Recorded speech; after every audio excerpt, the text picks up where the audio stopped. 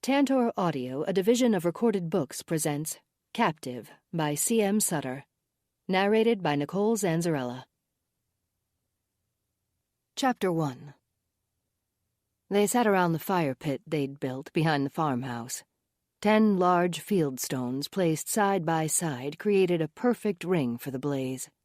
Fireflies flitted in the distance, causing the field beyond them to come alive and twinkle. A half-dozen empty beer cans lay at their feet, some smashed and others saved. The brothers talked quietly and planned their next move. The fire mesmerized them. It was soothing and warm against their skin.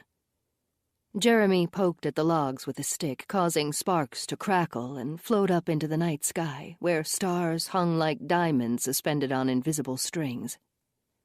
In the distance, a fog croaked from the pond at the back of the property. Serenity blanketed the night until a woman's screams for help broke the silence. Matt's eyes darted across the fire pit, waiting for a reaction. Of the two, Jeremy had the more volatile personality. He was the oldest and had shouldered the responsibility of protecting his brother during the years with an abusive father, and then, later, with an absentee mother. Matt spoke first. "This farm was a good choice. No neighbors for miles. I've told her 1,000,000 times to shut the hell up. I can't stand that screeching anymore. She's got to go." Jeremy stood and shoved back the cheap aluminum and plastic-webbed lawn chair. It fell over and folded up. He stormed toward the house.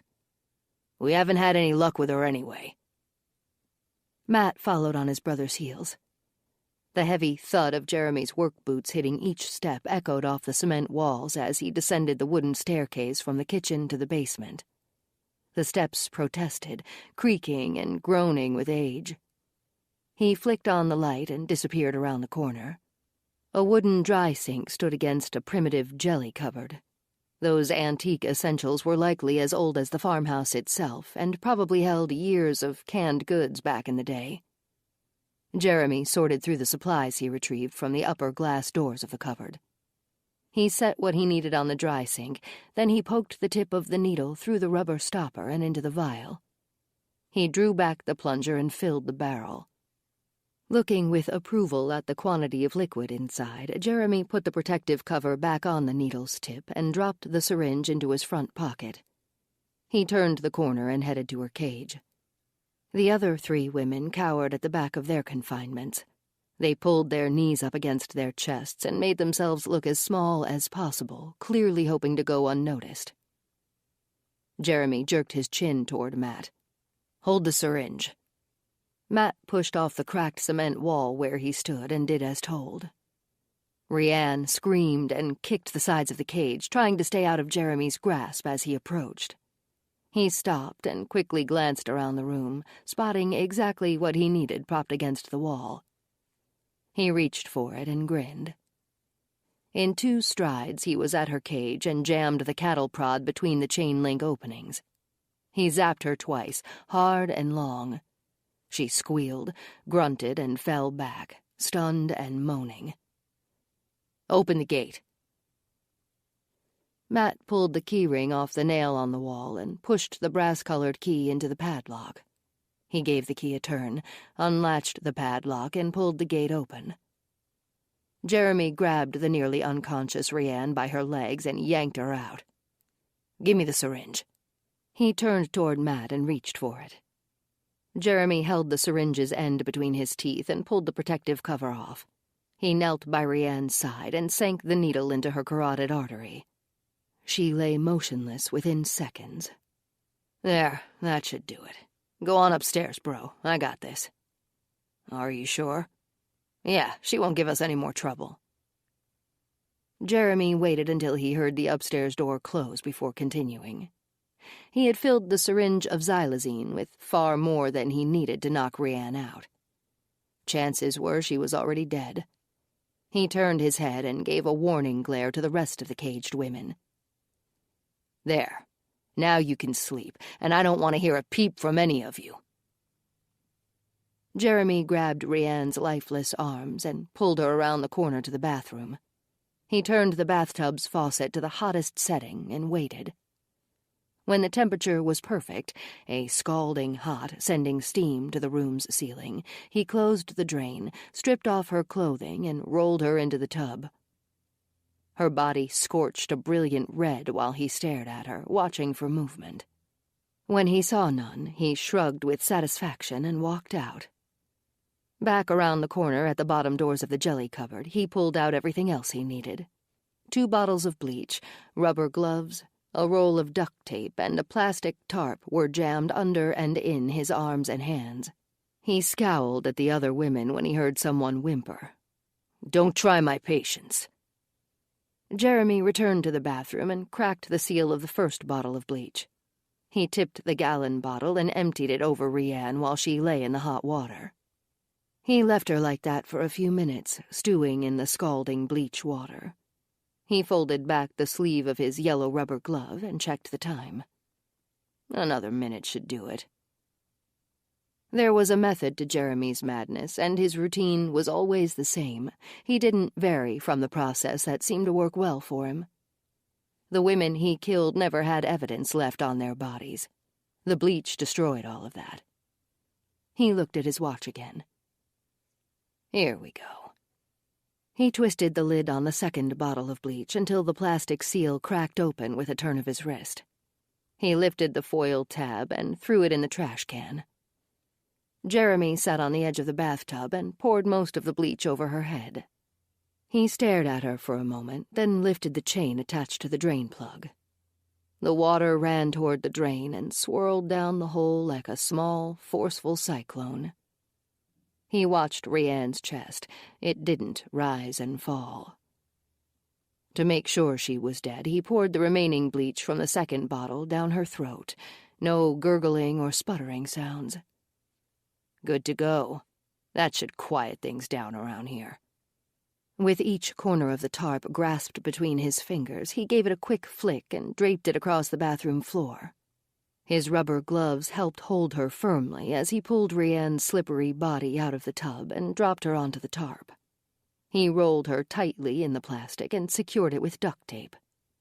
With a heave, he tossed Rianne's lifeless body over his shoulder, then exited the basement through the cellar doors that led upward and outside to the driveway. He shouldered the double wooden doors open and walked out into the dark night. The flicker of the porch light caught Jeremy's attention as he dropped Rianne into the back of the van. He slammed the doors closed and looked back in time to see the living room curtains flutter. He knew Matt was watching.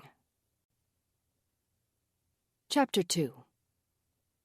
Here at the sheriff's department, we were still getting over our nightmare with Doug, the medical examiner, which had ended just 2 months ago. He was a sick man with demons that had plagued him for decades. None of us were aware of it until the end, when he was beyond help.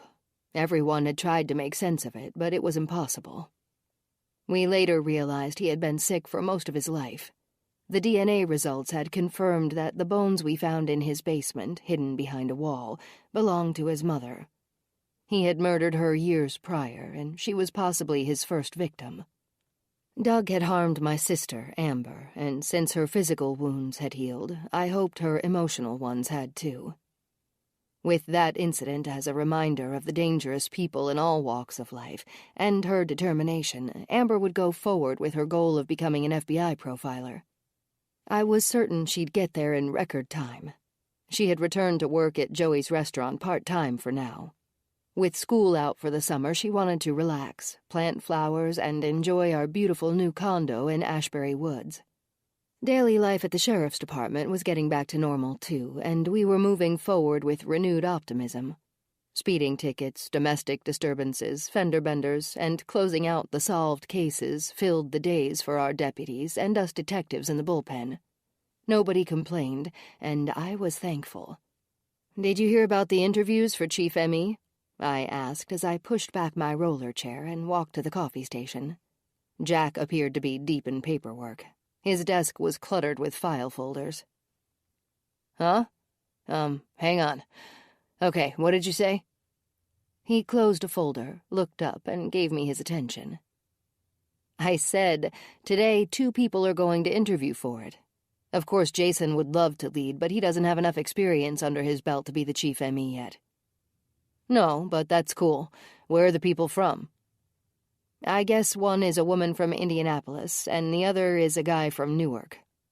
I hope the guy gets it. I gave Jack a scowl and filled my coffee cup. I made sure to walk past him without offering to fill his cup as I returned to my desk.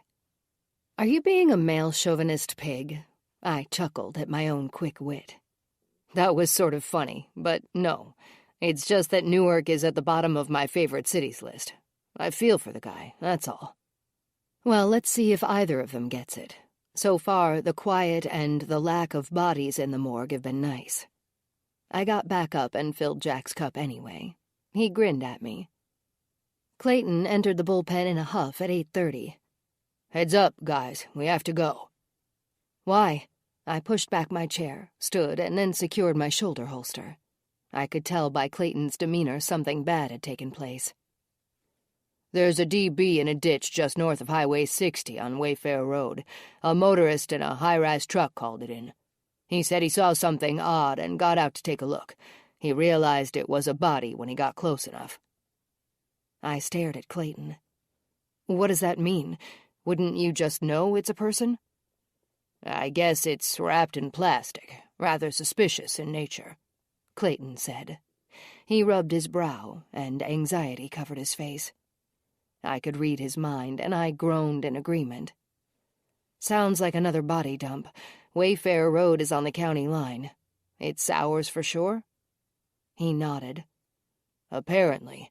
All I know is the guy called it into 911, and they forwarded it to us. Guess it's on our side of the road. Jan just got the call.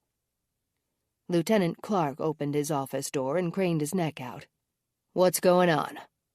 DB in a ditch out near the county line. Suspicious circumstances, boss. We're on our way. Clark scratched his chin and heaved a sigh. I hope there is more to follow. I think this county has had its fair share for a while. Get Jason, Kyle, and Dan out there. Tell them to get a move on and keep me posted. Will do, Lieutenant, I said. Jack and I took a final gulp of our coffees and headed out. Clayton said he'd run downstairs and give the location to Jason, Kyle, and Dan. He and Billings would be a few minutes behind us. I grabbed a set of keys and we left the building. Outside, I clicked the fob and the lights flashed on the first unmarked cruiser in the lot. I walked around to the driver's side and slid in. It was my turn to drive. Jack opened the passenger door, got in, and fastened his seatbelt. Wayfair Road and Highway 60 fell right at the county line between Washburn and Wasaki counties. The road literally divided the counties, Washburn extending west from there and Wasaki heading east, ending at Lake Michigan. If the body was lying in the ditch on the west side of the road, it was our jurisdiction. The east belonged to Wasaki County. From the sound of things and the call coming into dispatch, I already knew the case was ours. The radio in the car squawked. Tim Donnelly, one of our daytime patrol deputies, was at the scene with the motorist that called it in. Dispatch forwarded the call. Yeah, Donnelly, what do you have? Jack asked as I drove. DB for sure, wrapped in a plastic tarp. I can only see the top of the head, probably a female. Looks like long brown hair. I don't want to touch anything, so that's all I really have, Jack. Also, there's dew on the plastic, so I'm assuming she's been out here all night. Jack glanced at me and raised his eyebrows, clearly impressed. Good observation, Donnelly. Okay, get a statement from the motorist. We're 15 minutes out. Jack clicked off the radio. A body wrapped in plastic and dumped in plain sight. That's odd. There are plenty of secluded spots around here. It doesn't make a lot of sense. I smirked. Just when I thought life was getting back to normal. We reached the intersection where Wayfair Road headed north off the highway. I clicked my left turn blinker and waited until the approaching line of cars had passed. It seemed that every oncoming car was spaced just right, so there wasn't enough time to scoot across between them. I'd have to wait for all of them to go by. After the fifth car, I turned left off Highway 60.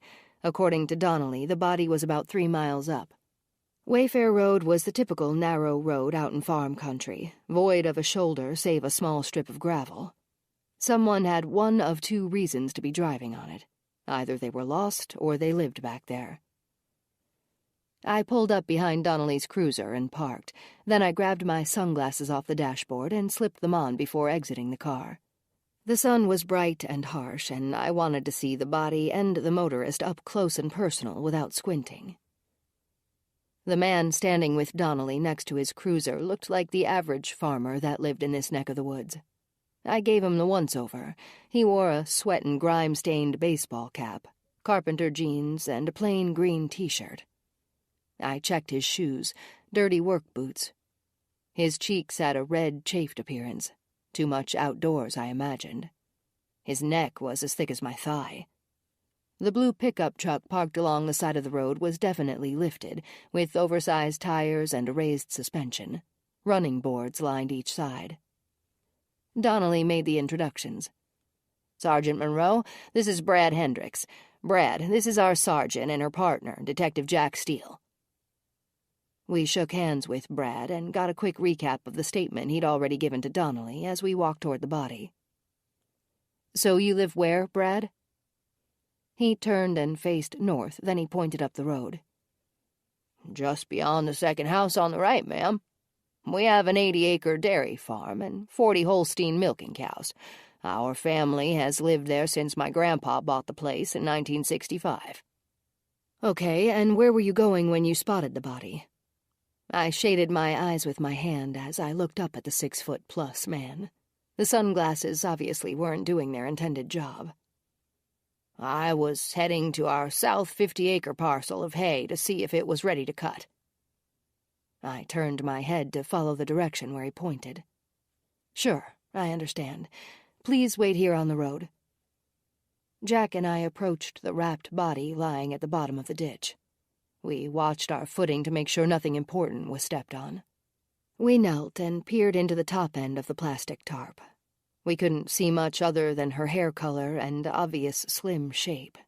It appeared she had been rolled several times, making the plastic tarp difficult to see through. "Let's wait for forensics," I said. Jack and I climbed the bank back to the road to wait for Kyle, Dan, and Jason. I jerked my head toward Brad and approached him as he stood near his truck. I pointed at his rig. "May I?" Brad looked surprised. "You want to get into my truck?" "If you don't mind, I'd like to see how obvious the body was from the perspective you had when you saw it." "Yeah, knock yourself out." I glanced at Jack and smiled. Brad apologized. "Sorry, ma'am. I guess I'm not used to talking to cops, especially female sergeants." "No problem." I grabbed the handle above the driver's door and pulled myself up. 2 vans and another cruiser arrived and parked just as I climbed into Brad's truck. Kyle exited the driver's seat of the forensics van and grinned. With a head jerk my way, he addressed Jack. "What's she up to now?" Jack looked at the truck and, with a hand wave and a chuckle, explained what I was doing. "She's checking out how things look from a higher point of view. Anyway, the body is over here." Jack led the way 15 feet ahead. Kyle and Dan from forensics and Jason McMillan, the only acting ME we had right now, stepped down into the ditch to take a look. I exited the truck by way of the driver's side running board and a 2-foot jump, then I caught up with the guys. "I'll have to cut this plastic open," Jason said. "Do you want me to go ahead, Sergeant, or take her back to the office wrapped like this?" "Hang on.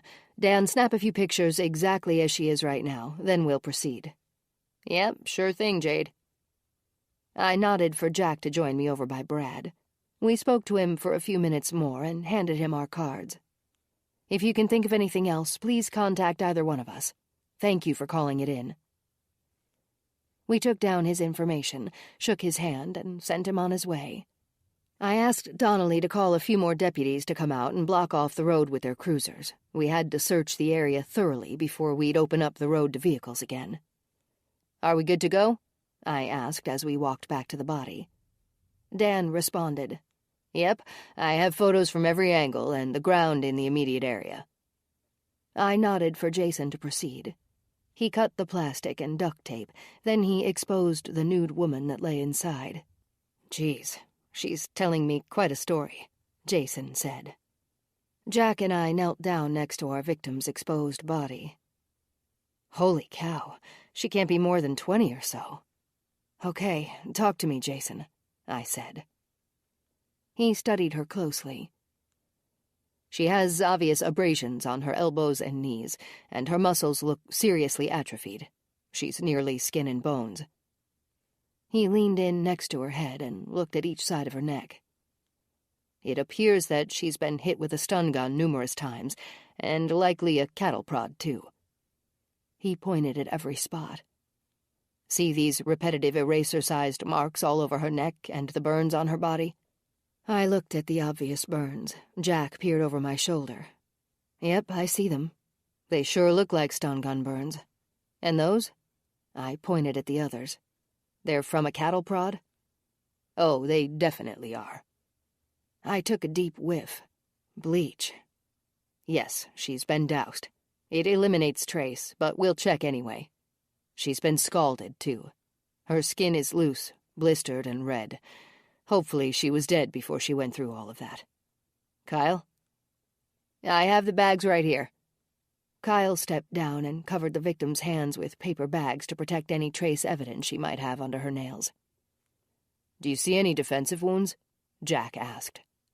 Jason shook his head. Doesn't appear so, but that's understandable.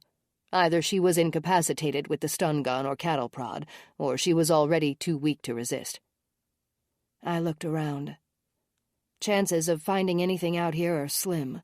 No clothes, no ID. Kyle agreed. We'll do a thorough search of the area anyway. Yeah, we'll pitch in too.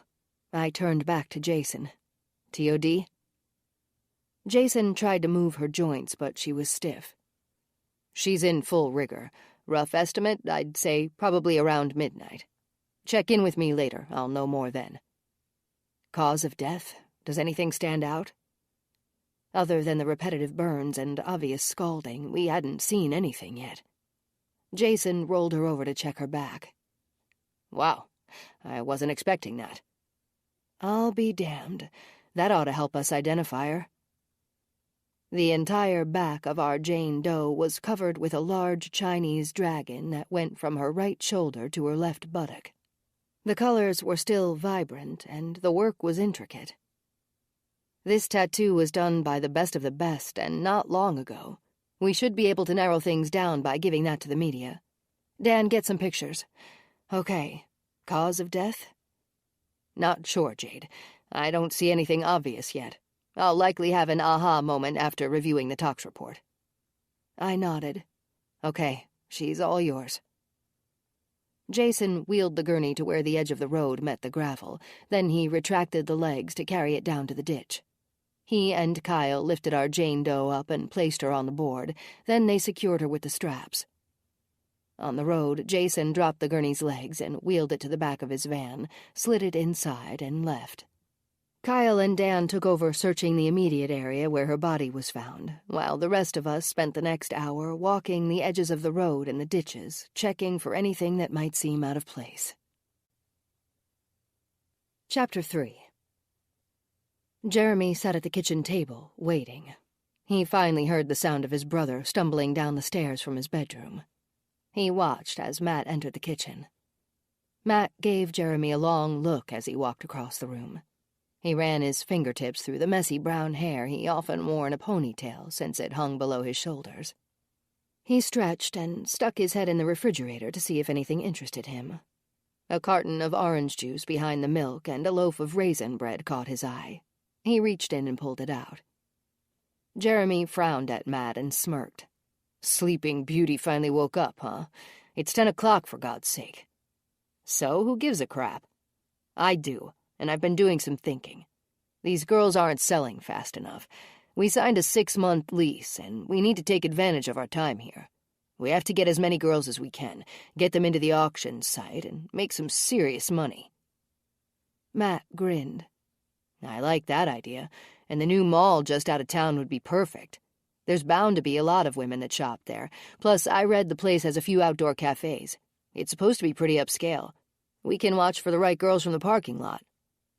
I agree, but that's better done at night. We'd have to be super careful. Parking lot cameras, you know. We could park off to the side somewhere and watch as girls go back to their cars, distracted with arms full of shopping bags. We'll pull up alongside them and shove them through the sliding side door opposite the cameras. He paused to give the idea deeper thought. We do need to be more particular, though. Nobody wants a woman with a tattoo like Rianne's. They're too easy to trace unless they're sold out of the country. I'd much rather make money than kill women because nobody wants them.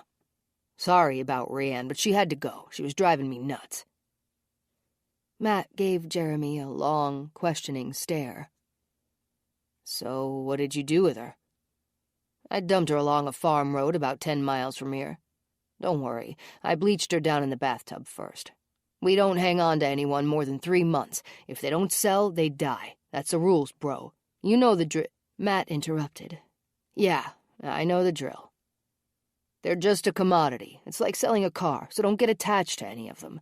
Rianne was a pain in the ass anyway, and nobody ever bid on her once they saw that tattoo. You like the big bucks, don't you? Yeah, I like the money. Matt poured a tall glass of juice and guzzled it. He poured a second one and sat down at the table opposite Jeremy. So where do you want to go when our lease is up? Jeremy unfolded the map that was jammed into the napkin holder. He spread it across the table. I'm thinking Vegas. There's plenty of open space just outside the city. With the amount of hot babes there, we can cherry-pick from the cream of the crop. We'd only need to sell 8 high-quality girls, then we'll be set for a year. We'll go to Europe for a while. We're due for a ski trip again. Matt's eyes lit up. Yeah, skiing sounds great. Anyway, we have 3 women left. Let's grab as many more as we can and get them sold. When we leave here, we'll hit Vegas with plenty of fun money, too. Jeremy poured himself a cup of coffee while a new idea popped into his head. I think we should check out a beach somewhere. Any tattoo a chick has that fits under a swimsuit should be okay. We have 4 months here. I'll even extend my rules by an extra month. Any new chick we can't sell in 4 months dies. Then we leave for Vegas. Beth is on the chopping block, though. We've already had her too long. Matt nodded, then dropped 2 slices of raisin bread into the toaster. Okay, so what's on the agenda? We'll give them breakfast first, and then clean them up and take new videos and still shots. They'll be for sale on the auction site later. This will be Beth's last chance. Matt ate his toast while Jeremy made the preparations for the girls' breakfast. Jeremy reached into the upper cabinet door and pulled out a box of breakfast bars. A bottle of alprazolam sat on the counter. He dropped 6 tablets into a mortar, then closed the bottle lid. With a pestle, he ground the pills into a fine powder and divided it into thirds. He scooped each amount into a bottle of water and handed them to Matt. Here, shake these good. Jeremy pulled out 2 chewy bars for each woman and headed to the basement.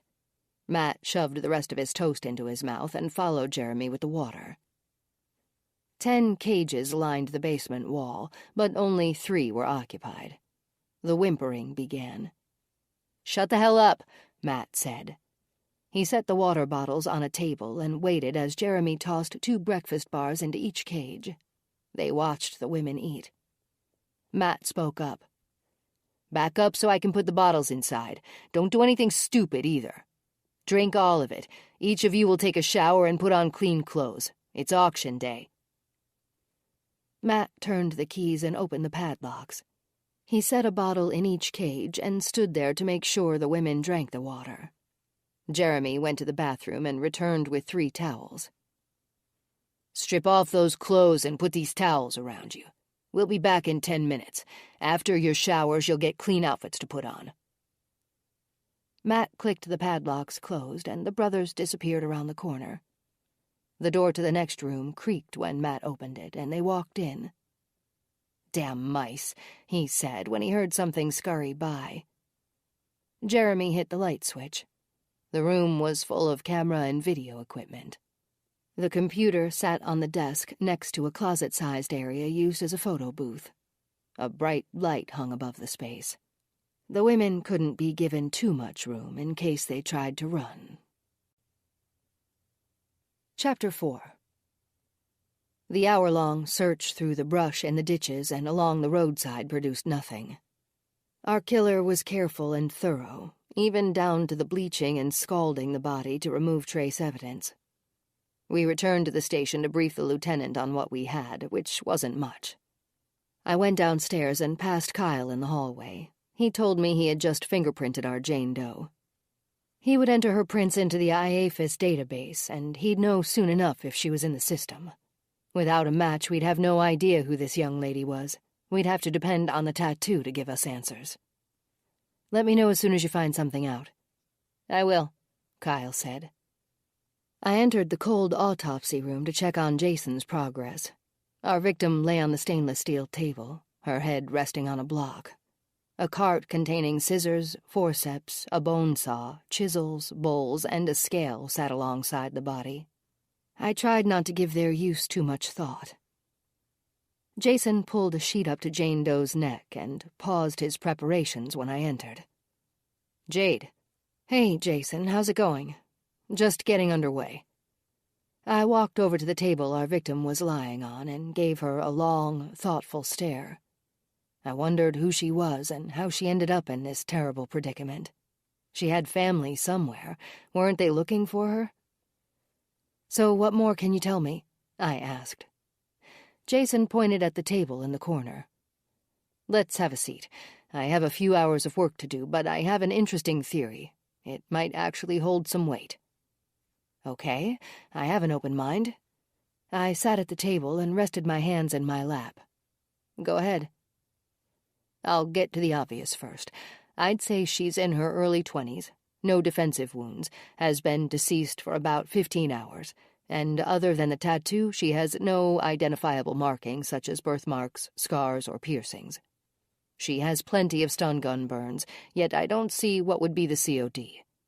She wasn't stabbed, shot, or strangled. She hasn't expelled any water, so even though she was scalded, she didn't drown. I'm thinking the submersion in water and the bleaching was done post-mortem. I noticed evidence of bleach in her mouth, too. I'm certain something will pop on the tox report. Now, on to my theory. I took a deep breath and pulled out my notepad to jot down what Jason was about to tell me. I think this young woman was caged, as in held prisoner. I dug my fingertips into my temples and groaned. Okay, why did you come to that conclusion? I began writing as he talked. Her elbows and knees were scuffed raw, as if she was confined in a tight space. I did a scraping of the scuffed areas and took a look under the microscope. There are very minute traces of metal dust, likely from bars or a chain-link cage embedded in the tissue. Also, she wasn't getting any exercise, hence the atrophied muscles. Couldn't that come from lack of food? Sure, in conjunction with no exercise. Her skin is unusually pale for summertime, like she never went outside. Maybe bedridden? I don't think so. That wouldn't explain the scuffed elbows and knees. Have you ever heard of incidents like this? I sighed and let my breath out slowly. Sure, I've heard of it, but never witnessed anything remotely similar. I wouldn't even know of a particular case to cite. So you think it could be black market human trafficking? It's possible, but if that's the case, there are likely more women out there. I've seen TV documentaries where women are sold via darknet auction houses. The search engines go from surface web to deep web and then dark web, which ensures anonymity. The dark web conducts the searches, and the dark net is the networking platform. The location where these women are held captive isn't important. These auctions are online and can take place in the most remote areas or right next door. You never know who is running them. Anyone, anywhere, with an account and the knowledge of how to access these sites can buy a woman from the dark net. I'm just throwing it out there, Jade. Let's see what the tox report tells us. No matter what, I doubt if the bleach killed her, but I do think she was overdosed with something. I closed my notepad and slid it into my pants pocket. Is there any way to put a rush on the tox results? I'll see what I can do. Okay, I'm going to see if Kyle got a hit on the prints yet. Thanks, Jason. He nodded and walked back over to our victim where he continued his prep work. The forensics lab was the first room on the right nearest the staircase to the upper levels. I went down the hall and entered through the glass double doors. Kyle was sitting at his computer and Dan was checking the duct tape under the microscope. I walked over and stood at Kyle's back. "Please tell me you got a hit." "Sorry, Jade, nothing yet. Want some coffee?" "I'd love some, thanks." I walked over to Dan. "Find any fingerprints on the tape?" "Sorry, but no. It's been rolled over itself deliberately." I smirked. Our guy is pretty smart. He wants to hide potential fingerprints. How about freezing it? Dan grinned. "That's just what I was about to do. I'll get that started and move on to the tarp." I nodded a thank you to Kyle when he poured several cups of coffee and handed me one. I sat down at the table with the guys to brainstorm for a minute. "So unless her prints come up, we have nothing other than looking through the missing persons database. We don't know if she's local or not. If she isn't in the system, we'll move forward locally with the tattoo first, then the nationwide missing persons database. We'll get the media involved and release a sketch of her face, too, if necessary. How much longer, Kyle?" "I'd say an hour at the most. I'll call your desk phone when I'm done." "Thanks. Dan, will you print out 10 pictures of her tattoo for me?" "Sure thing. I'll bring them upstairs when they're ready." I headed back to the bullpen with my styrofoam cup of coffee to tell the guys Jason's theory. I pulled out the notepad and sat at my desk. Lieutenant Clark came out of his office and joined us. He grabbed an empty chair and sat down. "What's the word on our Vic?" he asked. "Kyle is still scanning IAFIS for her prints. If she isn't in the system, we'll go back to the old-school method. A lot of phone calls and letting the media help us out. I'd like to go through the missing persons database, too, and see if any descriptions pop for someone with a large dragon tattoo on their back. She could be from anywhere, boss, but we'll check within the state first. Nobody has been reported missing in Washburn County as of..." I looked up at the clock. 30 minutes ago. "Is there more? It looks like something is weighing heavily on your mind." "It's a theory that Jason presented." I tapped on the desk with my pen. "Uh-oh, her nervous energy is kicking in," Jack said. I smiled. Jack knew me well. "Jason thinks our Jane Doe might have been caged." The lieutenant wrung his hands. "What the hell? That's something we haven't had to deal with yet. Get busy, guys, and come up with a plan of action. I'm going downstairs to talk to Jason." "All right, everyone, you heard the lieutenant. Let's start going through the DOJ database. Start with Wisconsin and type in her approximate age, height, weight, hair color, and the keywords dragon tattoo." I turned in my chair. "Jack, call North Bend PD first and see if anyone local has been reported missing in the last 48 hours. Maybe the system hasn't been updated." "Got it." I went to the whiteboard and wrote down our Jane Doe's vital statistics according to Jason, so everyone had the information in front of them. "Clayton, will you make a fresh pot of coffee, please?" "Sure, Jade." He got up and went to the coffee station. 2 hours and 2 pots of coffee later, and with no luck searching the Wisconsin database, we had moved on to the nationwide database. I stretched and rolled my neck. My shoulders were stiff from leaning forward over the desk, staring at my computer. "Anybody find anything remotely promising?"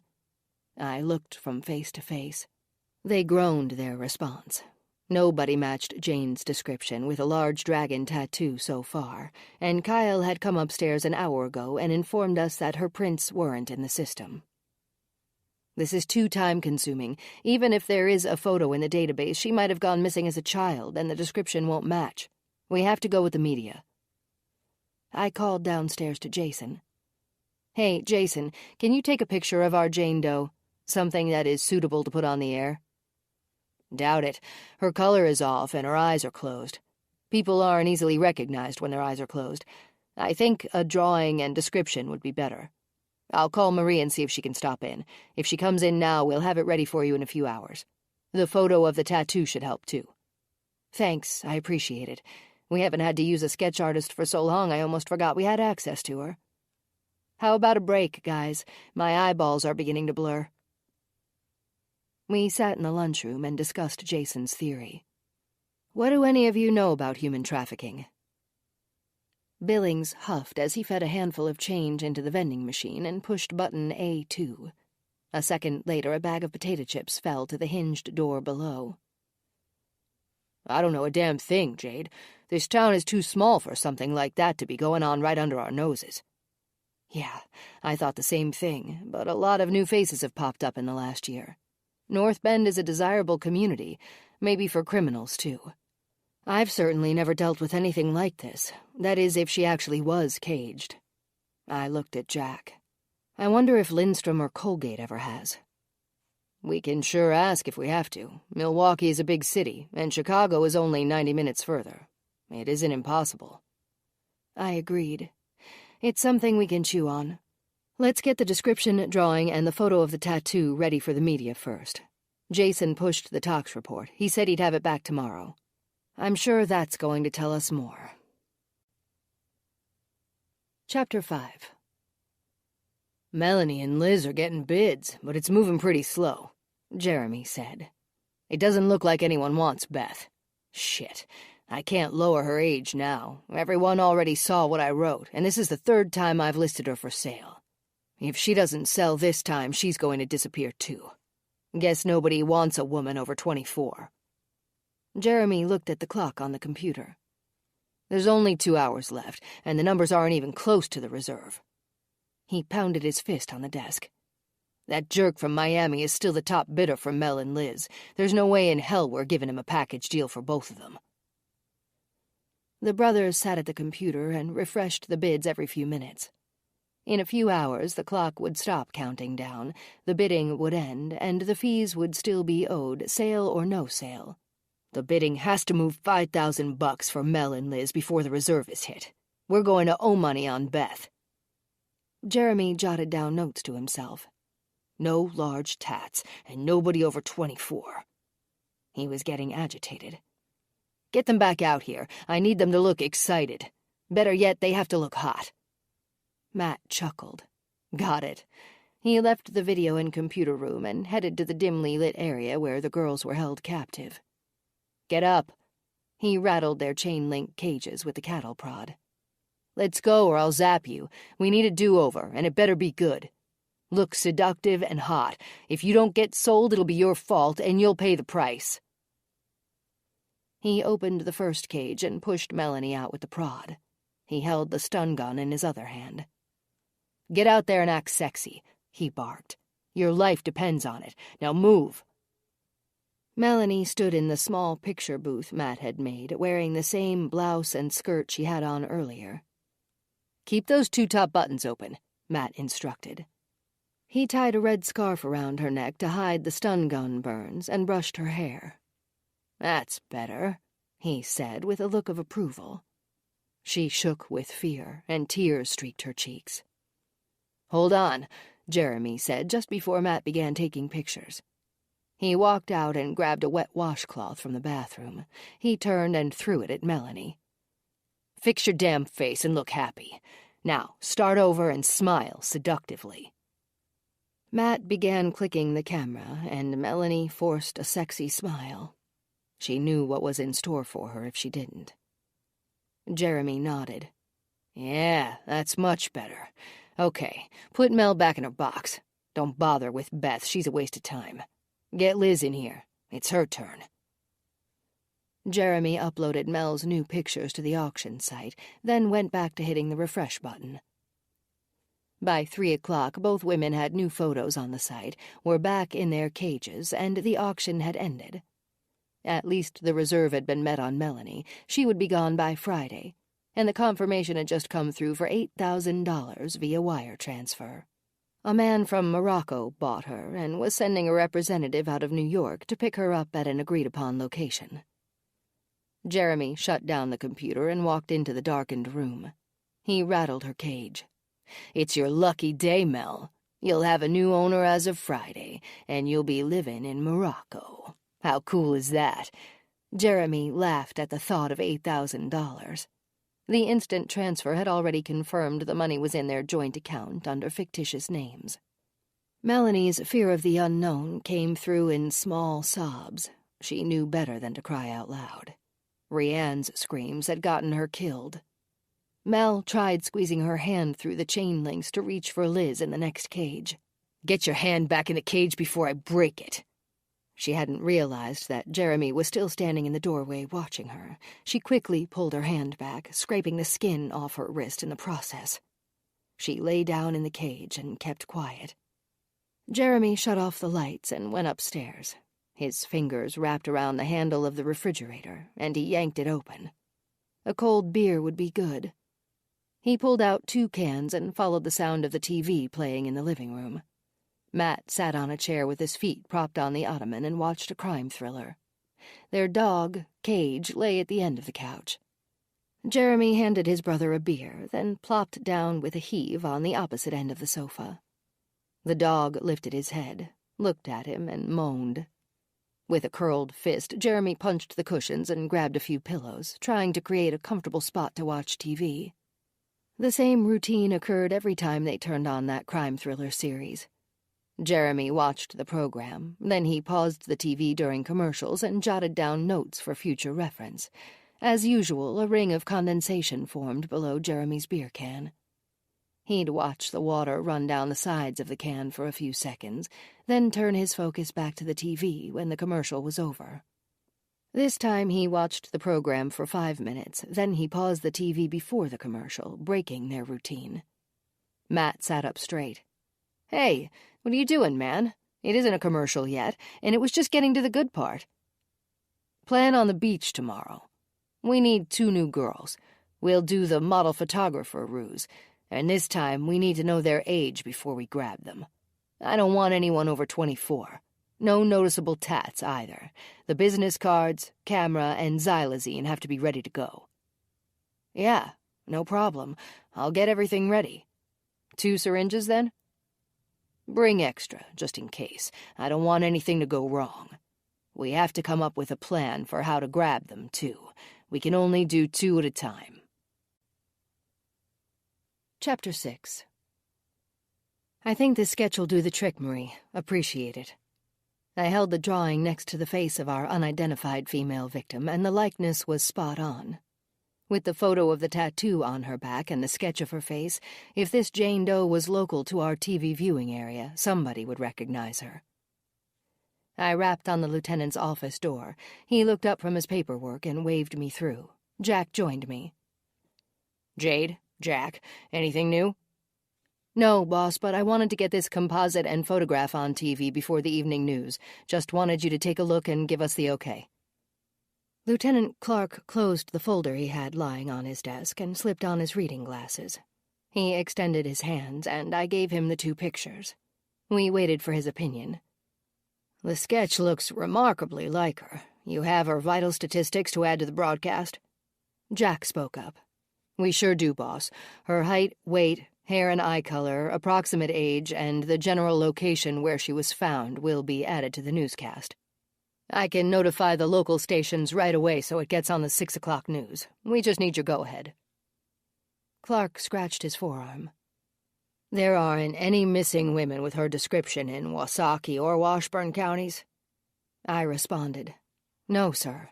Even if we looked over every photo in the statewide database, she may look entirely different than when she went missing. We don't know how long that's been. Also, as Jason pointed out, her muscles are atrophied. She may have lost significant weight since she was last seen.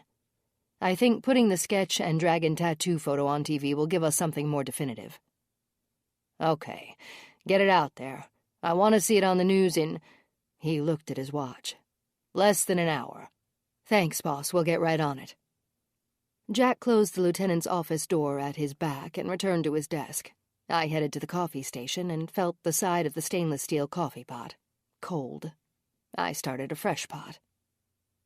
"I'll call the local NBC and CBS stations, and you call ABC and Fox." Jack looked up and acknowledged me. "You got it, partner. The sooner the news stations can squeeze our segment in, the better."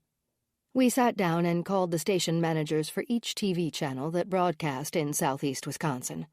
We explained as much of the situation as we could and faxed over the sketch, the description of our Jane Doe, and the photograph of the dragon tattoo to every news channel. I hung up, sighed, and waited for the brewing coffee to beep. I needed to be revived. Okay, let's take a break. We'll see if anything shakes out after the news bulletin. I have a feeling we're going to be pulling late hours if the calls actually start coming in. We should think about dinner while we still have time. Billings stood and offered to go out and pick up the food. I need a dose of fresh air anyway, he said. I'm going to Jimmy's, so here's the menu. Write down what you want. I'll call it in and pick it up. They're pretty fast. Billings started at my desk and handed me the menu. I browsed the 3 pages and decided on a large Caesar salad with strips of broiled chicken. I didn't eat as healthy as I should when I worked late, and salad seemed like the best choice for a guilt-free meal.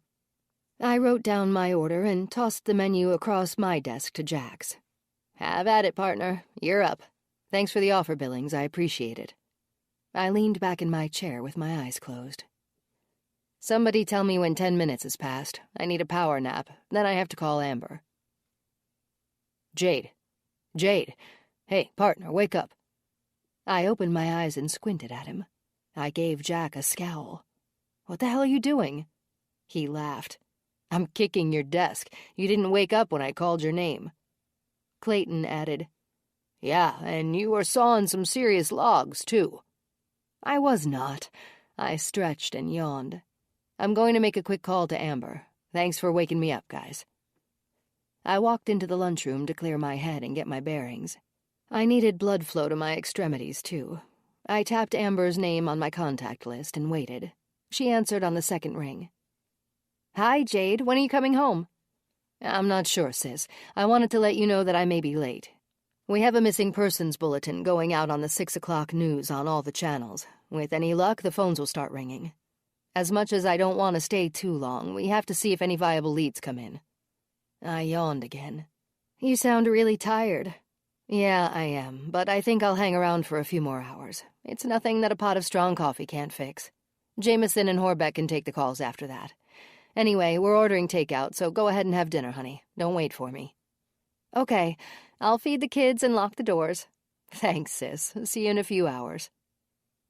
I hung up and heard Billings' voice coming from the bullpen. He was back with dinner, and in 30 minutes the news would start. I returned to my desk and saw a steaming cup of coffee waiting for me. My salad sat next to it. There is a coffee and food fairy after all. I plopped down in my chair and dug in. Chapter 7. Check it out, man. Hurry, get up here. What's going on? Jeremy ran up the stairs and followed Matt into the living room. Watch the news. They showed a picture of Rianne. The segment is coming up right after the commercial. Jeremy rubbed his forehead. Shit, I have to think about this. This is just the local news, right? Yeah, only the Milwaukee stations. Okay, we should be good then. Nobody from North Dakota is going to see this. Man, they're quick around here. I figured a small podunk town like this wouldn't put anything on the news, let alone on the same day. The last girl I dumped never got her 15 minutes of fame at all. The third commercial ended and the news was back on. The anchorman showed the sketch of Rianne's face and the photo of the dragon tattoo. Woohoo! There she is! That drawing is pretty damn good. Just look at her. Matt, shut the hell up. I'm trying to think. I wasn't expecting this. What's the problem? We aren't in North Dakota anymore. Yeah, I know, but that was just stupid on my part. How could I be so careless? From now on, they're getting buried. Jeremy was angry with himself and went back downstairs to finish passing out dinner. He glared at the women. One peep from any of you, and you'll all be buried in the woods. With the twist of a key, he released each padlock and opened their gates. Get to the back of your cages, he ordered. The women complied. Jeremy put a plastic plate with 2 hard-boiled eggs and 2 pieces of bread in each cage. A bottle of water was tossed in, too. He checked the time. You'll get a bathroom break in an hour. I'll be back then. Jeremy turned off the light at the top of the stairs and slammed the basement door. The chair cushion in the living room caved in when he sat and reached for his laptop. He did a Google search while Matt watched a sitcom. Okay, shut that thing off. I want your full attention. Matt reluctantly turned off the TV and tossed the remote back on the coffee table. It skidded across the surface and fell to the floor on the other side. He huffed. Yeah, now what? The sooner we get these chicks sold, the better. I'll admit we've been lazy. I've checked this out. Tomorrow we're gonna hit Bradenton Beach. According to the information online, that seems to be the most popular beach in the Milwaukee area. Google images show a lot of babes out there. It's our best bet. So where is it? It's right on Lake Michigan near downtown Milwaukee. It's a popular place for sunbathing. We're taking Cage along. He knows how to charm the ladies. Chapter 8. We watched the segment about our victim on the TV in the lunchroom. The news stations did a good job of broadcasting the information and pictures just as we asked them to.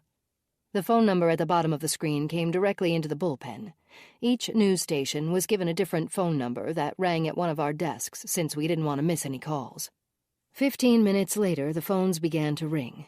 For the next hour, we were taking calls from every mother, father, sibling, and neighbor of this girl, and none of the calls seemed legitimate.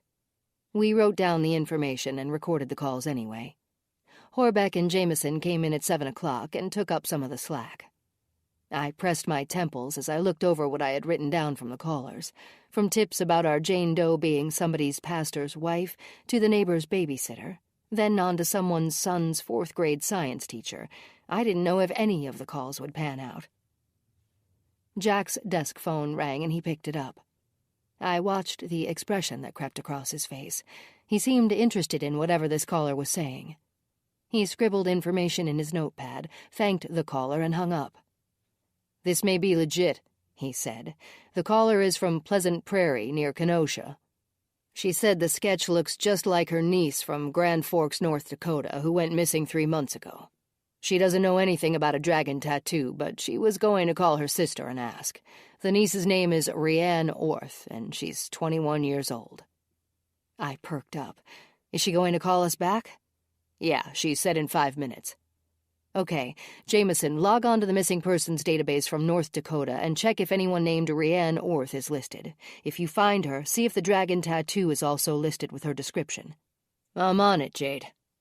Jameson went to work, and within a few minutes he had something. "I found her, but the picture doesn't look like the same girl." He hit the print button on the computer screen, and the printer in the bullpen sprang to life. We gathered around the monitor and leaned in. "I'm printing out 10 copies, he said. I nodded. "Thanks, Jameson." "Let's see what the description says. They have her listed as 132 pounds with blonde hair. No wonder we didn't notice her in the database earlier. This poor girl barely weighs 100 pounds, according to Jason, and her hair color is different. I wonder how the aunt even recognized her. She told me she wasn't absolutely sure, that's why she hesitated to call. Her husband finally convinced her it was Rianne," Jack said. Horbeck maximized the screen. "That's our girl, but it's weird that the tattoo wasn't even mentioned. No wonder that keyword didn't help us locate her in the system." I poured coffee for everyone. "We might be on our way to North Dakota in the morning." Jack's phone rang again. He picked up before it had a chance to ring twice. "Hello, Detective Jack Steele speaking." He seemed to be listening intently. "Yes. Okay." He nodded and gave us the thumbs up. "I completely understand, and we'll tread lightly. We'll need the parents' names." "Uh-huh. Thank you. Phone number and address?" "Okay, Mrs. White. I think that should do it for now. Yes, I have all of your information as well. Washburn County Sheriff's Department thanks you, and our condolences go out to your family. Yes, good night." What did she say? I turned my chair to face Jack as I sipped my coffee. "Well, I have the parents' info. I guess the mom has been a basket case ever since Rianne went missing. Apparently she's anti-law enforcement, since the local cops didn't pursue the case. They said she was over 18 and could do as she pleased. Rianne had a few minor run-ins with the law in Grand Forks, so they chalked her up as a runaway." "Was that the tread lightly part?" I asked. Jack nodded. "They have a point, though. Maybe Rianne did leave town on her own volition and got into trouble with a stranger she met along the way. She could have been picked up hitchhiking, or even left and assaulted by someone she knew. Either way, somebody still killed her, and they tortured her before she died. Jack, make the call to her folks. I'll call the lieutenant and update him. We'll likely be flying out tomorrow." Get a feel from the mom and see what she says. Yep, I'm on it. I tapped the buttons on my desk phone to call Lieutenant Clark's home number. I had it programmed. I glanced at the clock. 8:30. At least I wouldn't be waking him up. Jade, what have you got? I saw the news. They did a great job on our Jane Doe segment. I agree. We found her, boss. Her name is Rhiannon Orth, and she's from North Dakota. I'll be damned. Who called it in? Her aunt lives in Pleasant Prairie and thankfully recognized the sketch of her face. I had Jameson track Rhiannon down in the North Dakota Missing Persons database, and he found the listing. It's her, boss. Minus 30 pounds and with a different hair color. No wonder we missed her in the database. And the tattoo?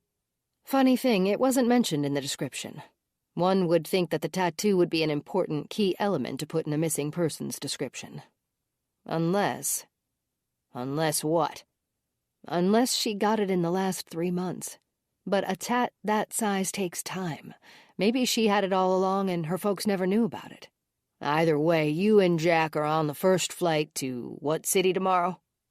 She lived with her parents in Grand Forks. All right, book it for both of you. Keep me posted. Jade. Yes, Lieutenant.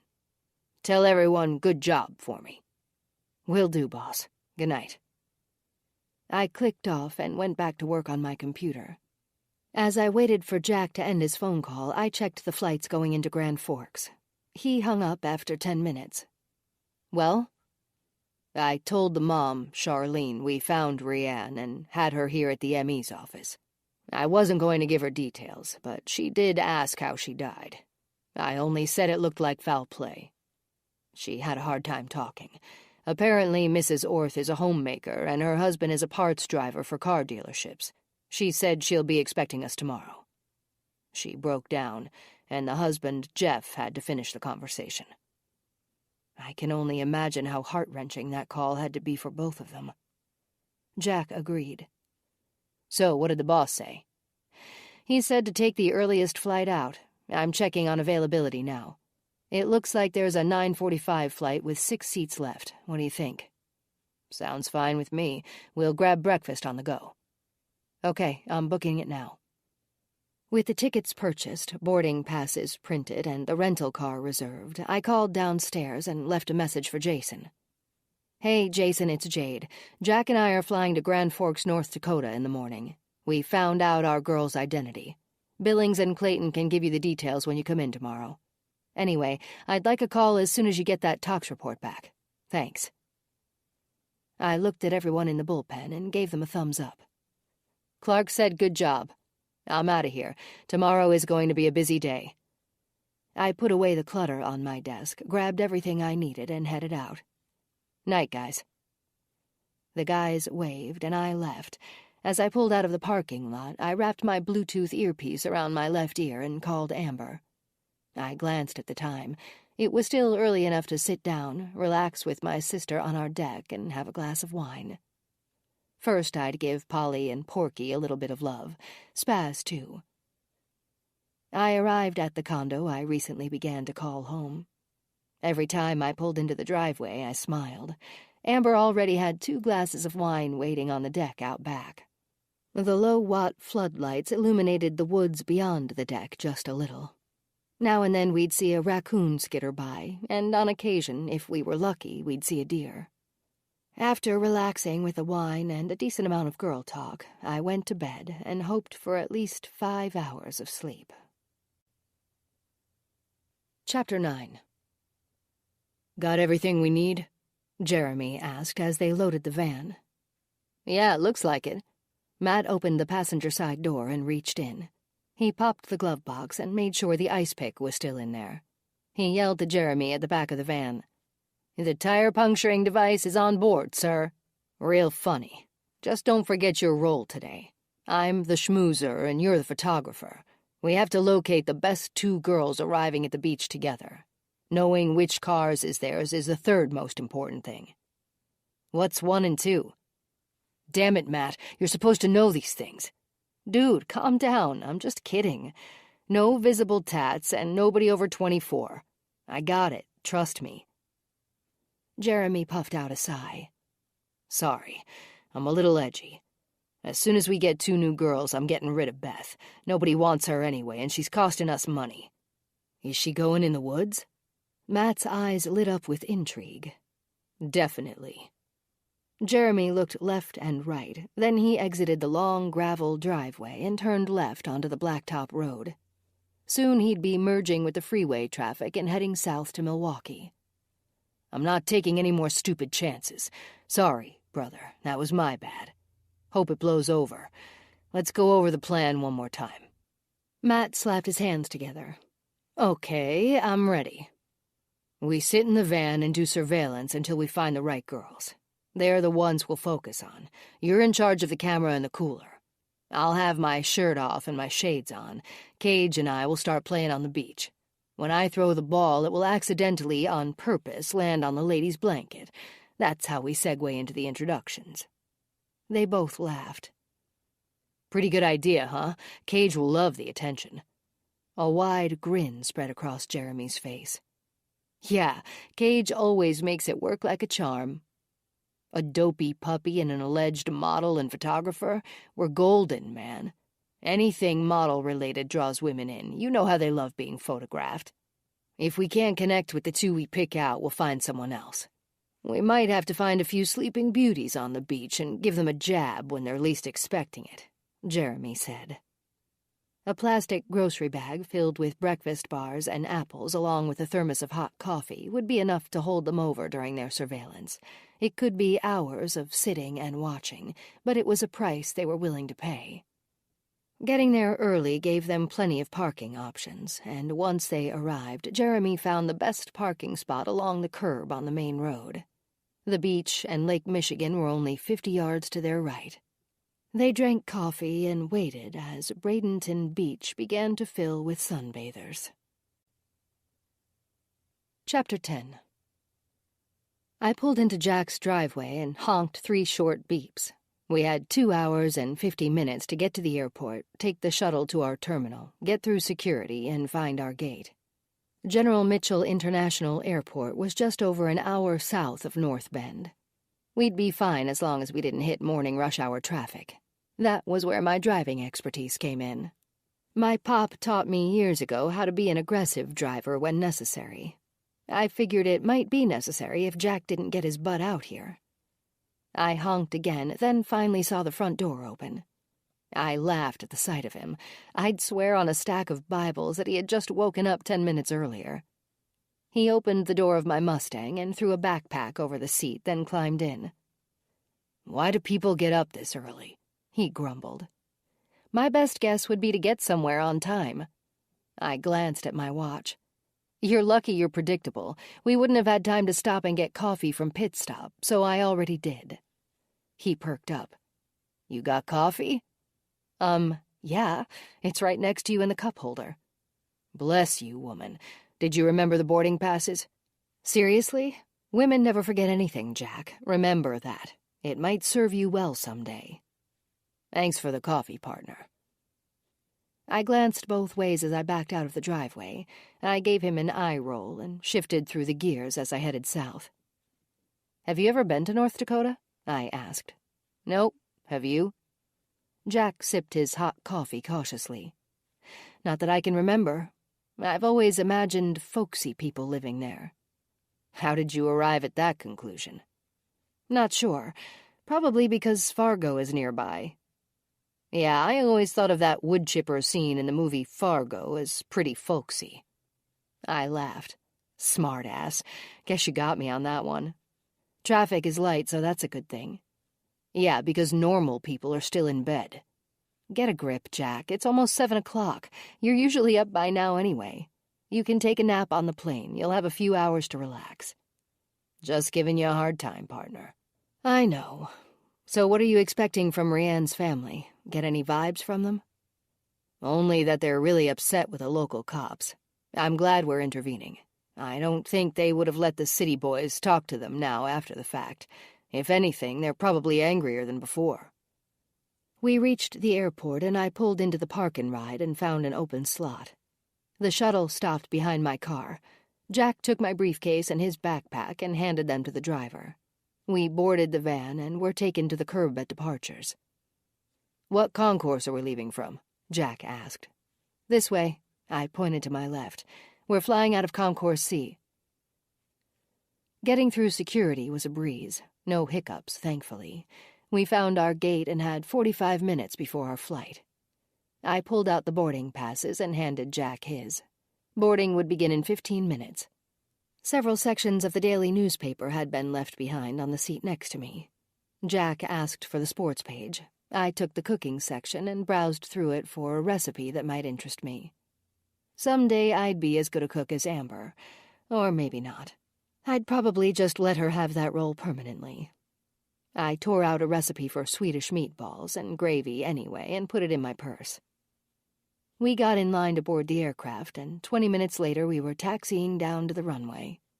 Jack was sound asleep by the time he fastened his seatbelt. The engines revved and the airplane thrust forward. That was my favorite part of flying. I loved feeling that force and watching the ground disappear beneath us. I reclined my seat and closed my eyes, too. The voice over the intercom woke me. We were making our descent into Grand Forks and would be on the ground in 25 minutes. My neck ached, likely from sleeping in an awkward position. I reached back and rubbed it. Jack was still sound asleep. I leaned against his shoulder and whispered, "Jack, wake up. We're about ready to land." "Huh? What?" He ground his fists into his eyes and yawned. "We're going to land soon. Wake up." "Yep, I'm awake. Any coffee?" "It's too late. The flight attendants are already picking up the trash. We'll get some as soon as we're inside the terminal. We'll have plenty of time while we wait for the rental car." "Yeah, okay. Sounds good." We landed uneventfully, which I was thankful for. As much as I loved takeoffs, the landings unnerved me most of the time. Inside the airport at Grand Forks, we hit the nearest coffee kiosk, then took the escalator to the lower level where the rental car agencies were. I had placed the order for a subcompact last night after I purchased the airplane tickets. We wouldn't be going far, and the price was reasonable. "Jack, do you have the Orth's address programmed in your navigation?" "Yeah, it looks like their house is about 10 miles away. I'll drive." I smiled. "Sure, no problem." We found our small white rental car in row 5 and took off. The Orth home was on the edge of the city nearest the airport. We headed east toward the University of North Dakota. According to the navigation system on Jack's phone, their home should be just a few blocks south of the college. Finding the house was easy. Jack pulled up to a modest, white, single-story bungalow grouped on a street of similar-looking houses. With the large trees in the neighborhood, I assumed these houses were from the 1950s. Jack parked in the driveway, and we followed the sidewalk to the front door and knocked. A slender, middle-aged woman with blonde hair opened the door. She seemed like a nice lady at first glance. She was dressed casually in jeans and a floral top, and her hair was pulled back with several barrettes. "Mrs. Orth?" "Yes." "We're from the Sheriff's Department in North Bend, Wisconsin." We pulled out our badges. "Of course. Please come in."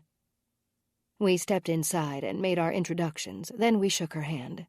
She was alone and said her husband couldn't get off work. We nodded. Mrs. Orth pointed at the couch. "Please, have a seat. I made coffee. Would you like some?"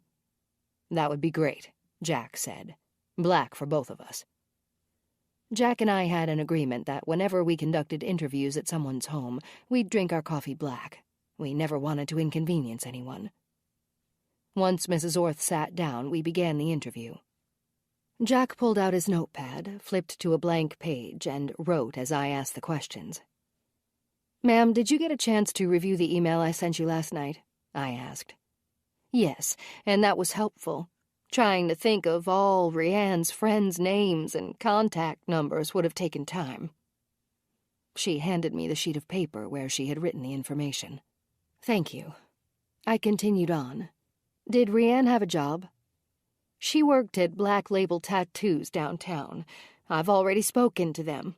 Heck, I've spoken to everyone she ever knew or had contact with. The local cops weren't any help at all. My husband and I did everything on our own."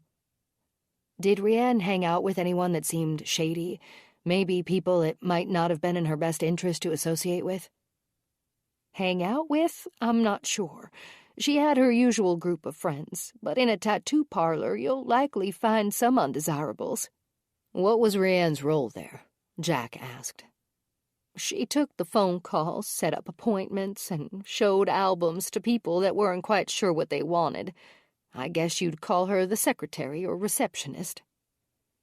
I opened my briefcase and took out the dragon tattoo picture. Ma'am, did you know Rianne had this on her back? Mrs. Orth broke down in tears. She reached for a tissue from the dispenser on the coffee table and wiped her eyes. I found out, and we argued about it. I wondered where her paycheck was going. She always seemed short of money. I lost it when she showed me the tattoo and said that was the reason why. Apparently the guys at the parlor had been working on it for months during their free time.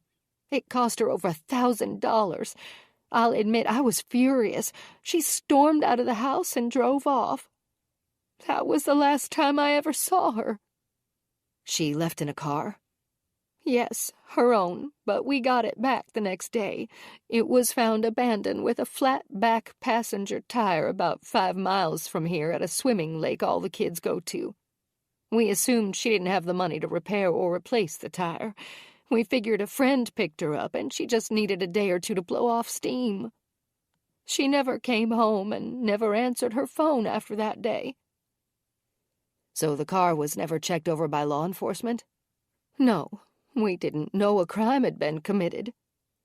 Mrs. Orth stole a glance at Jack, then she stared at the floor. I'm sorry. If only we had known. Maybe there was evidence in the car. We took the car in and had all the tires replaced. They were due anyway. The man at the garage said the flat tire looked like a nail puncture, but nothing was in the tire. I patted the back of her hand. It's okay. Really. Mrs. Orth, had Rianne seemed different, depressed, agitated, or worried about anything? Nothing that I noticed, but she was 21. Kids do weird things. Mrs. Orth continued looking at the floor. I meant to say she was 21. How did she end up in Wisconsin, officers? Well, ma'am, that's what we're trying to find out. Have you contacted a funeral home yet? I asked. Not yet. We're grieving and still trying to process this. We understand, ma'am. I have a forensic artist's sketch of Rianne. We'll need you to confirm it's her. I took the sketch out of my briefcase and turned it toward Mrs. Orth. It's her. My sister and brother-in-law were certain of it when they saw that local news broadcast last night. I trusted their opinion. Ma'am, is there anything else that you want us to know about her? She was a good kid. Everyone that age fights with their parents, you know. We nodded. But all in all, she was sweet and didn't give us any trouble. She wasn't into the drug scene and didn't smoke. She went out on Friday nights with her friends, usually to Boomer's Bar on 5th Avenue, the typical thing young adults do. Thank you, Mrs. Orth. We handed her our cards. We'll be in Grand Forks for most of the day, checking out some of these places and names. Please call if there's anything else you'd like to discuss. We shook her hand. We're sorry for your loss. We'll be in touch to let you know how soon we can release Rianne's body. She escorted us to the door, and we left. We heard the door close at our backs. Jack climbed in behind the steering wheel and looked over at me. Who do you want to check out first? Let's go with the tattoo parlor, then Boomer's. My cell rang, and I looked at the screen. Jason was calling. Hey, Jason, what have you got? The tox report came in, and I'll admit I wasn't expecting this. And that's what? Xylazine overdose. Enough to put down a large animal. Holy crap. Horse tranquilizers? Yep. She must have gotten injected right in a major artery. It likely killed her within seconds. I didn't notice needle marks on the initial exam, but now that I know what I'm looking for, I'll check the carotid and femoral arteries under a magnifying glass. How does one get xylazine? It's available online to pharmacies and veterinarians. Whoever did this either has a fake license or they broke in somewhere and stole the drug. That would be nearly impossible to track across all of the pharmacies or vet clinics throughout the country. The drug could just as easily come from Canada or Mexico, too. So we know what killed her, but we can't track the killer from the drug? I asked. Yeah, it's unlikely. Damn it. Okay, anything else? Yeah, put me on speakerphone. I pressed the speaker icon on my cell. Okay, go ahead. We have a new chief medical examiner. I heard Jason chuckle. I turned my head toward Jack and grinned. Who is it? Jack asked. It's the woman from Indianapolis. I met her earlier, and she's pretty cool. She'll start next week. I laughed and gave a fist pump. Jack groaned. Okay, Jason. Thanks for the update. There's one more thing, Jade. Yeah, go ahead. Dan said he lifted fingerprints from the duct tape, but they aren't in the system. He checked nationwide. Damn it. Okay, thanks. See you later. I hung up. Chapter 11. Grab the binos. These two might have potential, Jeremy said as he leaned forward and pointed through the windshield. Matt slapped at the floor behind him, grabbed both pairs by the straps, and pulled them over the seat. He handed one set to Jeremy. Yeah, they look good. Never mind, the blonde has a sleeve tat. Whatever happened to the girls without ink? They're getting harder and harder to find. That should make them more valuable. Matt shook the thermos. There was still coffee sloshing around inside. Want some more? Yeah, sure. Another hour and this beach will be packed. There's no way we're going home empty-handed, Jeremy said. Matt poured the last 2 cups from the thermos, screwed the lid back on, and set it on the floor. He leaned back in his seat with the cup in his hand. The coffee was tepid at best. When are you going to get rid of Beth? If we snag a couple of girls to take home with us, Beth will definitely meet her maker in the next few days. Maybe we'll do it when Melanie leaves. Liz will be the only one left since we began this road trip and grabbed Rianne in Grand Forks. I'll admit, Matt, your suggestion of getting them as we go was brilliant. It's easier and there isn't a breadcrumb trail.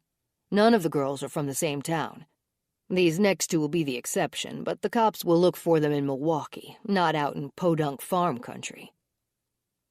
Matt sat up straight in his seat and put his cup on the dash. Hey, check those babes 3 cars up. I don't see tats on either of them. He adjusted the focus on the binos.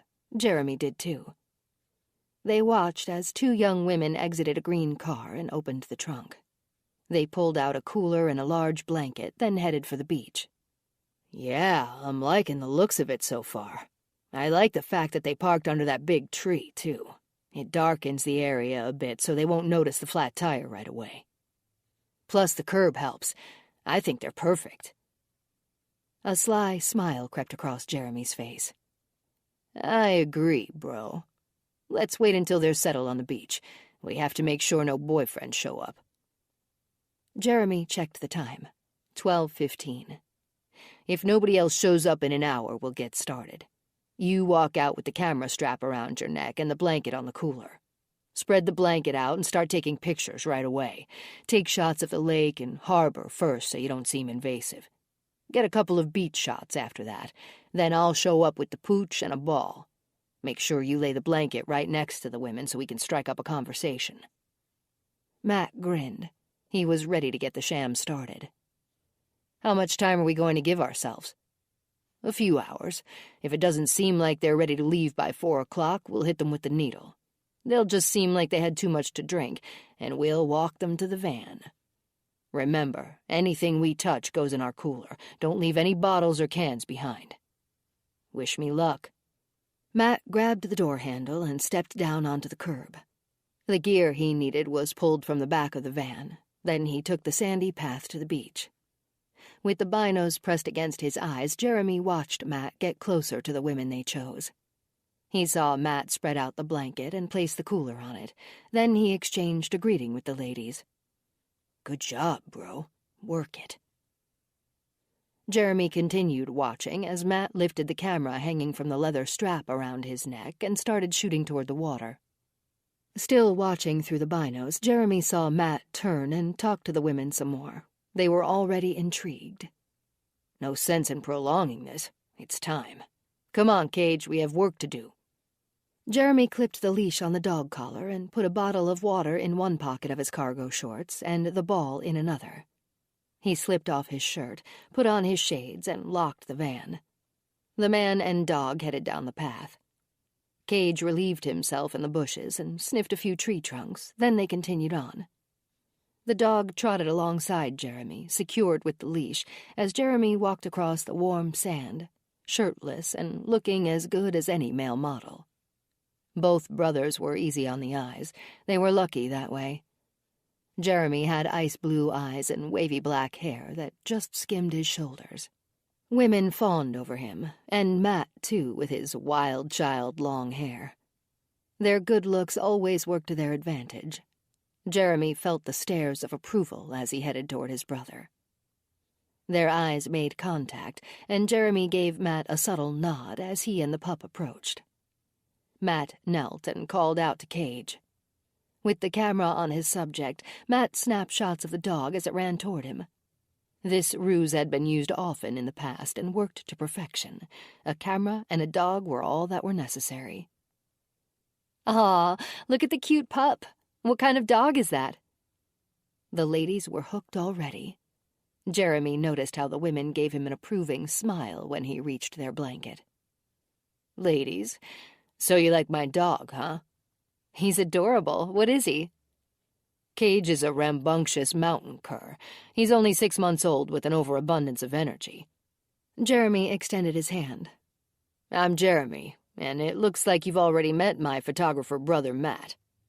"We're Carly and Gina. Are you really a photographer?" Carly shielded her eyes with her hand as she looked up at Matt. "Yeah, I sure am. Actually, I photograph models, and my brother is one of my main clients." "You're a model?" Gina asked as she grinned at Jeremy. "Yeah, I have been for almost 2 years. We're out here to do some magazine cover shots and let Cage have a few hours of exercise. Nice talking to you, ladies, but I have to stick close to Matt. He says when and where to set up. Come on, Cage." Matt waved Jeremy over. "Right here, bro. The sun glistening off the sand is perfect." The photo shoot ruse had begun. Matt photographed Jeremy in the sand, against the water, and playing with the dog. "Jeremy, throw the ball for Cage so I can get a few shots of both of you." Jeremy wound up and threw the ball toward the lady's blanket. Cage ran for it. The plan was flawless. "Sorry," Jeremy yelled, his hands cupped around his mouth. Sand skidded over the blanket when Cage bounded across it, coating the ladies. "Oh my God," Carly said. "Your dog is too much fun." She instinctively wiped the sand off her arms and legs. Jeremy sat down, with Matt right behind him. "Cage, come on, boy. Take a break. I'm really sorry about that." "No problem," Gina said. "He's so cute. Cage is an odd name. I hope he isn't always caged." Gina laughed at her own dim wit. She was already flirting as she flashed a grin Jeremy's way. He gave her the once-over. She had long, dark hair, nice teeth, pretty hazel eyes, and a good figure. "She'll go for top dollar," he thought. "Of course not. Cage is far too important to us to be confined like that. He has free reign of the house." Jeremy sized up Carly, too, while he sat on the blanket next to them. She had smooth, shoulder-length brown hair and brown eyes. Deep dimples popped on her cheeks when she smiled. Her skin was flawless. "Do you brothers live together?" Carly asked. "Yeah, sure do, in a high-rise over there." Matt pointed toward a group of tall condos a few blocks in from Lakeshore Drive. "Wow, that's so cool." Matt inched closer to Carly. "Where do you ladies live?" "We live in River West. We're best friends and roommates." "How about a beer?" Jeremy asked. He opened the cooler and pulled out 4 of them before Carly and Gina had time to respond. Where are your boyfriends? Ladies as beautiful as you two must have guys lining up to take you out." They laughed. "School is more important right now. There's plenty of time for a serious relationship later," Gina said. "So, what are you both, 18? Matt asked to confirm their ages. "Maybe we should have asked before offering you a beer." That was smooth, bro," Jeremy thought as he gave Matt a subtle wink. Carly laughed. "I'm 20, and Gina is 21. "Nice age. Perfect, in fact." Jeremy glanced at Matt again and raised his right brow. Chapter 12. I looked at the time on our rental car's dashboard. 3 o'clock came and went, and our flight back to Milwaukee was at 6. We'd struck out with the tattoo parlor where Rianne worked, and at Boomer's bar. Mrs. Orth had been pretty thorough when she and her husband interviewed people at all of the places Rianne frequented. Everyone told us the same thing they had told the couple. Rianne disappeared without a trace. She never mentioned to anyone, including the friends we spoke with, that she had plans to leave town. The last communication she had was with her best friend Lacey Meeker. Then Rianne vanished. We interviewed Lacey after visiting the tattoo parlor and Boomer's. She showed us the last text she'd ever received from Rianne, which said that she was going to the lake to chill out and asked Lacey to meet her there. The text showed the message came in at 4:30 that day. "That's where her car was found with a flat tire the next day," Lacey said. "She wanted me to meet her, but I had to work. Nobody ever saw her after that." I wrote the information down. Lacey said she couldn't think of anyone that had a problem with Rianne. She had no enemies. I asked her if any of their friends were missing other than Rianne.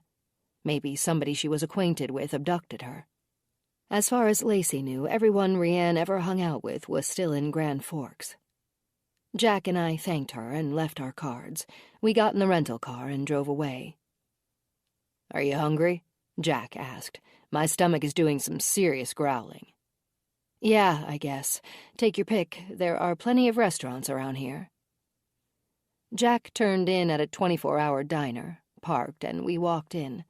The place was crowded for mid-afternoon. That told me the food was probably good, even though I usually thought of food as nothing more than sustenance, something that kept me alive. I never craved anything in particular, except maybe a chocolate bar slathered in goo and nuts. The hostess seated us at a dark red vinyl-covered booth. The seats were cracked with wear, but the decor was pleasant. I opened the oversized menu and chose a turkey club. Jack took his time and browsed every page. He finally decided on the steak sandwich on sourdough bread with a side of waffle fries. The waitress brought our waters and filled our coffee cups. She took our order and left.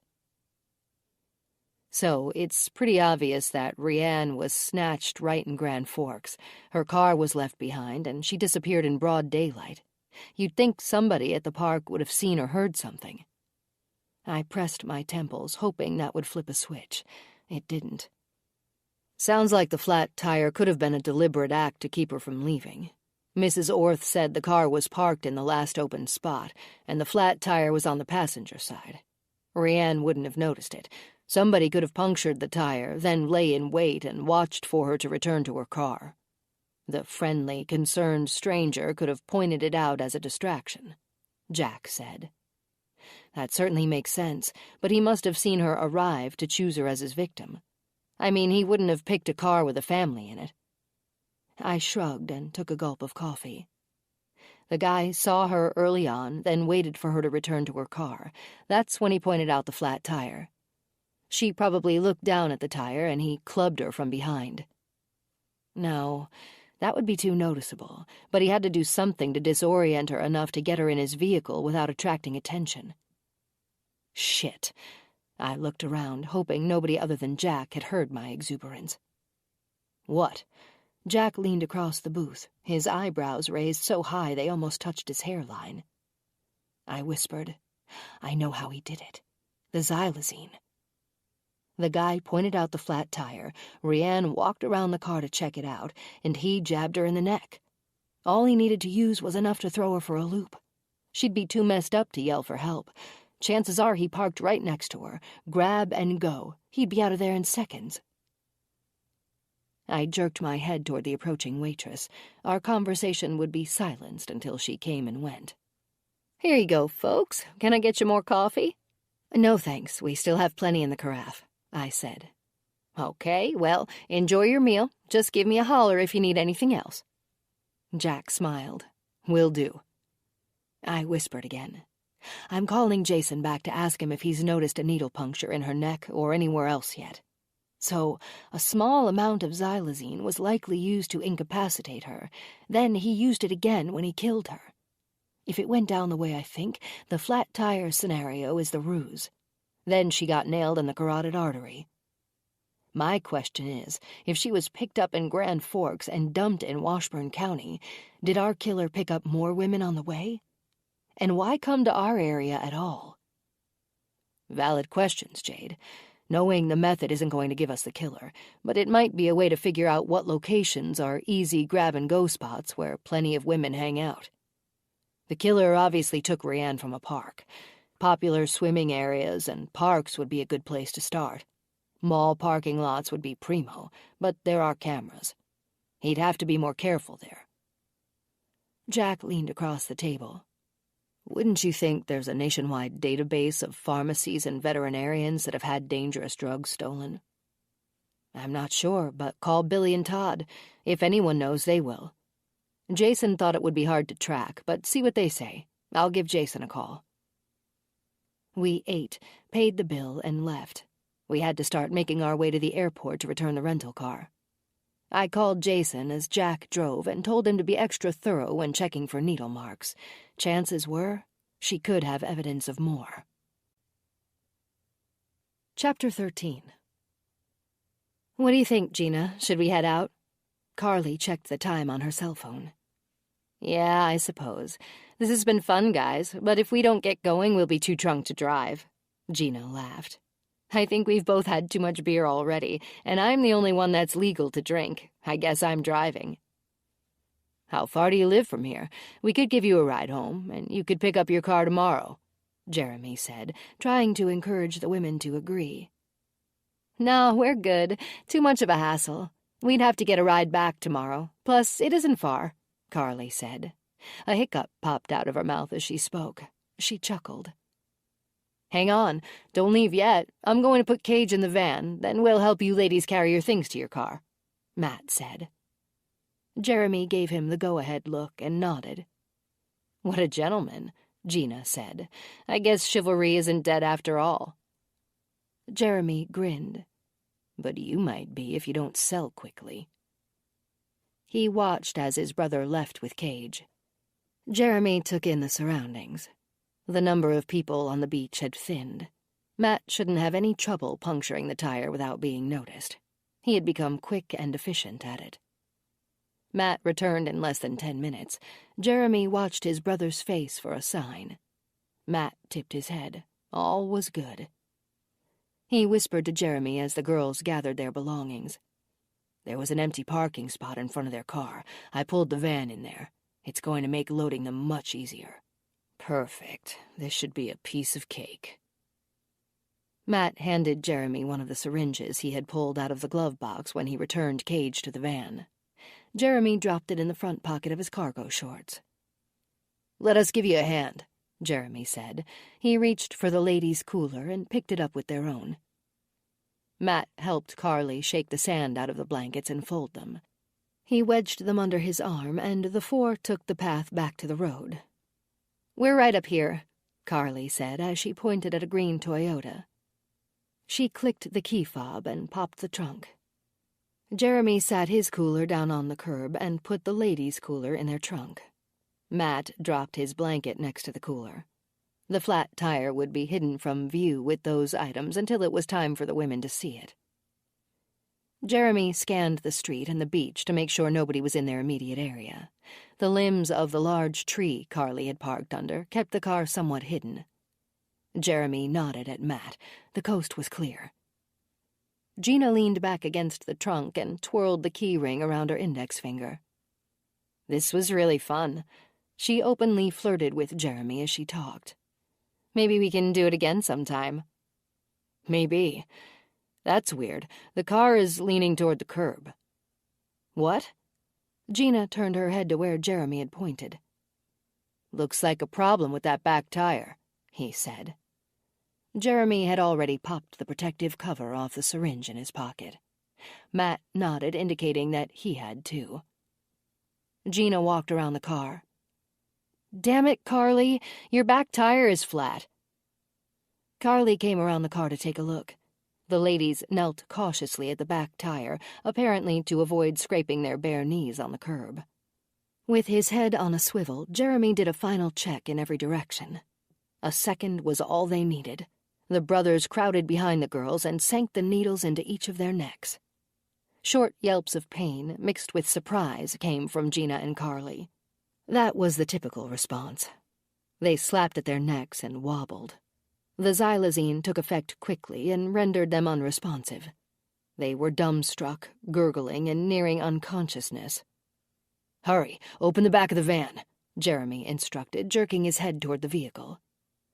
Matt ran ahead, opened the back doors, and put Cage in the front seat. He came back around the car and lifted Carly. She was dead weight and limp.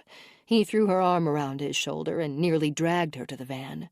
He did the same with Gina, shoving them both in and slamming the van doors behind them. Jeremy was already wiping down everything he touched at the car. With their coolers and blankets tossed in the back seat of the van, and after a final check of the surroundings, he nodded. "Let's go. Get in the back and tie them up." Jeremy climbed in behind the wheel and they took off. The quarter dose of xylazine the ladies got was enough to knock them out for a few hours. There would be plenty of time to get them back to the farm and introduce both of them to their new home. A dark, musty basement and a 3-foot by 4-foot chain-link dog cage would be their new digs until they were sold. At least they'd have roommates. An hour later, Jeremy pulled into the secluded driveway. Gravel crunched under the tires as he backed the van against the outer cellar doors. That entrance came in handy and was the easiest route in and out of the basement of the old farmhouse. A few moans sounded from the girls as they were pulled out of the van. Their arms were tied behind their backs, and their ankles were tied together. Duct tape covered their mouths almost to their ears. "Get the cages ready," Jeremy said as he flung Gina over his shoulder. Matt unlocked the cellar door, flipped the wall switch to light the steps, and ran down before Jeremy to ready 2 vacant cages. "Go ahead," he said as he came back up the steps to grab Carly. Both brothers were strong and capable. Matt flung Carly over his shoulder and followed Jeremy downstairs. 3 caged women cried out when they saw 2 more women being carried to the empty enclosures. "Shut the hell up over there," Matt said with a threatening glare. "You should be happy to have new roommates. There's so much to talk about, and you better do it while you can, Mel. You're out of here tomorrow." The brothers smirked as they shoved Gina and Carly into their individual cages and secured the padlocks. They took the cellar steps out and slammed the heavy double doors behind them. Jeremy headed toward the barn. "Where are you going?" "We have work to do, and there's only a few hours of daylight left. Come on, give me a hand." The faded, warped barn doors weren't opened often, but Jeremy knew what he needed would be inside. He grabbed the old iron handles and pulled. The doors resisted, but spread open with a creak. "What are we looking for?" "I know there are a couple of shovels in here. I saw them when Old Man Miller's son showed us the place. Push those doors open wider so we can see." Matt entered the barn and turned to face the doors. With a strong kick from his work boot, he got them to spread farther apart. "How's that?" "Better. Here we go. There's plenty of tools back here." Jeremy walked halfway through the barn and found the rakes, sledgehammers, and hose propped against a sidewall. Several shovels were mixed in with the rest of the tools. "Here, take one and come with me." Matt never wandered around the property as Jeremy did. He wasn't one for the country life and wide-open spaces. He'd thought Jeremy was crazy when he said he wanted to rent the farm. Old Man Miller owned 100 acres that were part of the farmstead the brothers rented from him several months back. The house had stood empty for nearly a year until Jeremy saw an ad in the newspaper and called. The description of the secluded location was too good to pass up. It was perfect for their needs. Crops thrived on the farmland years ago, but these days only broken remnants of dried-out corn stalks stood in the fields. A rickety house in need of updating and a barn that had seen better days were all that remained of the 100-acre spread. For $600 a month it was a steal, and Matt reluctantly went along with it. Each brother carried a shovel, and Jeremy led the way. They stepped over the fieldstone rock wall behind the barn and entered the woods, where they continued on for 5 minutes more. Jeremy stopped, jammed the end of the shovel into the ground, and took in his surroundings. "This should do it. Start digging." "Is this for Beth?" "Yeah, it's for Beth." Chapter 14. We sat at our gate and waited. Boarding to Milwaukee would begin shortly. Jason called me back saying he did see several nearly faded puncture wounds on Rianne's neck, and one other that looked more recent. Once he had confirmed that, and with his theory that Rianne had been caged, we knew there might be a dangerous individual roaming freely, and possibly looking for more women in our area. The flight to Milwaukee wouldn't land until after 9 o'clock, and then we'd have another 45-minute drive to North Bend. I glanced at Jack, sitting to my right. He looked tired. "Let's call it a night when we get back and start fresh in the morning," I suggested.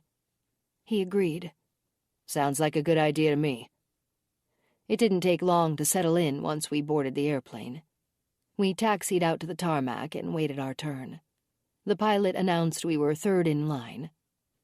Once the engines revved and the plane thrust forward, it was a little over a 2-hour flight back to Milwaukee. The first hour was spent with coffee as we went over everything we had learned from Rianne's family, workplace, and friends. We rewrote the day's events in an orderly fashion, listing the most important notes from the interviews we conducted. That information had been scribbled in our notepads. Tomorrow we'd sit in the bullpen and have a powwow with our team. I put the legal pad back in my briefcase and slid it under my seat. I looked at my watch. 7:15. The flight attendant collected the styrofoam cups and pretzel wrappers from the complimentary beverage and snack service. Jack and I folded up the tray tables, reclined our seats, turned off the overhead lights, and closed our eyes for the duration of the flight. The aircraft wheels were lowered and the sound woke me. The flight attendants were already walking the aisle picking up last-minute garbage. We were reminded to stow anything we had taken out of the overhead compartments, raise our seat backs, and close our tray tables. Everyone should remain seated with their seatbelts fastened for the rest of the flight. I chuckled and thought how easily I could have been a flight attendant. I had their spiel memorized verbatim. I gave Jack's shoulder a nudge. "Hey, wake up. We're in Milwaukee." 2 slits opened slightly, and a frown furrowed his forehead. "Man, I can't open my eyes. It's like they're superglued together." He fisted his hands and ground them into his eyeballs. I smiled. "Better? No." "Poor baby. Good thing I'm driving." "Yeah, no kidding. I'm beat." The plane hit the runway and the wheels screeched. We taxied to the gate, then the lights came on. I looked at the other passengers who groaned and had puffy, tired red eyes. "What's with everyone, anyway?" I asked, whispering to Jack. "What?" "Well, it isn't like we just flew 20 hours from Tasmania. It was a 2.5-hour flight, for Pete's sake. Come on, let's go." We stood and waited our turn to exit. Jack hunched over so he wouldn't crack his head on the storage compartment above him. The process always reminded me of the way people took turns to go to the front of our church for communion when I was a kid. One row would empty before the next one could step out. On airplanes, I always insisted on an aisle seat so I could charge to the front before anyone had a chance to stand up. After years of dirty looks from other passengers, I'd mellowed slightly and learned to wait my turn. We walked through the near-empty terminal, down the escalator, and out the door to the park-and-ride shuttle stand. The green and black van approached, and we stepped aboard. I dug the green row reminder card out of my purse and handed it to the driver. Jack pulled a few dollars out of his wallet and gave them to the driver when he dropped us off at row A, slot 17, right where my car was parked. "Are you hungry? I can find a quick drive-through and we can eat on our way home. To be honest, I could use another cup of coffee," I said. "Yeah, sure. It's on me, though. You choose. I'm cool with anywhere that's convenient for you," Jack said. "How's this?" I asked as we came up on a fast food restaurant a block from the freeway entrance. "It works for me." We ate in silence as I drove. We each chose a chicken wrap, easy to manage and not too messy. The coffee was hot and strong, just the way I liked it. It perked me up a little, too. "Jack?" "Yep." We have no idea if the perp just passed through and dumped Rianne along the road, or if he's made himself at home in our area. I'm leaning toward the latter. "Okay, I'm listening." "I could see a dump as he's passing through if Rianne was found just off Highway 60, but she was 3 miles up a narrow farm road. He'd have to get off the interstate, go to Highway 60, and then find a backwoods, secluded farm road somewhere. It seems like too much work if he was just passing through." "That's true, but the tarp and tape, isn't that telling us he stopped and shopped somewhere? Unless he just carries those supplies in his vehicle. Maybe he's an opportunist and doesn't plan who his victims are or when he's going to grab them. That would tell us he does carry those supplies with him." I turned to check Jack's temperature on my theory. What if he's a cross-country killer and the marks on Rianne's elbows and knees are from cages inside his vehicle? Maybe it's just what the women are transported in once he snatches them. Jack nodded. "Good point. But what about the bleach and the scald marks on the body? Wouldn't he need a private place like a house with a bathtub to do that? He certainly couldn't take a risk like that in a hotel room." "Yeah, those are all valid concerns to run past everyone in the morning. I think I'll let it go until then. The gerbil on the wheel needs a rest. We're almost home, partner. So, when are you and Amber going to invite me to dinner? You do have a party-sized deck, you know. I sort of recall helping you carry your lawn furniture out there." "You're right. How about after this case is solved? I'll have Amber give me a work schedule, and we'll make a definite plan. Now that I think of it, I did just buy a new grill. You guys can break it in with brats and burgers while I supervise and set the table. When we plan a date, have your folks come too, and I'll invite Mom and Bruce. I'll get my first party out of the way, hopefully sooner rather than later." Jack agreed. "Okay, you've got a deal. I'll be the grill master, and all you have to do is make sure there's plenty of beer." I grinned. "See you in the morning," Jack said as I pulled into his driveway. I watched him walk up the sidewalk with his backpack slung over his shoulder. He turned back and waved when he reached the front door. I waved back, then drove home. The overhead garage door lifted and creaked as I waited in the driveway to pull in. The condo was dark. Amber was closing Joey's tonight. Spaz lay on the couch and lifted his head when I walked in. He wasn't quite interested enough to get up and greet me properly, but I gave him a head scratch anyway. He purred. Polly and Porky were sleeping soundly on their perch, so I left them alone. I didn't need to hear birds chirping anyway when I was dead tired and going to bed. We'd start the brainstorming, hopefully rested and refreshed first thing in the morning. Chapter 15. Jeremy got an early start. He'd have to take Melanie to the designated location later where the buyer's representative would pick her up. He wrote down the address and programmed it into his GPS. Neither of the brothers was familiar with the area. From what Jeremy had been told, the rep would be flying into O'Hare on a private plane and would meet him near the state line. Jeremy calculated the distance was about 90 miles from the farm. The sun had been up for only an hour, but he was already hard at work. His body glistened with sweat, even in the shade cast by the overhead tree limbs. Jeremy had to finish digging the hole for Beth. He left a note on the table for Matt to feed the girls and to make sure Melanie showered. She needed to look nice for her new owner. If the buyer was pleased with her, the chances of future sales would be good. He had 2 more feet to go. Jeremy wiped his brow with his forearm and rubbed his watch against his cargo shorts. The crystal was coated with dirt. 8 o'clock. There was still plenty of time. He speared the ground with the shovel head and cracked open the water bottle that was in his oversized pocket. He sat down against a tree and took a deep swallow. A mosquito buzzed on the back of his hand. He watched as it filled its belly with his blood. He smashed it with his other hand, then smeared the blood across his shorts. He took another swallow of water, got up, and began digging again. An hour later, the hole was finally deep enough for a body. Jeremy headed inside to see if Matt had gotten up yet.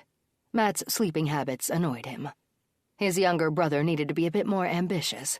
Jeremy didn't like carrying the brunt of the responsibility all the time. The kitchen screen door slammed behind him when he entered, but not before a few pesky flies managed to get through. He slapped at them as he walked toward the living room. Jeremy peeked around the doorway. Nobody there. He heard voices coming from the basement. At least Matt was up. He opened the door and descended the creaking stairs. What sounded like distant voices from upstairs were now clearly panicked cries for help. Jeremy rounded the corner at the bottom of the stairs and entered the large room with the caged women. "What the hell is with all this noise?" He saw Matt sitting on a chair 5 feet from the cages. Lying next to him on the floor were the stun gun and cattle prod. 5 bottles of water and 10 breakfast bars sat on a small table to his right. "Did you just come down?" Jeremy asked. "Yeah, sorry, bro, I got up late. Their food is ready, but these two? Apparently they don't know the drill yet. They can sure yell." Jeremy approached the cages that held Gina and Carly and crouched down in front of Carly's gate. "Haven't your roommates gone over the rules with you yet?" He stared at both newcomers. "I bet you weren't expecting this yesterday, were you?" He grinned at his brother. "Your throats must be parched from all the yelling you're doing. Water would taste good right now, wouldn't it?" Carly spat through her pen, just missing Jeremy's face. Jeremy turned to Matt and laughed. "That was close. I guess Carly needs to be taught some manners." He stood and winced at the pop that came from his knee. Memories of his own childhood abuse entered his mind for a second.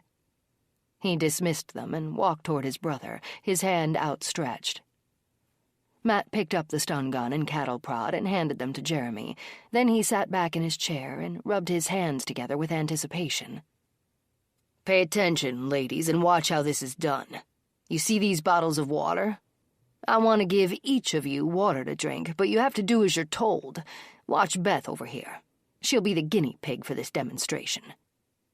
Jeremy approached Beth's cage. She cowered toward the back and whimpered. "Okay, I'm going to open her pen and place the water bottle inside. If she makes a move toward the gate, she's going to get zapped. Let's show them how this works, Beth." Jeremy motioned for Matt to bring the keys over. Matt unlocked the padlock and opened the gate.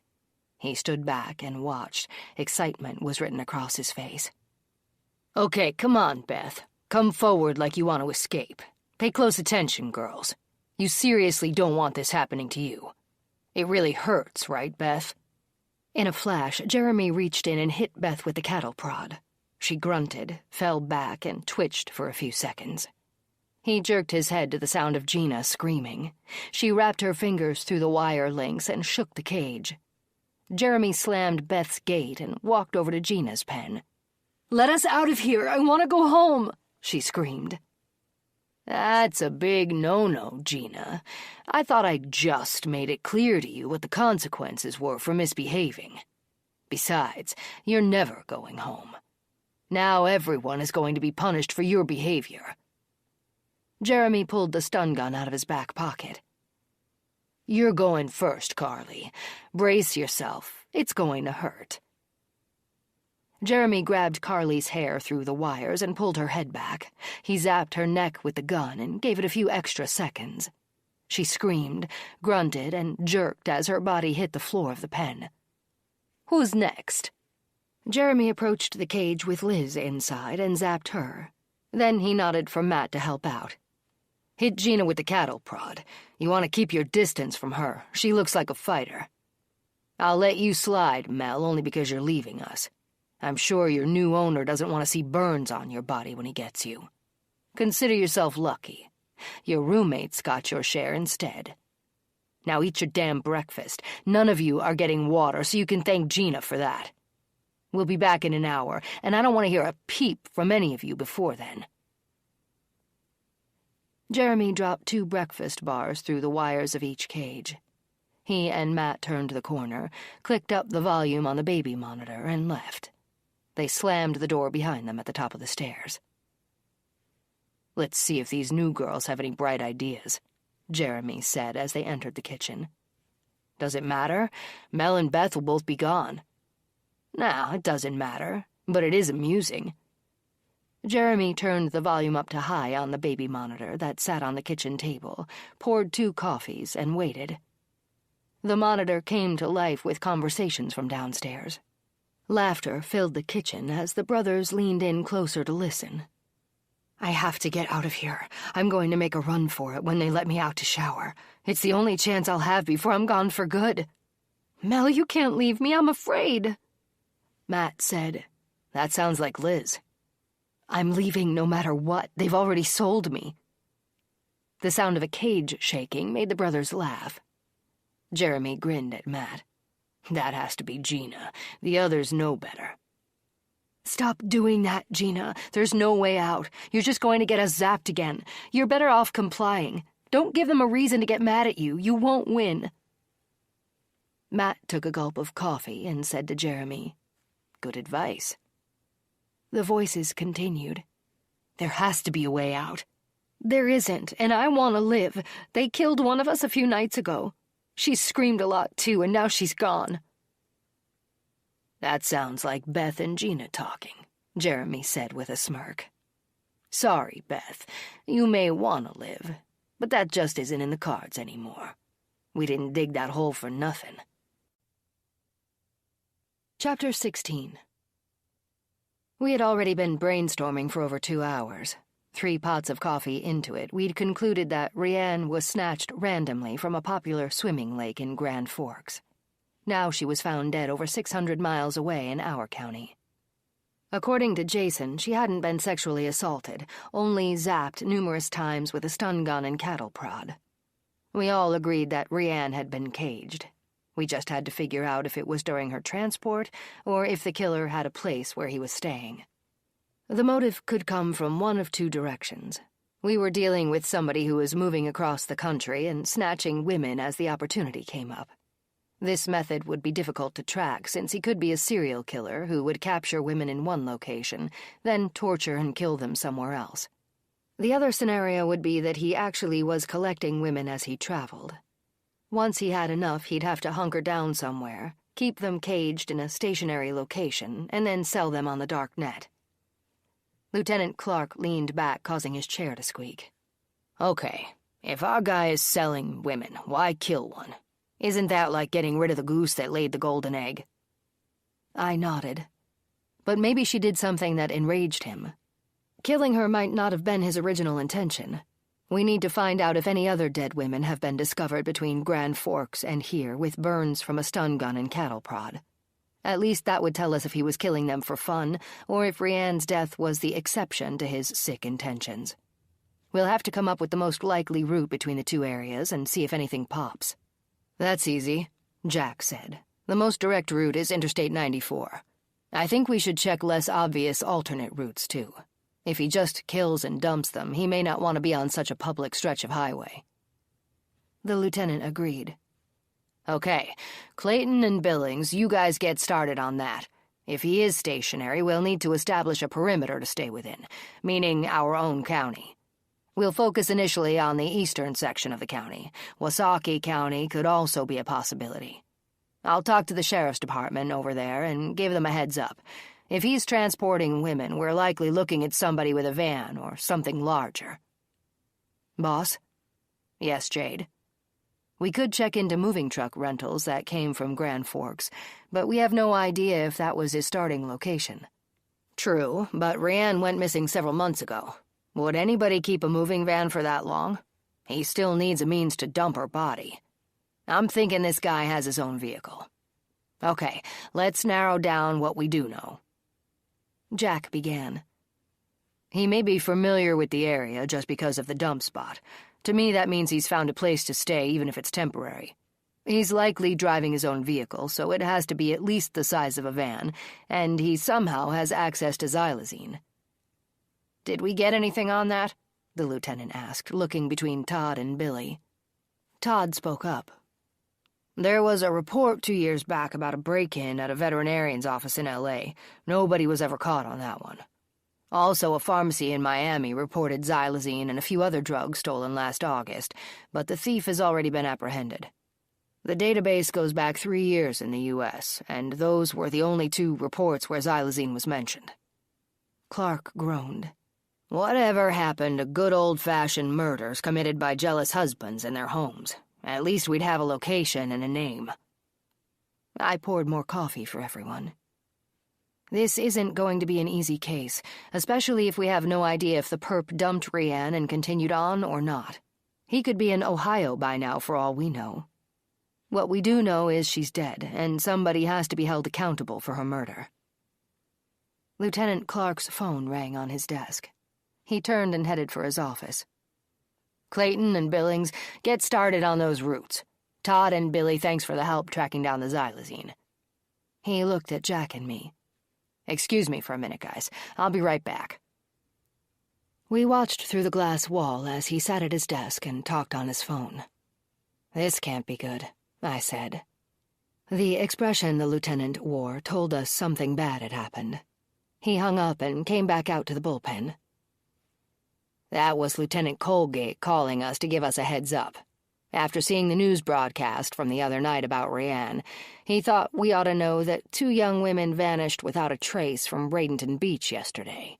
Their car was left behind with a punctured back passenger tire. I hit the desk with my open hand.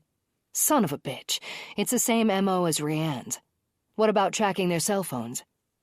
Not happening. They were left inside the trunk along with their purses. It looks like one of them had anti-seizure medication in her purse. I groaned. Shit, she's probably epileptic. Clark squeezed his temples. Jade, check the fax machine, please. Colgate sent over the photos and vitals on the missing girls. Our guy is obviously still in the area. Get Todd and Billy back up here. I want them sitting in on this. You got it, boss. I grabbed the sheets on the girls from the fax machine, then ran down to the lower level of the building. The tech department was down the hall. I stuck my nose in the door and saw maps on the computer screens. What are you guys doing? I asked. Clayton walked in. They're giving me a hand with the routes. We're looking for a few secondary roads leading from Grand Forks to our area. The interstate doesn't make sense. I was going to print them out and bring them up to the bullpen. Well, Clark wants everyone upstairs again. I think he has some questions for you guys. Billy pushed back his chair. Sure, let's go. Have a seat, guys, Clark said when Todd and Billy entered the bullpen. Clayton and Billings came in behind them. I handed the lieutenant the photos of the 2 girls that went missing yesterday in Milwaukee. Normally this wouldn't be an issue for us, but because Jack and Jade went to Grand Forks and found out more, I'm thinking it's related. Apparently, Rianne's car was found with the back passenger tire punctured. Clark pointed at the photos he had pinned to the corkboard beside him. These 2 ladies went missing at Bradenton Beach yesterday, according to the Milwaukee PD. The car was left behind, and the back passenger tire was punctured. Lieutenant Colgate told me that the car was probably wiped down. There weren't any fingerprints on the vehicle other than the owner's. He looked at the sheet with the girl's information on it. Carly Donovan, 20 years old, and her friend Gina Sansone, 21. The 4th District PD has already interviewed the families and friends. So far, they have nothing. Billy, Todd, how do we access the dark net without our IP address coming up as the location of the Washburn County Sheriff's Department? If our guy is actually selling girls, wouldn't he post photos of them? Yeah, he sure would, Billy said. Well, we know what these latest missing girls look like. We also know that Rianne had scrapes on her elbows and knees that had traces of metal in them, right, Jason? That's correct, Lieutenant. Okay, for now we're going with that theory. We need to get to the dark net so we can gain access to these auction sites. Is that possible? We can definitely hide our IP addresses, Lieutenant, but finding their site, if it's actually out there, is tricky. Something as vile as human trafficking is likely found in the dark web, which we'd have to access first. The darknet auction sites move around a lot to avoid detection. You have to be one of them to get in and bid on women. Is there a way to see what's going on without being detected or without logging in? Todd looked at Billy and scratched his head. Maybe, but it depends on if they show teasers on their homepages. The administrator can add photos to it, but the viewer can't go beyond that page, meaning we couldn't get in, but we could see whatever is posted on the homepage. That also depends on if they actually update that page with real photos of girls they have held captive and who are for sale, or if they're just posting random pictures from the internet. If these people are smart, they'd never show real photos to anyone other than registered bidders. Can you guys at least try? Would their IP address be blocked? Yeah, they'd hide their IP address, but we can give it a shot. Chapter 17. Jeremy checked the clock above the stove. Beth had to be dealt with first. He'd get that out of the way and still have plenty of time to shower and clean up. Mel had to get ready, too. A freshly washed outfit draped across a hanger was for her to put on later after her shower. It's time. Jeremy pushed back the kitchen chair and opened the basement door. I'll get her. You fill the syringe with a double dose. Yep, got it, Matt said. The brothers took the stairs to the basement. Matt hung back and pulled a syringe and the xylazine out of the jelly cupboard. He spun the roller chair toward him and sat while he poked the needle tip through the rubber stopper. He pulled back the plunger and drew a double dose into the syringe. He checked the amount through the clear plastic barrel, then covered the needle with a protective cap. Matt looked around the corner and nodded to Jeremy that he was ready. Let's go, Beth. You're looking awfully pale. I think you need some sunshine. What? Why? I don't want to go outside. Please, I'm good. I like my cage. Tears rolled down her cheeks as she scooted to the farthest corner of her enclosure. That's nice. Let's go. Matt spoke up. Either come outside on your own or get the prod. It's your choice. Either way, we're going outside and you're coming along. Matt unlocked the cage and Jeremy grabbed Beth by the legs and pulled. She kicked, grabbed the sides of the cage, and held on while she screamed for help. "Zapper," Jeremy yelled. "That skank just kicked me in the face." With the cattle prod between the links, Matt zapped Beth in the chest. Her hands twitched and fell to her sides as her grip on the cage loosened. Jeremy yanked her out and heaved her over his shoulder. With a nod toward the cellar door, Jeremy motioned to Matt to open it, and the outer wooden ones at the top, too. If she wakes up, nail her again. I don't want to look scratched and bruised up later when we dump off Melanie. Matt followed Jeremy into the woods, with the cattle prod centered at the base of Beth's neck. She moaned and began to squirm. "Hit the bitch again before I drop her," Jeremy yelled. Matt zapped Beth in the neck. Her body arched unnaturally, then slumped back over Jeremy's shoulder. The grave lay straight ahead where the mound of dirt and shovels interrupted the flat forest floor. Jeremy dropped Beth to the ground. He straightened his shoulders and cracked his neck. "Got the needle ready?" Matt nodded. "Yeah." "Okay, do it." As he knelt on one knee, Matt turned Beth's head to expose her carotid artery. He sank the needle into her neck and pushed the plunger in until all of the xylazine was gone. Each brother found a tree trunk to sit against while they waited. Jeremy looked at his watch. "We'll give it another few minutes. She's probably dead already, but it's better to be safe than sorry. Let's strip off her clothes. Somebody else can wear them." "When are we going to take pictures of Gina and Carly?" Matt asked as he pulled the t-shirt over Beth's head. "Probably tomorrow. We have a long drive ahead of us, and I might want to go out and celebrate later. That's $8,000 we just got for Mel. Gina and Carly should bring that much, too. Liz, I'm not sure. Maybe 6,000 if that guy from Miami is still interested." Matt put his fingers against Beth's neck and tried to find a pulse. There wasn't any. He nodded at Jeremy. "She's gone. Good, let's finish this up. Give me a hand."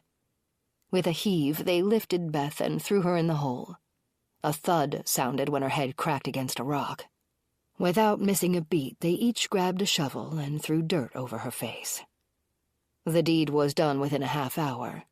Jeremy patted the grave with the shovel head to flatten it out. He returned the shovels to the barn and set them aside. He wiped his brow and turned to Matt. "I'll take a quick shower, then you can. After that, we'll get Mel ready. She might need to get dosed for the drive. I'm not about to listen to her wailing for 2 hours. Get a syringe prepared to go." "Sounds good.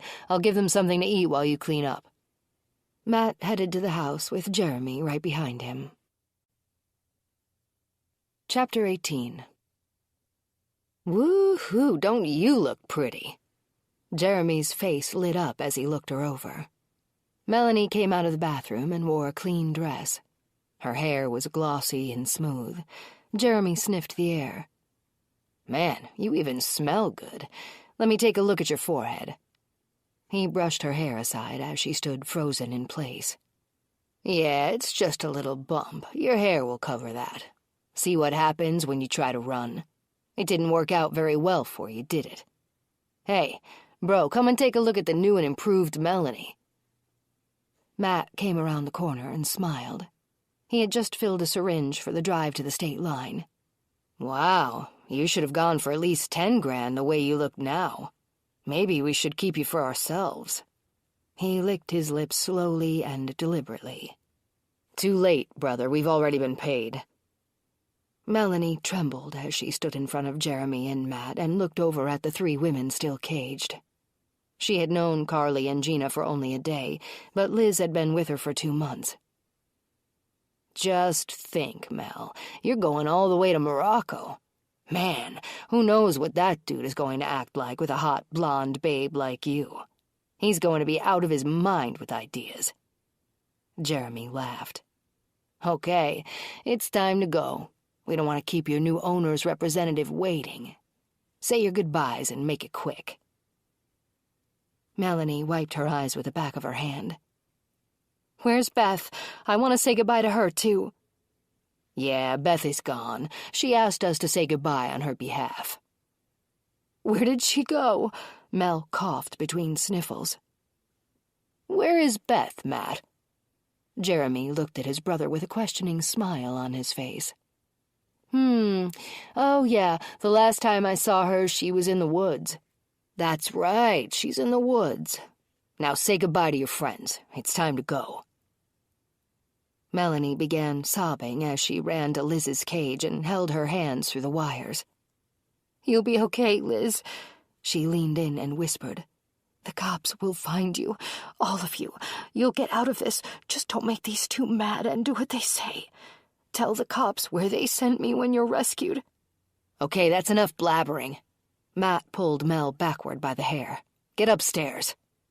He pushed her toward the cellar doors with the prod. Jeremy opened the back of the van and set a cage inside. Mel and Matt stepped out into the late afternoon sun. The brightness made her squint. "Get in. You have a choice, Mel, and I'm only going to explain it once. You can sit in the cage quietly and accept your fate. You can get zapped every time you make a fuss, or you can get hit with the needle. Which do you want?" "I'll be quiet." "Good choice. Here's a bottle of water for the ride. Remember, 1 peep and you get the needle or the prod." She climbed up on the bumper and crawled into the cage. Jeremy handed her the water, closed the gate, and padlocked it. He slammed the back of the van shut and got into the driver's seat. Matt set 2 bottled waters in the cup holders and got in. Jeremy exited the long driveway and turned left onto Division Road. He headed south for 10 minutes on different country roads, passing an occasional tractor before reaching a main highway. Jeremy turned east and drove for another 15 minutes, then he merged onto the interstate. They would be at the Wisconsin and Illinois border in an hour. The rep they were meeting was supposed to be at an abandoned ski hill just west of Union Grove. He would be in a black SUV. The syringe of xylazine would be given to him in case he needed it. Just before dusk, Jeremy turned off the frontage road and into the entrance of the long-forgotten ski hill. A broken ski lift and a chalet with most of the windows shattered stood ahead to their left. The thick chain that had been stretched across the weedy driveway and holding a yellow "No Trespassing" sign had been taken down and was lying to the side. A lone black SUV sat idling with its fog lamps on. The gravel crunched under the van's tires as Jeremy pulled up side by side with the other vehicle. A large man in a dark suit exited the SUV. Jeremy killed the engine, and he and Matt exited the van. Whimpering sounded from the back. Jeremy heard it just before he closed the door. "Shut the hell up," he said in a snarled whisper. The three men met at the rear of the van, shook hands, and introduced themselves. They talked for a few minutes before Matt opened the back doors. "One moment," the rep said. He excused himself, returned to the SUV, and tapped on the driver's side window. The window came down. The rep spoke to the driver for a few seconds before the SUV started and the driver turned the vehicle around in the driveway. The headlights illuminated the back of the van. Mel squinted and covered her eyes with her hands. "Much better," the rep said. "Put your hands down so we can see your face," Matt instructed. She reluctantly complied. The rep lifted his cell phone and began taking pictures. "These are for the buyer. He wants to make sure she looks the way she did in the auction photos. I'm sure you understand his concern." Jeremy nodded. "Pull her out, Matt, so Mr. Lawrence can get a better look." Matt unlocked the cage and grabbed Mel's arm. "Get out." She crawled out of the cage and slid off the bumper. She stood and smoothed out her dress while more pictures were taken. "Wipe your face, your makeup is running," Matt said with an air of disgust. He turned her in different directions while Mr. Lawrence snapped a few more shots. "It will be just a few minutes. I'm sending these photos to the buyer." "Sure, no problem. How about a bottle of water?" Jeremy asked. "No, thank you. There we go. The photos went through. It should only be a few minutes more, gentlemen." They waited in silence. "Yes, very good. Our buyer is pleased. Let's go." He took Melanie by the arm. Matt handed Mr. Lawrence the syringe of xylazine and showed him the amount in the barrel. "Half of this will knock her out for a good 3 hours. Don't give her all of it at once, it'll kill her." "I understand. Thank you, gentlemen. It's been a pleasure. I'm sure we'll be in touch." "See ya, Mel. Have a nice life." Jeremy turned and got into the driver's seat of the van. Matt walked around to the passenger side and climbed in. They heard Mel's wailing as they drove away. "How about grabbing a couple of beers on our way back?" Matt said. "Yeah, I like that idea. We have 8,000 reasons to celebrate." Jeremy turned to his brother and high-fived him. Jeremy's cell phone, lying in the cup holder between the seats, rang as he drove. He lifted it to see who was calling. Not many people had that number since it was a burner phone. The screen illuminated, showing the caller was Mr. Lawrence. "Crap, this can't be good." He grimaced as he answered. "Hello, Mr. Lawrence." "Jeremy, I just wanted to tell you what a Spitfire you sold us. My client will be amused." Jeremy smiled. "That's good to know. What did Melanie do?" "She obviously had her own agenda.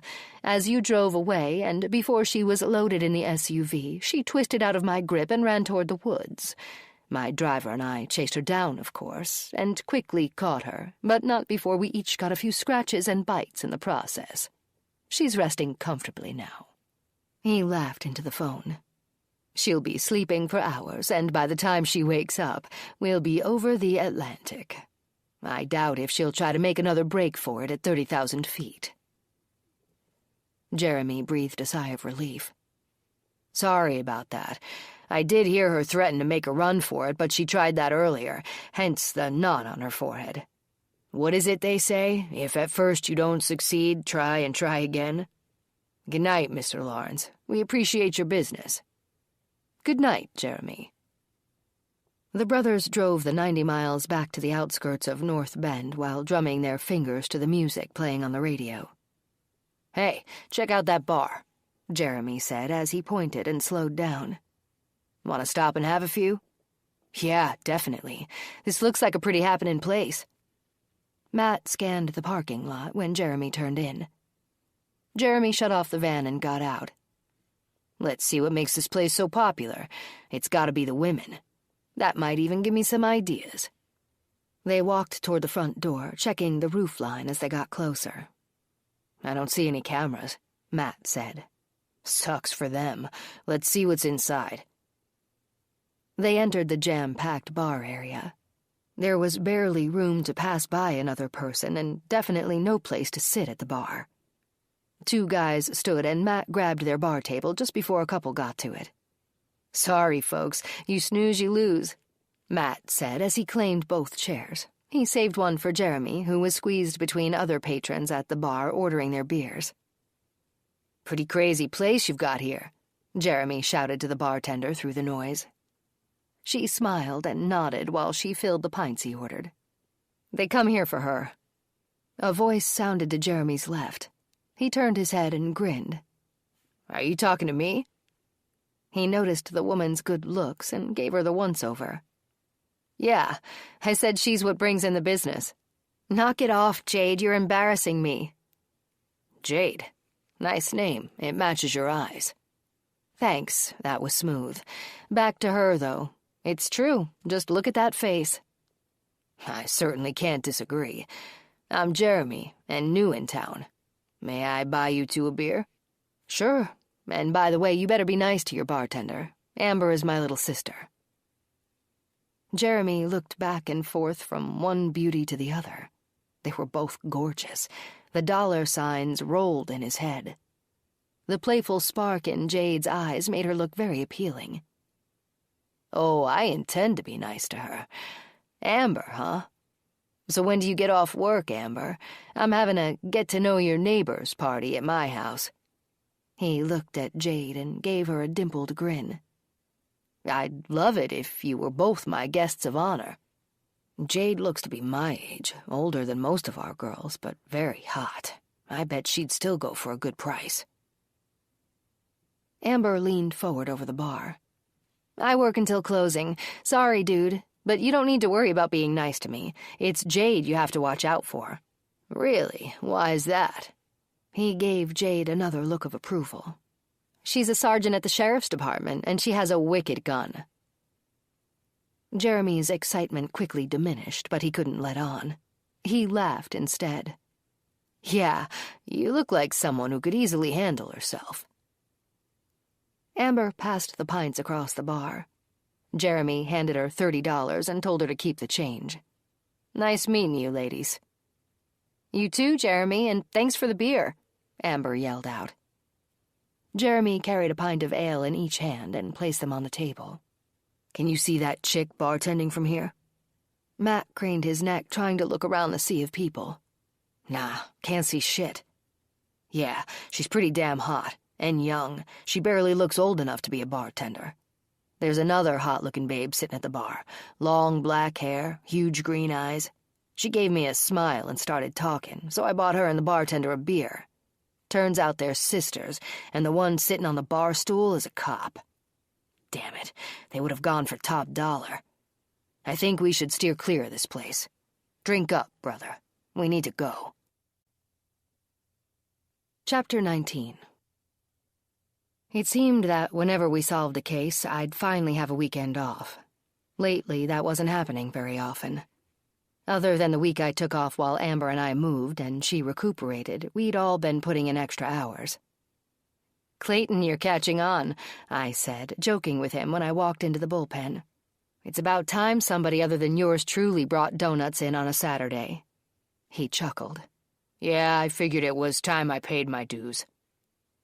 I walked over to the open box on the table at the back of the bullpen and peered in. "Oh, yum. French crullers, my favorite." I grabbed 2 and a napkin and sat at my desk.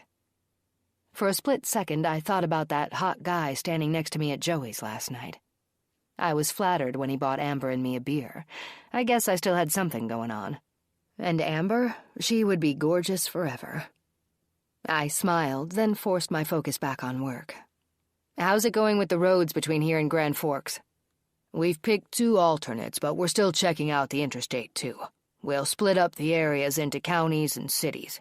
It might take all of us working together, but we can make contact with the larger cities' PDs and sheriff's departments and see if anyone has been reported missing, or if any bodies have been found with the same M.O. as Rianne's, Clayton said while he chewed on his sugary treat. If anything pops, it will likely be handed off to the FBI. We can't get them involved unless we know there have been other crimes like this committed. I nodded as I tore off a piece of the donut and popped it into my mouth. Yeah, murders crossing multiple state lines, that's definitely the FBI's job, not ours. Jack walked in and headed directly for the donuts. You're amazing, I said. I am. He turned and grinned at me, almost blushing, and most likely expecting a compliment. I swear you're like a dog. You probably smelled those donuts before you even got out of your car. His smile quickly evaporated, and he was fast with the comeback.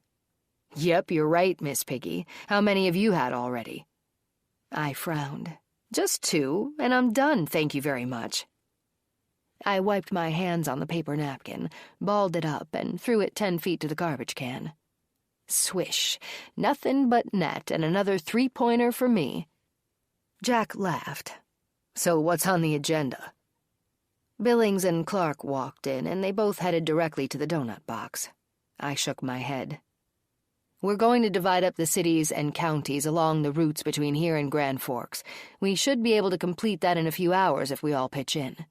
We'll make phone calls and see if anyone has been reported missing, or worse, has come up dead in those areas, with obvious stun gun and cattle prod burns on their bodies.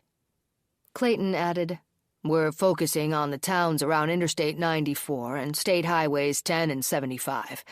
Keep in mind, just because there may not be reports of missing or dead women between there and here, doesn't mean there aren't any. Driving from Grand Forks only takes a day. Our perp could have been staying somewhere in North Dakota or Minnesota for the last 2 months and recently headed our way. I think after we make these calls and either confirm or rule out other women between the 2 locations, we should begin knocking on doors in our own county, Jack said. We all agreed. We can start that next week. I got up and made a fresh pot of coffee. We'd be at our desks and making calls for a while.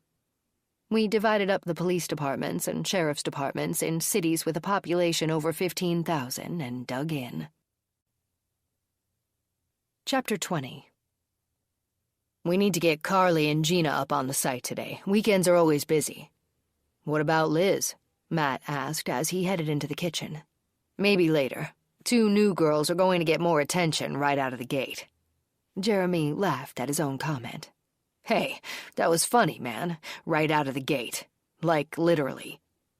Matt chuckled and grasped the chrome refrigerator door handle, giving it a tug. Want breakfast before we start? He pulled eggs and bread and butter off the shelves. Sure, why not? It's the weekend. We have a few hours before the site really gets rockin'. The heavy cast-iron skillet clanked as Matt set it on the stove and turned the burner on.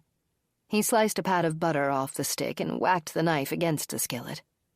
The pat fell and sizzled across the heated pan. Matt twirled the skillet, coating the bottom with the butter, then cracked 4 eggs into it. He popped 2 slices of bread into the toaster. Jeremy busied himself making a pot of coffee while Matt cooked. He topped off 2 glasses with chilled, pulp-free orange juice, and Jeremy placed them on the table. So when do you think we can check out the new mall? Matt asked as he flipped the eggs. Tonight sounds good to me. I bet that place will really be busy. The outdoor cafes, too. It should be a warm night. Seeing tats isn't going to be easy, but we'll grab anyone that looks young and hot. They can go for a cheaper price, or we'll sell them overseas if we have to. We need to ramp things up. We can't forget our binoculars, either. They sat at the table and ate in silence. Jeremy cleared the plates and set them in the sink. He closed the drain with the stopper and turned on the faucet. These dishes can soak for a bit. Why don't you pick out a couple of sexy outfits for Gina and Carly? I'll go wake them up."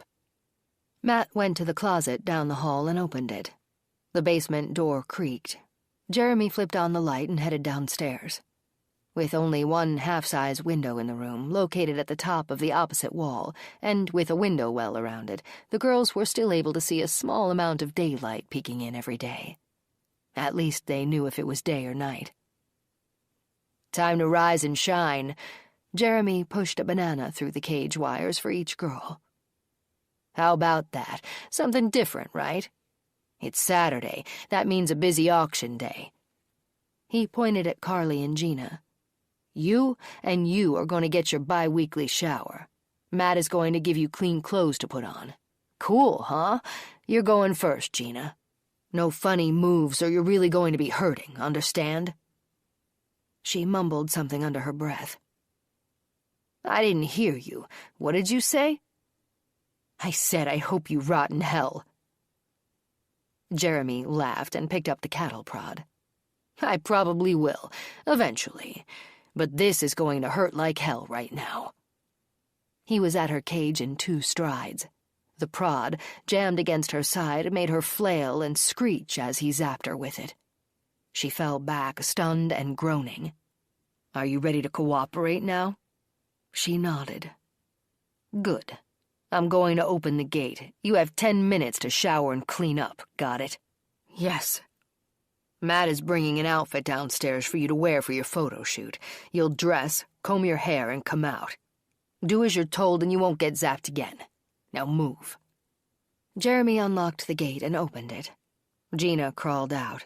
He pressed the cattle prod against her back and pushed her into the bathroom. Matt came downstairs with the outfit and threw it at her. He closed the bathroom door and locked it from the outside. After she showered and dressed, Gina knocked on the door. Jeremy unlocked it and pulled it open. She stepped out where they were waiting. "Now that's what I'm talking about," Jeremy whistled. "If you do what you're told and act hot for the video camera, you might get an extra snack." He grinned at Matt. "She's gonna hit 10 grand. I can feel it. Let's get started." He pointed at the door going into the video room. "Over there." Inside, Jeremy had the video equipment ready to go and was logged onto his account on the darknet auction site. He'd upload Gina's still shots and video as soon as Matt was finished working with her. He tapped several buttons and set her reserve at $8,000. He was hoping that once the reserve was hit, a bidding war would begin. They could only be so lucky. Gina's auction would last until 4 p.m. It took Matt 30 minutes to get the perfect shots of her. Several threats of agonizing pain convinced her to put her best foot forward and look sexy for the camera. When Matt finished, Gina was put back in her cage, and he began the same process with Carly. Her reserve was set at $8,000, too. Her auction would end at 5 o'clock. "I don't know, dude. I'm thinking Gina will go for a higher price. It's that Italian look, you know what I mean?" Matt nodded. "Yeah, she's pretty damn hot." Chapter 21. "Any luck so far?" Billings asked as he stretched and coughed into his fist. I pulled off my reading glasses and looked from face to face. Apparently not. Nobody between here and Grand Forks has come up missing in the last few months? Jack answered. "The sheriff's department in Fargo said they had 2 runaways last month, but they both returned home 3 weeks ago. They were siblings. Other than that, nothing stood out on their end." "Anyone else? Clayton?" I pushed back my chair and walked to the water cooler. I filled my styrofoam cup. "Sorry, Jade. I've got 3 missing dog reports in Alexandria, Minnesota, and a wife that voluntarily left her husband in Rochester." "Who would even report that?" "Apparently the husband did, but they found the wife staying with her sister in La Crosse." I groaned. "Are we at least halfway done?" Jack tore open the cellophane and popped a chocolate chip cookie into his mouth. "Yep, I think we're close." "Having lunch? And I was going to suggest we all take a break and go out for a burger somewhere." Jack stood and folded the cellophane cookie bag in half. He set it on his desk, the opened side down. "I'm ready. Let's go." I rapped on Clark's half-open door. "Boss, we're taking a lunch break. Want to join us?" "Nah, the wife says I need to lose a few pounds, but thanks. I'll stick to my celery and carrot sticks." He rubbed his expanding stomach for emphasis. "You sure?" He rolled his eyes. "Don't tempt me. Maybe next time." I looked at the clock above the bullpen door. "Okay, we'll be back by 1 o'clock." He nodded and went back to reading the report on his desk. We all walked to one unmarked cruiser. I had the keys. The guys chuckled. "What? Is there a problem?" "No, ma'am," Clayton kidded. "I didn't think so. Now get in." I smirked at the guys. "I have shotgun." Jack climbed in the passenger side and looked over his shoulder at Billings and Clayton. "Buckle up," he said when they got into the back seat. "She's nuts behind the wheel." "Hush, that's only when there's an emergency. I don't abuse the lights and sirens, even though I've been tempted many times." "So, where do you guys want to eat?" "Let's go to Toucan Grill," Billings suggested. "That sounds good to me." I pulled out of the parking space and gunned the cruiser through the lot. Toucan Grill was a funky little ice cream and hamburger stand along Main Street. The service was fast and the food was good. We sat at a picnic table facing the street and waited for our orders. "You know, we may have to let this case go after a week or two. We have absolutely nothing to go on." Clark said the Milwaukee PD didn't have any leads with the 2 missing girls from Bradenton Beach either. "I think we should establish a perimeter around the area where Rianne was found and start knocking on doors beginning on Monday. Somebody might have seen something that could be relative to the case and they don't even realize it," I said.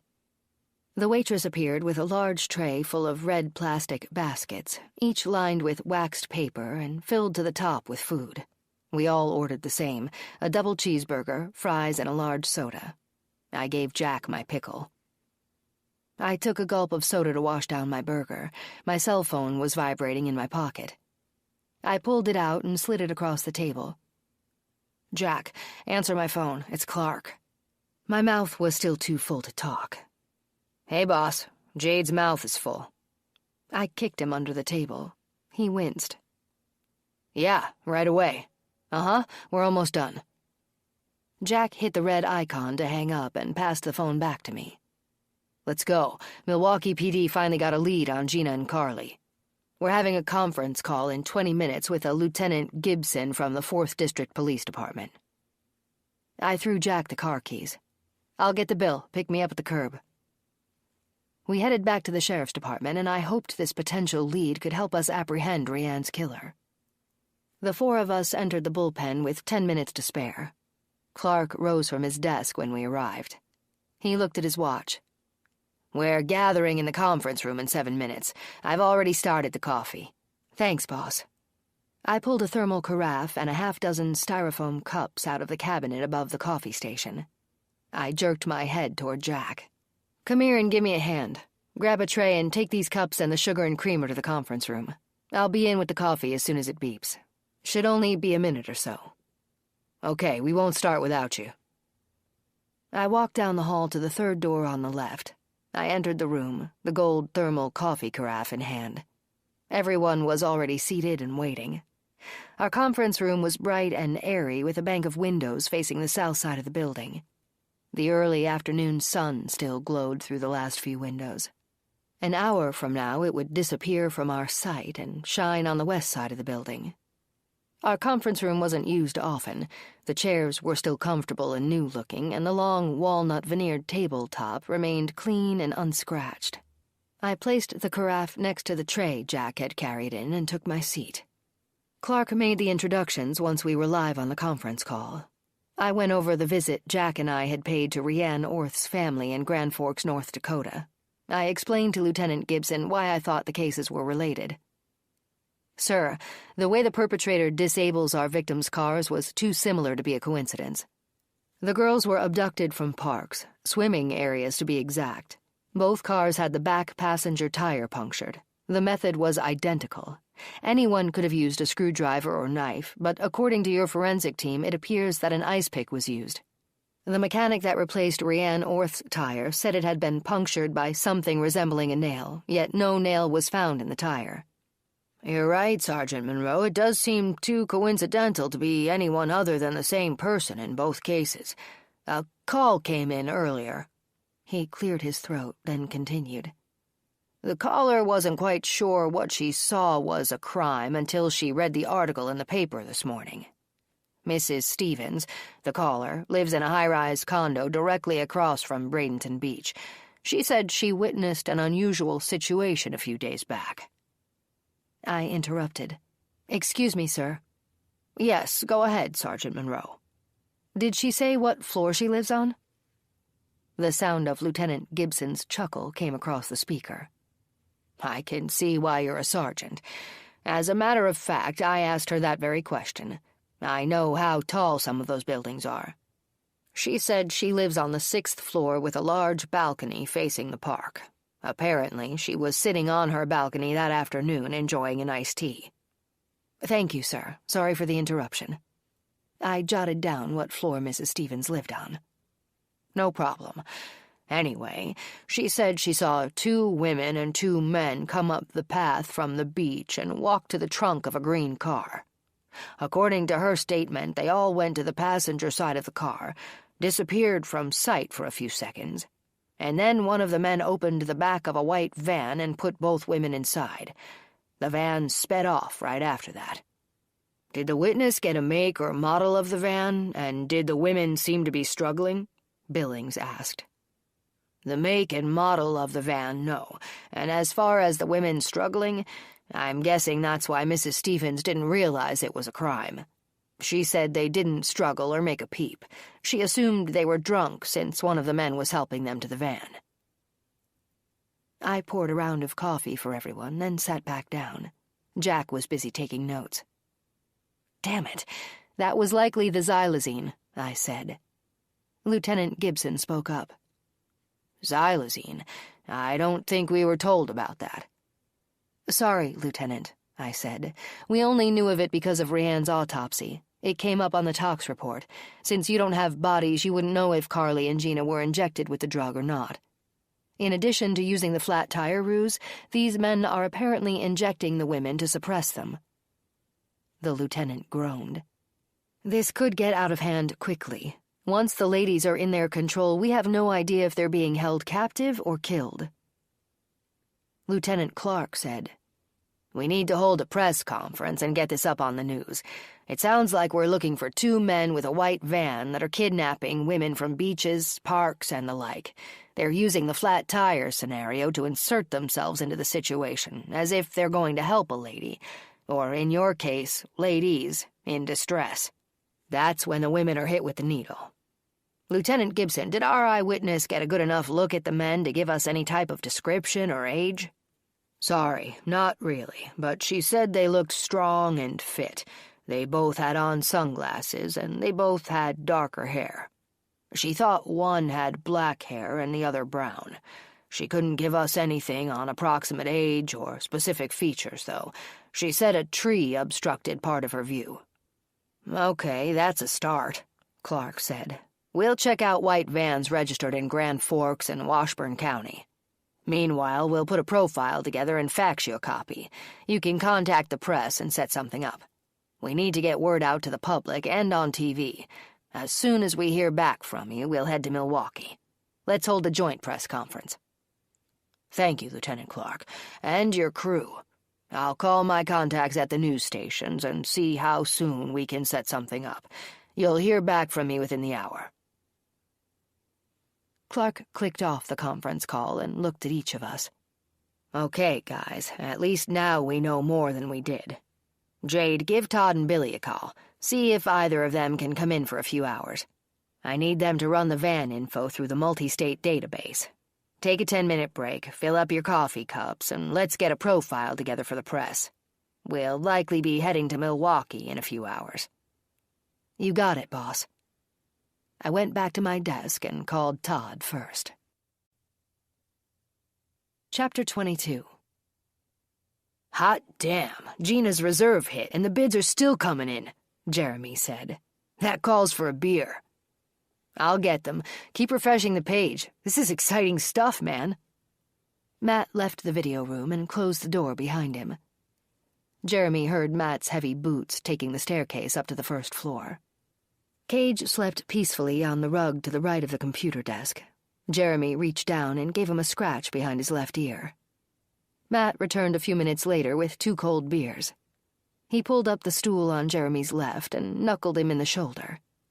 "Man, we're going to be rich." Jeremy grinned at his brother. "We've got nothing to complain about. After nearly 2 years, we're still holding our own. Sure, we stay under the radar and don't flaunt, but that's what's keeping us in business, bro. Plus, our bank account is growing sizably." He hit the refresh button again. "How much time is left on Gina's auction?" 8 minutes. The last few minutes will likely be the best. The bidding war will shoot her price up like crazy. She might go for more than 10 grand. How's Carly doing? Jeremy clicked to the other open tab and maximized the screen. She's got an hour left. We're pretty close to the reserve on her, too. This is what we need, bro. Young, hot women. Luckily, they don't have tats either. As soon as both auctions are over and the money's transferred, we're heading to the mall. There are some nice young ladies out there just dying to meet us. They both chuckled. I'll give them dinner after Gina's auction is over. Jeremy nodded and clicked on the refresh icon again. Okay, it's down to the last minute. Watch the bidding go crazy now. They both leaned in closer to the screen. The mouse hovered over the refresh symbol, and Jeremy constantly clicked it. 30 seconds. Look how it's going up, man. 15, 10, 5, 3, done. He hit refresh a final time and saw the last bid.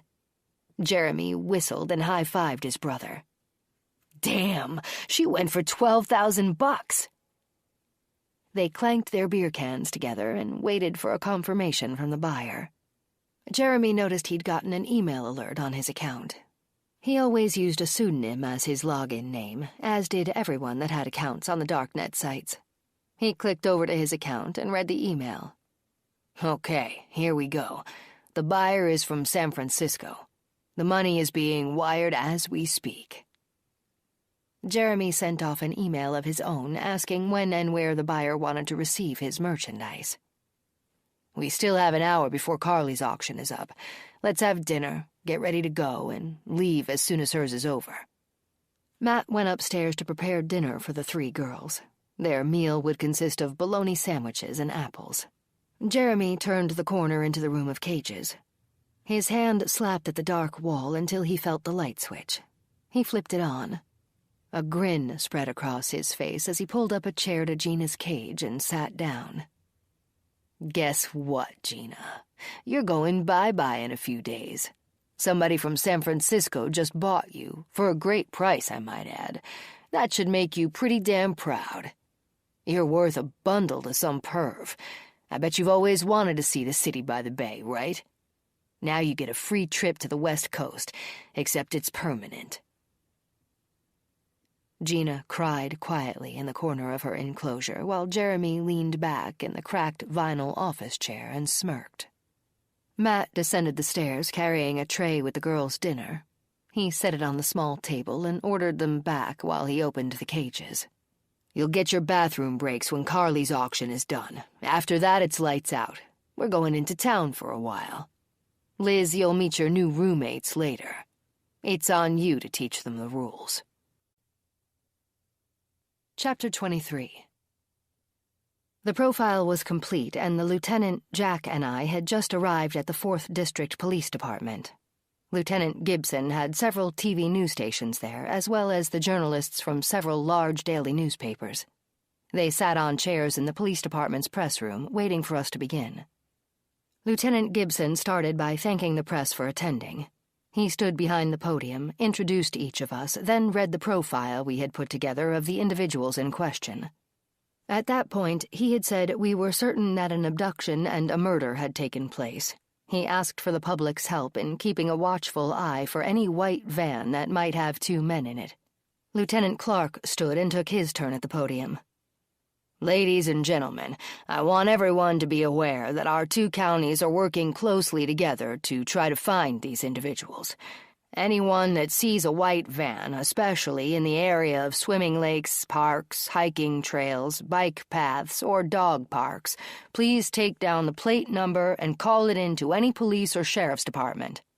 Do not approach a vehicle with that description. Of course, not every white van you see automatically belongs to the assailant, but it's our responsibility to check that out. Keep in mind, these men use the flat tire ruse to apprehend females. Please do not let anyone approach you offering to help with a flat tire or any type of car trouble. Call somebody you know or a local garage for assistance. There are still 2 missing females that we fear have been kidnapped by these men." Clark held up photographs of Carly and Gina and gave their descriptions and told where they were last seen. "With the police and our sheriff's department's joint effort, along with the public's help, these criminals will be apprehended soon. Thank you." Both lieutenants took 15 minutes of questions from the press. The taped coverage would hit the evening news at 6 o'clock with a repeat of the broadcast at 10. After a private sit-down with Lieutenant Gibson in his department where we exchanged our most current information, the lieutenant, Jack, and I headed back to North Bend. "I think that went pretty well," Jack said. "With a description of the vehicle and the known locations where they strike, the public will be watching closely. The news broadcast will cover all of southeast Wisconsin. Hopefully those 2 are still in the area, and either we or Milwaukee County will get them soon. The noose is going to tighten around their necks pretty quickly with the public's help." Jack rested his left arm across the seat and looked back at me. "Don't forget, Gibson said he'd have his police call the places in Milwaukee County that paint cars. We should get someone on that, too, tomorrow.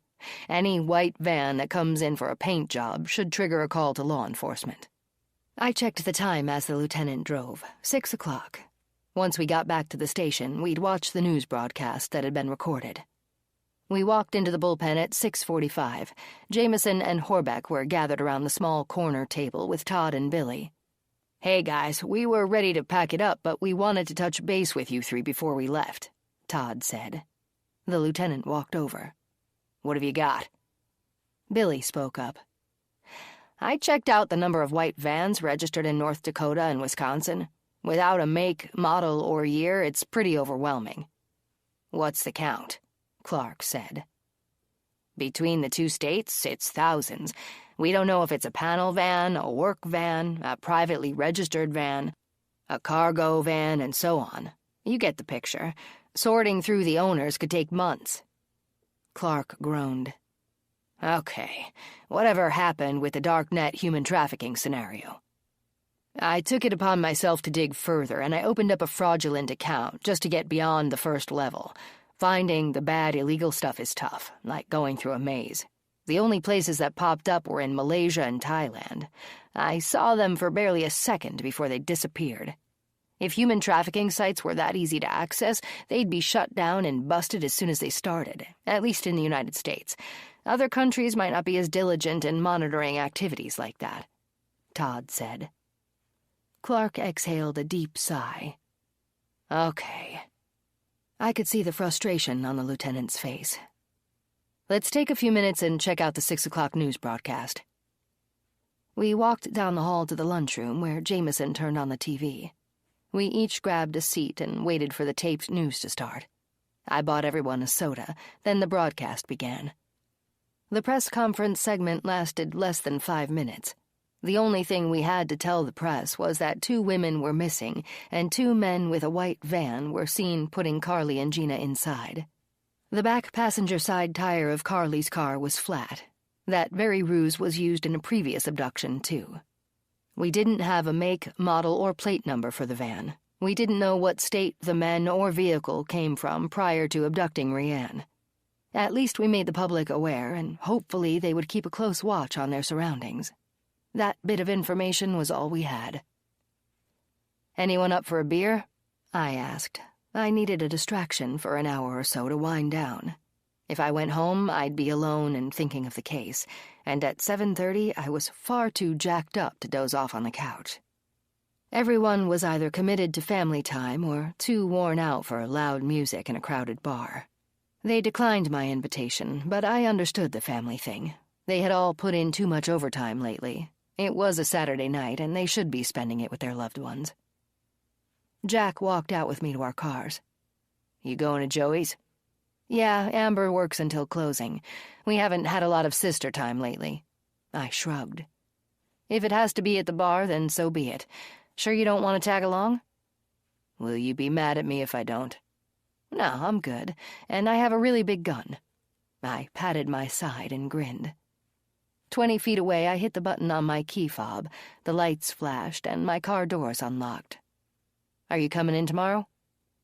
Jack opened his car door. "Yeah, for a bit. I have plenty of busy work to do.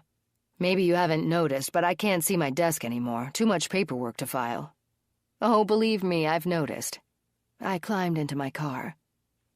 If the news broadcast served its intended purpose, we may have leads to check out. "See you tomorrow, partner." Jack nodded. I took off, ripping through the gears of my Cobra, my pride and joy. I checked the rearview mirror and saw Jack standing with his hands on his hips and shaking his head. Chapter 24.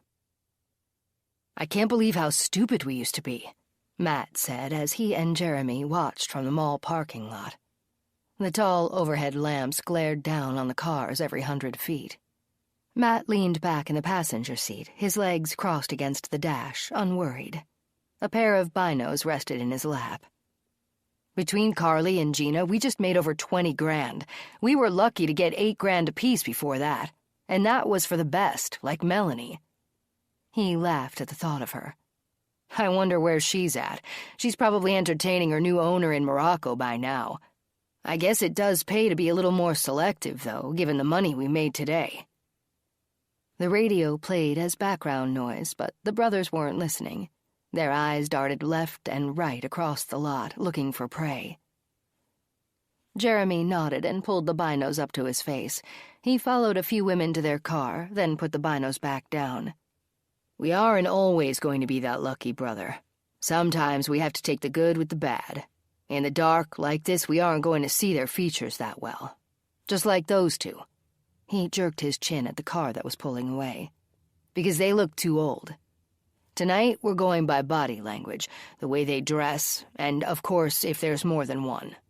Once they get to their car and are busy loading their bags, we'll pull up on the sliding door side and grab them. It should only take a few seconds, and the cameras won't see anything. The van will be blocking the view." "That's right. We have to exit on my side. You leap out first, and I'll slide the door open. We'll hit them with the stun guns and throw them in. You jump in behind them, and I'll drive us away. Punch them unconscious if you have to. The whole thing will take less than 30 seconds. Sounds good to me." Matt pulled his binos up and looked around. "I only need to get us out of the parking lot's camera range," Jeremy said. "Then I'll pull over, and we'll give them the needle. That should keep them quiet until they're in their new homes." Matt handed his brother a stick of gum. Jeremy slid the foil out of the wrapper and popped the gum into his mouth. Pinching the wrapper between his fingers, he rolled the foil into a tight ball and flicked it to the floor. They continued to watch the well-lit outdoor cafe directly in front of them on the opposite end of the lot. A mix of couples, families, and a few young single women filled the tables. The theme appeared to be no theme at all, with a little shabby chic thrown in. The tables looked to be different shapes and sizes, obviously repurposed, and the chairs were mismatched. Strings of lights suspended off the aqua-painted pergola lit the area well enough for Jeremy and Matt to see faces and features with their binoculars. "Those 3 sitting together look promising," Matt said. "We've never grabbed 3 at a time. That might be too ambitious. I wouldn't want any of them to get away." "Yeah, you're right. Hey, check out the redhead and the dark-haired chick that were just seated." Jeremy located the table, then he pulled the binoculars up to his eyes and focused on the 2 women that had just sat down. "Yeah, they'll definitely work. And they have plenty of shopping bags, too. Now we just have to wait them out." Jeremy checked the time. 7:45. He watched as the waitress approached the table where the two girls sat. She held the order pad but didn't write anything down. Jeremy moved upward with his binos. He saw her talk, smile, and put the pad back in her apron pocket. Maybe they aren't having dinner after all. That could speed up this process considerably. After a few minutes, the waitress returned with 2 beers and set them down. "Perfect," Matt said. "This should be an early night." 20 minutes, 4 songs, and 3 commercials later, as they sat patiently in the van, Jeremy and Matt saw the redhead flag the waitress down. "I think they're wrapping things up." Jeremy reached behind the seat and grabbed the 2 stun guns. "Here, put one in your pocket. Do you have a syringe loaded?" "Always, brother. You know what they say about never leaving home without one?" He chuckled and noticed the waitress carrying the leather check folder to the table. The redhead put her credit card inside, and the waitress walked away with it. "You about ready?" Jeremy asked. "They should be coming out in a few minutes." Matt inhaled deeply and let it out slowly. "I'm more than ready. Let's do it." They watched the 2 ladies exit through the wrought iron gate. The walkway was flanked by decorative shrubbery, most likely to hide the fact that the cafe was right next to the parking lot. Matt cracked his window a few inches. The sounds of laughter and conversation became louder as the women crossed the sidewalk and stepped down to the asphalt. The brothers waited and watched, ready to pounce. "Looks like their car is parked a good distance out." Jeremy waited until he saw headlights flash twice. "That's where you're going? You couldn't have parked in a better spot?" He turned the ignition key. Boot heels sounded on the pavement. Clip, clop, clip, clop. Laughter echoed from the left of the van. Jeremy watched the brunette click the key fob again and pop the trunk. He inched closer. "Get ready, bro." Matt's hand gripped the cool steel door handle. He'd spring out like an animal released from a cage. Jeremy turned wide with the headlights off. He pulled up along the back quarter panel of the car, blocking the cameras mounted on the building. The young women were clearly unaware of the imminent danger. While busying themselves at the trunk, they didn't look up until the van was on top of them. Then it was too late. Both women were hit in the neck with stun guns. They yelped and dropped to the ground. The women were too far away for anyone to hear them. Matt grabbed the redhead and tossed her into the van.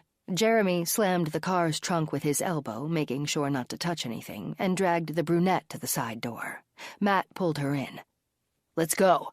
Jeremy slid the door closed and jumped into the van from the passenger side, stepped on the gas, and pulled out onto the street. "Hit them with the syringe before they start fighting you." Several sharp turns later, he ended up on a dead-end street and killed the engine.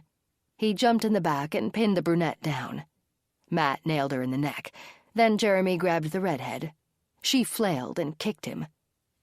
"Hang on a second until I get her to hold still." Jeremy squeezed her face between his hands and turned her head to expose her neck. "Just hit her anywhere. It doesn't matter." Matt sank the needle into her neck just below her left ear. Her grasp on Jeremy's arms relaxed, and her hands dropped to the floor of the van. "Man, that girl can fight. I guess it's true what they say about redheads having bad tempers. We'll have to keep our distance from her unless we want our eyes gouged out. She gets the cattle prod from now on." Matt watched in his side mirror as Jeremy drove. "That went pretty smooth, don't you think?" "Not too bad," Jeremy said as he rubbed his forehead. "Except when Red kicked me with her damn boot. We'll check them out better tomorrow. We may have to take them outside in the daylight to get a good look, but we'll definitely have to dose the redhead first. So far, I think we made a good choice." He glanced at Matt and laughed. "Cha-ching! I can hear our bank accounts filling up already." The long driveway was just ahead, and Jeremy turned in. His headlights bounced off the barn behind the house as he hit ruts and potholes. "Son of a bitch! What was that?" Jeremy backed up and turned slightly to the right. He hit the brights, illuminating a person running toward the field.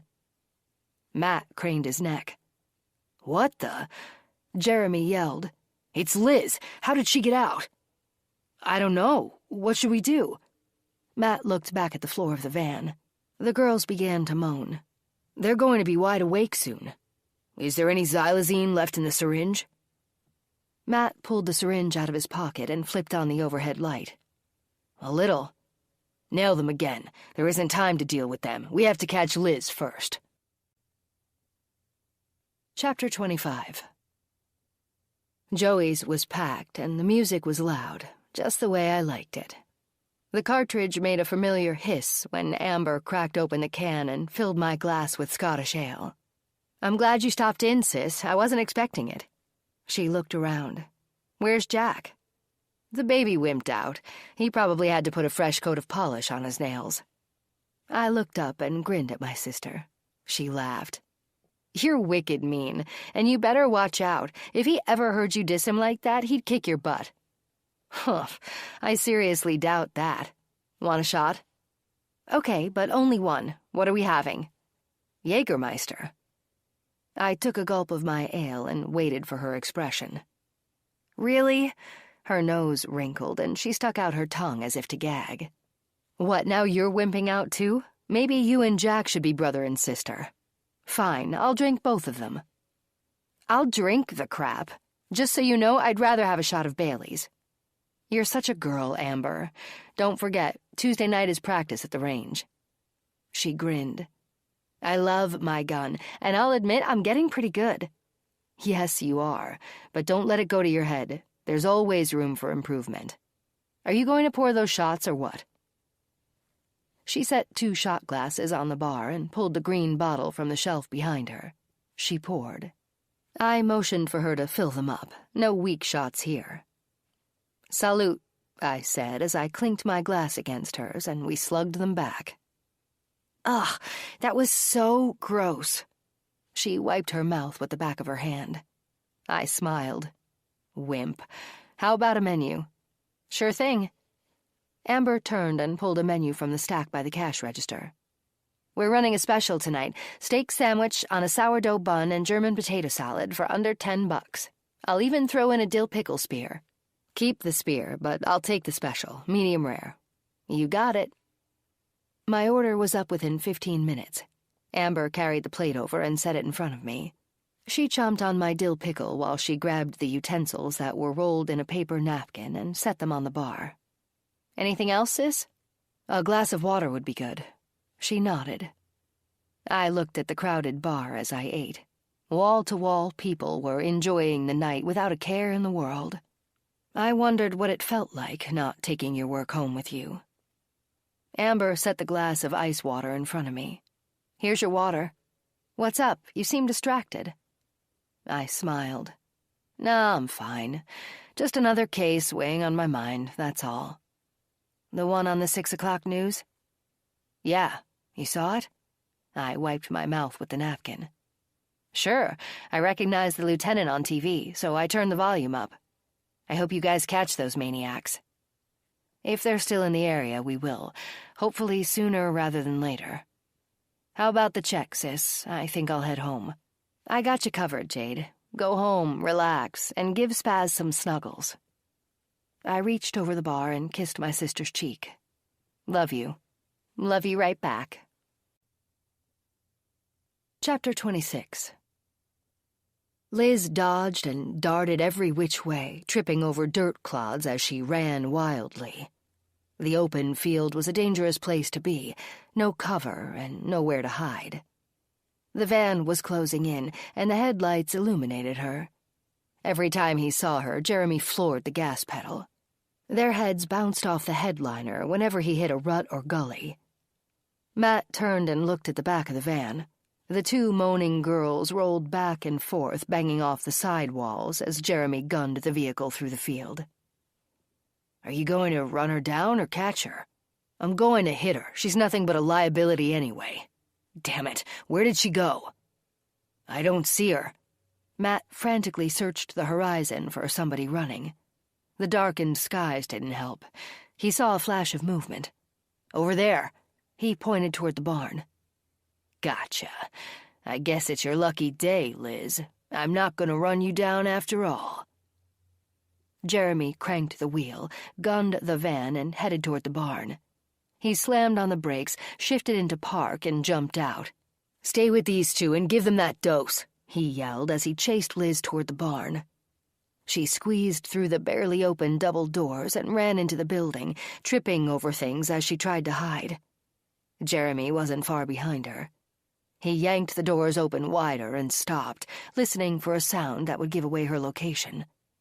He needed a moment for his eyes to adjust to the shadowy images of barn beams and equipment that faintly showed up from the floodlight in the yard. "Where are you, Liz? You know it's only going to take me a minute or so to find you, then you're going to be in a world of hurt." He spun at the sound to his left and pulled back just before the board hit him in the head. She screamed and tried to run, but Jeremy leaped forward and caught her by the ankle. Liz fell face first on the barn floor and grunted. "You stupid bitch. You're lucky that board missed me." Her screeching echoed through the night, but only for a split second. Dead silence followed. Jeremy dragged her out of the barn by her leg and headed to the house. He motioned for Matt to follow with the van. Matt backed up to the cellar doors, their usual routine when they brought in new girls. The distance was much shorter, and it was a direct route down the stairs to the cages. "Is she dead?" Matt asked as he jumped out of the van and opened the sliding door. "No, but she'll probably wish she was when she wakes up. It looks like she's already getting a nice knot on her head. I clubbed her pretty good. She's out cold. I'd like to know how the hell she escaped." Jeremy turned her and took her by the wrists. He dragged her down the cement steps to the basement floor. He flicked on the lights. The other girls were awake and staring, wide-eyed. "The first person that tells me how she escaped won't get zapped." Carly spoke up immediately. "She wiggled the links near the bottom of her cage until some broke. She pressed them open with her feet until she could slip through. She said she's been working on those rusty wires for a month." Matt smirked. "Good thing she didn't know where the keys were kept. We might have been chasing down all of you." "You bitch! I can't believe you ratted her out in the blink of an eye," Gina said, staring at Carly. The disgust was written across her face. Jeremy laughed. "Uh-oh, the besties are at each other's throats. I'll take care of that." He grabbed the cattle prod and nailed Gina in the side 3 times. She fell over and twitched. Carly looked away. "All right, let's get the new girls down here. First, grab one of those cages and take it around the corner. Liz can live in there, away from contact and communication with the rest. She'll be alone from now on. We'll get rid of the broken cage tomorrow." Jeremy pulled Liz across the room and jammed her into a cage in the darkest corner of the basement. "There, she can't even see the rest of you. She can sit there by herself and think about her actions. Let's go." They went upstairs and returned a minute later. Each carried a limp, unconscious young woman in his arms. The women's heads hung, bobbing with the movement, and their mouths gaped open. Jeremy and Matt shoved them into new cages, pulled off their boots, and threw them across the room. Matt clicked the padlocks and secured the gates. Carly and Gina cried when they saw the new girls. "Don't worry, you won't have to witness this for long. Gina, you're out of here in 2 days, and Carly, you're gone as of Wednesday." "Jeremy, did you even tell Carly where she's going?" "Sure didn't. I totally forgot. Ready for it?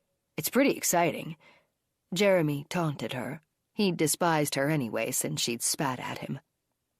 "Drum roll, please." Matt banged his hands against the tabletop like bongo drums and laughed. "You're going to India, Carly. I've heard there are tons of rats there, you know, kind of like you. It takes one to know one, right? I don't know how well you'll like it there, but you'll figure it out." Jeremy kicked the side of her cage and smirked. "Go to sleep. I don't want to hear a peep coming from this room." "What happens when they wake up? It's going to be them screaming, not us," Carly said. "You better be good at explaining the rules. If not, you all get the stun gun." With his forehead pinched tightly in a frown, Jeremy glared at her. Then he turned and walked upstairs. Matt followed. The lights went out and the room fell into blackness. Then the door slammed at the top of the stairs. Chapter 27. I ran for my phone with nothing more than a towel wrapped around my wet body. I seemed to forget to take my cell phone into the bathroom when I showered, and that's usually when it rang. I looked at the screen. The lieutenant was calling.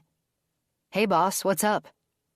"Jade, tell me you're dressed and walking out the door." I could, but I'd be lying. I pulled the towel tighter against my cold, goosebump-covered skin. "I think we have another abduction. Get here as soon as you can. Don't stop for coffee and donuts, either. The coffee is brewing, and I already picked up the donuts. Jack, Billings, and Clayton are on their way. I'm calling Todd and Billy, too." "Roger that, boss. I'll be there in 20. I clicked the red symbol to end the call and threw on a pair of jeans and a long-sleeved t-shirt. As soon as I got a comb through my wet hair, I pulled it back, gave it a few twists around my hand, and secured it with a clip. "Amber, honey, I have to go. I'll call you as soon as I can. I fed Spaz and Polly and Porky." My sister groaned, rolled over to her other side, and snuggled back under the blankets. "Can I have an acknowledgement?" "Yeah, I heard you." "Bye, hun." She waved with a limp hand peeking out of the blankets. With a swat at the darkened garage wall, I hit the button and opened the overhead door. I climbed into my car and took a second to regroup. Got my keys, got my purse, got my phone, and got my gun. Good to go. I backed down the driveway and pressed the button on the passenger side visor to close the garage door. I turned left out of the Ashbury Woods condo neighborhood and gunned my Mustang down the street. Getting to the sheriff's department would take me 7 minutes. I turned onto Schmidt Road, pulled into the parking lot, and saw Jack walking toward the entrance. Billings and Clayton's cars were already parked. Jack turned around just before he reached the doors and waited for me. "Morning, partner. It looks like we're going to be busy. Guess my desk isn't going to see the light of day after all." "Do you know any more than I do?" I asked as I rushed up the steps to meet him. Jack grinned. "You know that didn't make any sense, don't you?" I swatted his arm. "Come on, let's see what the lieutenant has to say." We went inside and walked around the reception desk, said hello to Peggy at dispatch, and entered the bullpen through the security door. The lieutenant, Clayton, and Billings sat in Clark's office waiting for us. "Jade, Jack, maybe we should use the conference room. This office isn't quite big enough for all of us. Todd and Billy should be here any minute, too." We all got up and headed down the hall. Clayton grabbed the coffee pot and a handful of styrofoam cups when he passed the coffee station. We went inside the conference room and sat. Todd and Billy had just arrived and followed us down the hall. "Billy, close the door, please." "Okay, guys, here's what we know. 2 young ladies went missing last night at West Chase Mall. The car is still sitting in the lot. Silver and Ebert have the area cordoned off, and Dan and Kyle are on the scene, going over the vehicle." "Was the back passenger side tire punctured?" I asked. "No, it wasn't. Kyle spoke with the mall security department, and they're going to pull up the camera footage from last night. Hopefully that's going to show us what we need. Todd, I want you and Billy to get out there right now and go over that footage. Get back here with a copy as soon as you can. The head of security is there now. He said he'd have the footage from yesterday available for you guys to view, and he'd have that copy ready for you, too. Go ahead, get on it." "You got it, sir," Todd said. "Is there someone we should ask for by name?" Clark checked his notes. "Yeah, the guy's name is Bob Schilling." Todd and Billy got up and left the room. "Okay, what do we know so far, boss?" I poured 5 coffees, kept one, and slid a cup across the table to Clark, Jack, Clayton, and Billings. "The girls are Megan Falk, 22, and Jenna Davis, also 22. They were shopping at the mall, and according to Megan's mom, they left her house at 5 o'clock. The cafe facing the parking lot has a receipt for 2 beers paid by Megan's credit card at 8:15. The security guard noticed the empty car sitting in a spot near the end of the parking lot at 10:30. The mall closes at 10. According to Silver, the security guard didn't call anything in as suspicious. I imagine people leave their cars overnight in mall lots all the time, right? Jack asked. Clark rubbed his eyebrows. Yeah, it didn't raise a red flag with security. Cars get ticketed every 24 hours of not being moved, though. The parents are the ones that called it in. Peggy patched them through to me. Apparently, neither of the girls slept in their beds last night, nor did they answer their cell phones. I sent Silver and Ebert out to the mall, and that's where they found Jenna's car. They talked to security and found out the car had been sitting there since last night. They thought it seemed suspicious at a closer glance. The car wasn't locked. I told Silver I was sending forensics out there to check it over. We should be hearing from Kyle soon with an update.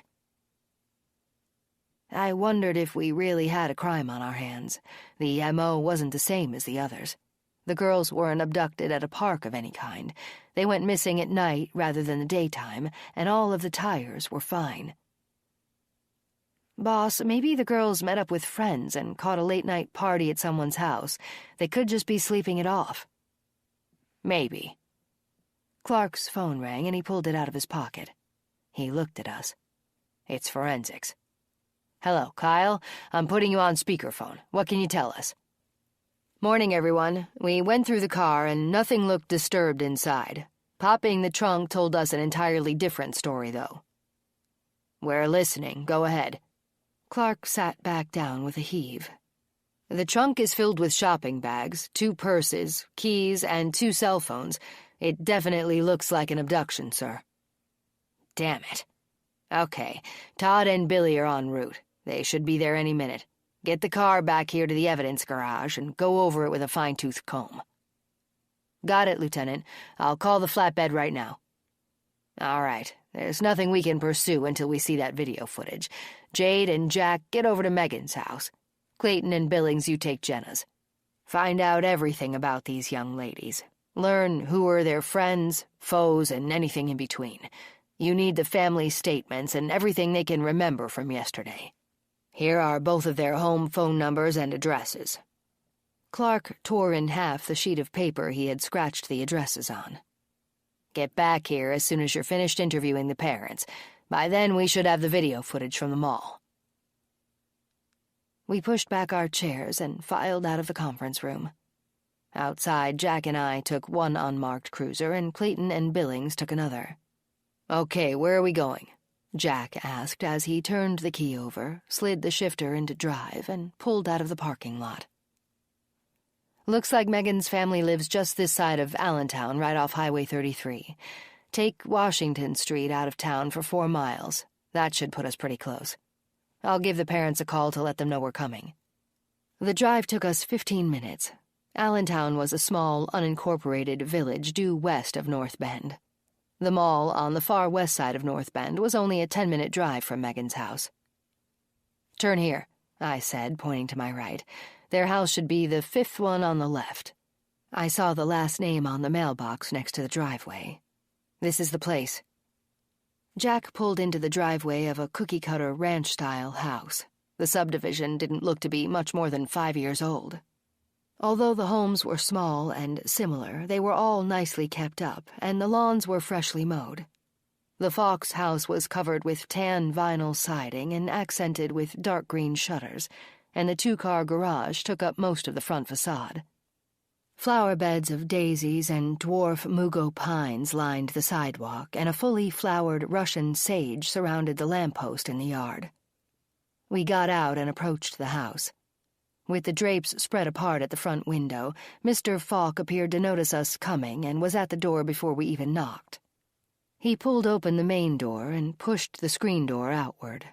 I introduced myself and showed him my badge, and Jack did the same. "Please, come in," he said, and stepped to the side so we could enter. His wife leaned against the wall at the entry to the kitchen with her arms tightly crossed. They both looked worried. She came toward us and extended her hand. "I'm Mary, and my husband is Roger. Please have a seat." She pointed at the living room couch. "This is absolutely unlike Megan, you know. She wouldn't be gone overnight without calling. Of course, she's an adult, but she does live under our roof. She respects the rules, Sergeant." Mary sat next to Roger on the love seat across from us. "I understand. You told our lieutenant that the girls left here yesterday around 5 o'clock, and they took Jenna's car?" "Yes, that's correct." Mary took Roger's hand and squeezed it. Jack spoke up. "Would it be common for either girl to leave their phones or purses in the trunk and to leave the car unlocked?" Mary began to cry. Roger responded to the question. "Detectives, these are 22-year-old girls. They don't even sleep without their cell phones right next to them. Jenna just bought that car last month. She'd never leave it unlocked. She was very proud of her car and kept it clean and locked at all times, especially someplace like a mall parking lot. Megan always complained about how picky Jenna was with it. She'd park quite a distance from other cars just so she wouldn't get any door dingers." I stole a glance at Jack. "So it would be unlike either girl to leave her phone or purse behind?" "Absolutely." Mary wiped her eyes with the back of her hand. "Ma'am, do both girls work?" Jack asked. Mary nodded. "Jenna has a decent job. She's a medical assistant at a doctor's office. Megan is still in school. She has the summer off, of course. This fall will be her last year, unless she continues on to get a graduate degree. She wants to be a biology professor." "She sounds ambitious, and they're both responsible? 22 is still young," I said. Roger looked at both of us. "Megan is very responsible. Jenna has been her best friend since kindergarten, and we aren't her parents, but she seems very responsible, too. They're both good girls, detectives." "Is there anyone who is angry with Megan? Somebody she's mentioned that had a bone to pick with her?" "Nobody we can think of," Roger said. "Can we just get a quick list of names? Friends, schoolmates, that type of thing?" Mary got up and walked into the kitchen. She returned with a pad of paper and a pen. She and Roger took the next 10 minutes writing down every name they could come up with. "This is all we can think of at the moment." Roger tore the sheet off the pad and handed it to me. "Thank you. You've both been very helpful." I handed them our cards. "Please call if you think of anything more." We shook their hands and told them we'd be in touch. Mary walked us to the front door, and we left. I called the lieutenant as Jack drove. Clark told me Kyle and Dan were back and going over the car in the evidence garage. He also said Todd and Billy had a copy of the parking lot footage, and they said it wasn't good. I hung up from the call. Crap. What? Clark said he was told the video footage wasn't good. I didn't take that to mean it was fuzzy footage. I think it's going to tell us exactly what we were dreading all along. Chapter 28. "Are you ready to go downstairs and check out our new guests?" Jeremy asked when Matt walked into the kitchen. Matt rubbed his eyes and dragged his fingers through his hair. "Man, I was out for the count. What time is it?" 10:30. "You need to start getting up earlier, dude. I've been sitting here waiting for you since 8 o'clock. Didn't you hear those two wailing all night long? I went down there twice and zapped everyone." "Seriously? I didn't hear shit." Matt poured himself a glass of milk and grabbed a piece of raisin bread. He sat down at the table. "Did you check them all out?" "Yeah, earlier.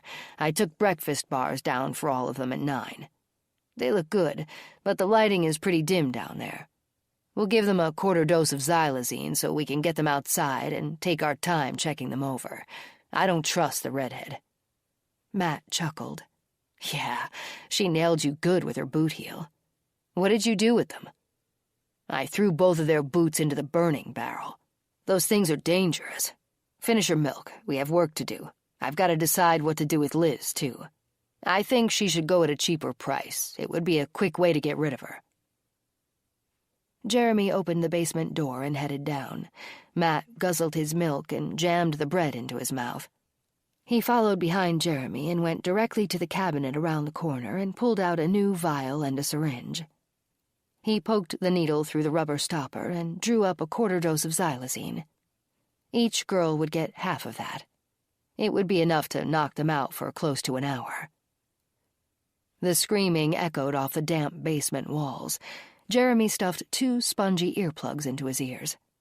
Damn noise. We'll take care of that in a second. Ready? Matt nodded. They rounded the corner.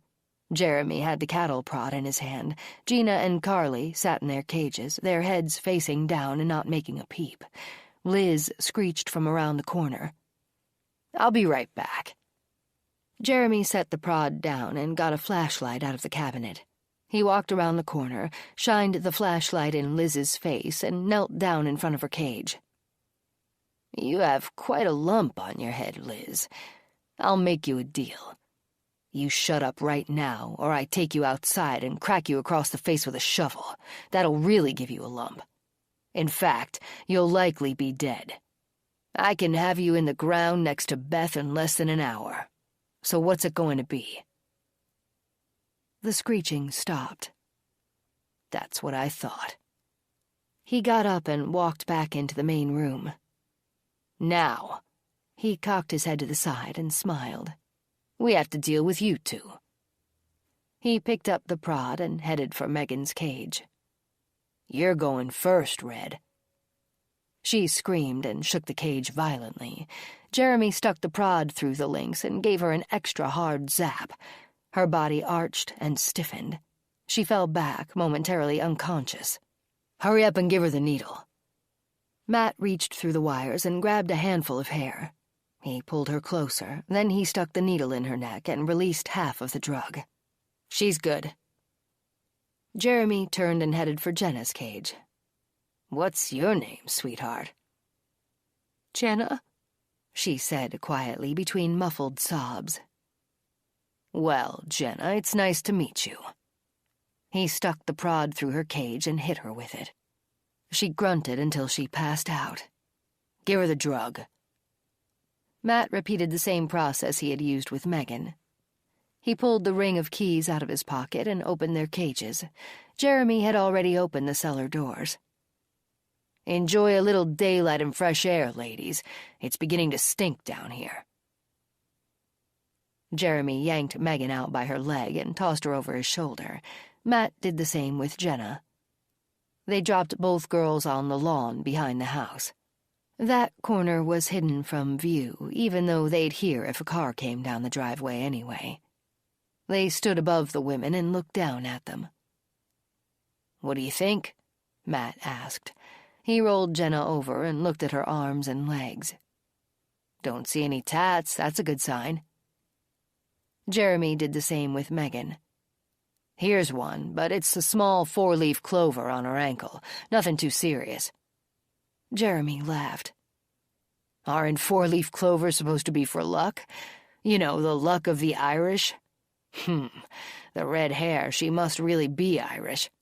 Sorry, hun. Today isn't going to be your lucky day. They looked closely at both of their faces, their teeth, and their figures. I'd say we did pretty well considering it was dark outside, Matt said. Yeah, maybe that's the best way to go. Blitz attack in the dark. I like it. They should go for a high price, too. We'll be out of here in a month for sure. Vegas, here we come. Jeremy picked up the limp ragdoll redhead and slung her over his shoulder again. Okay, let's get them back in their pens before they wake up. Chapter 29. We met up with Todd and Billy downstairs in the tech department where they had the video footage ready to go. They sat in roller chairs next to the computer. The lieutenant, Billings, and Clayton were there too. I asked Billings how the interview with Jenna's folks went. He shrugged and suggested we compare notes upstairs later.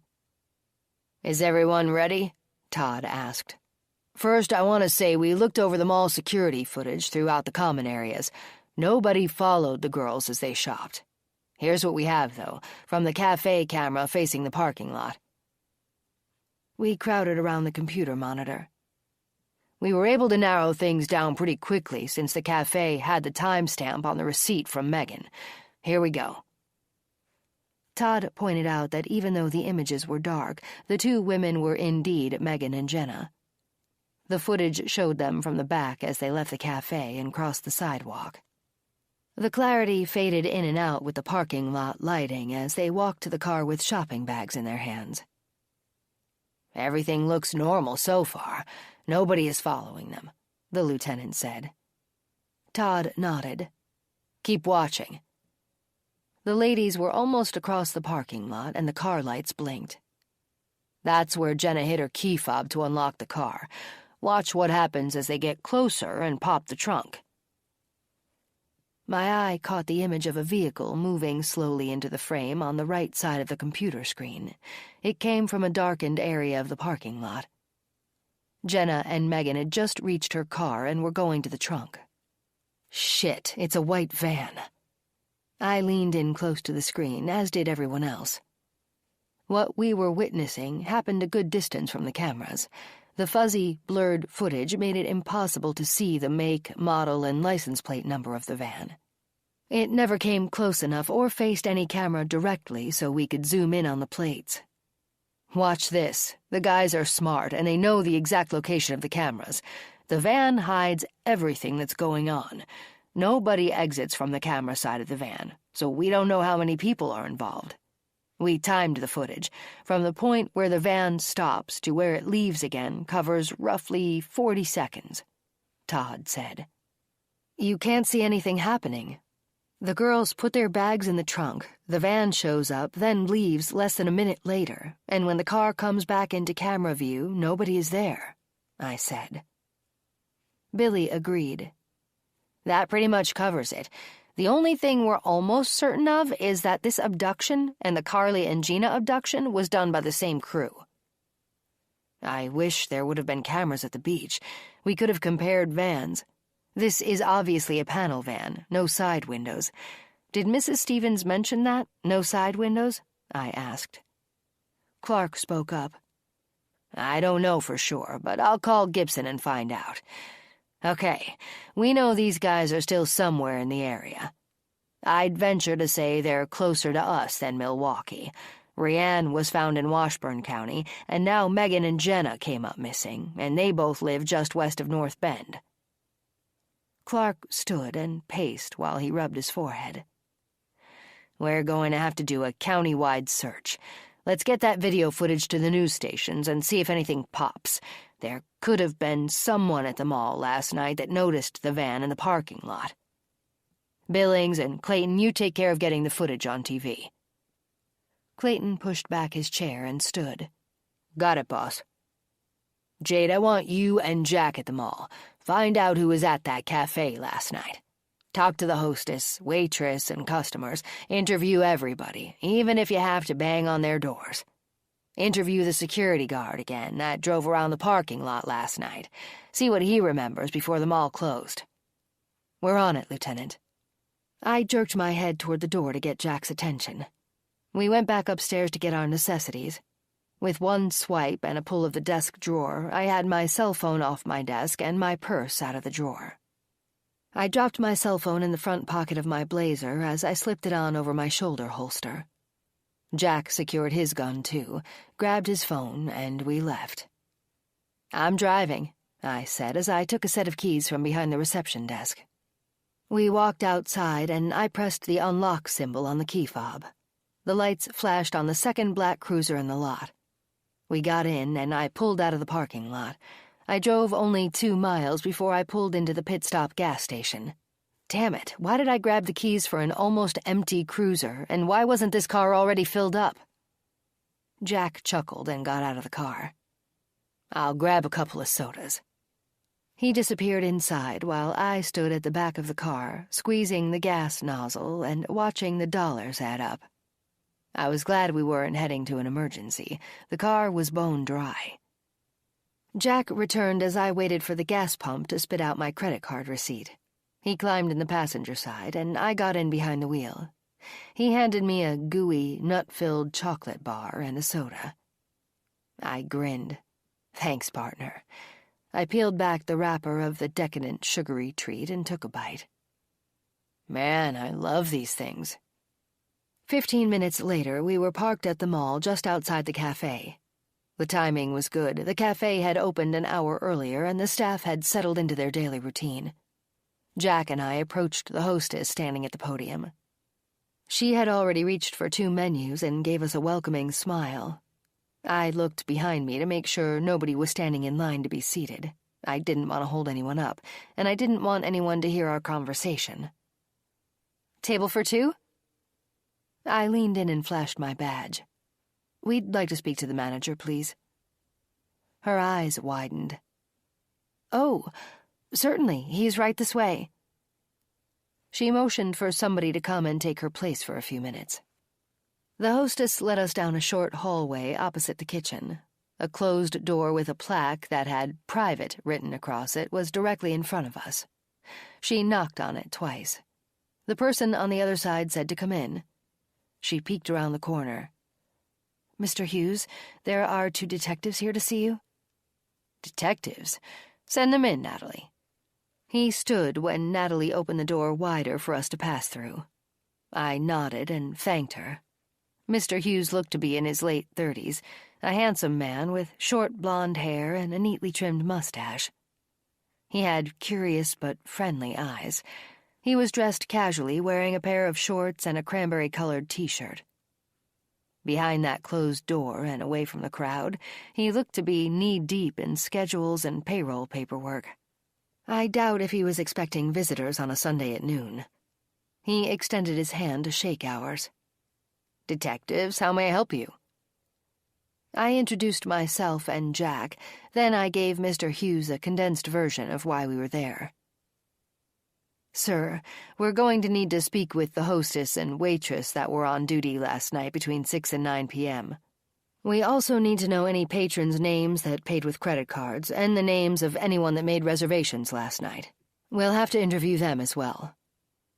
Is this about the incident with the car being in the lot overnight? Why is that such a big deal? Sir, I said, it's a police matter and early in the investigation. We aren't at liberty to discuss much yet, but I can tell you the video footage from the parking lot last night is going to be on the news.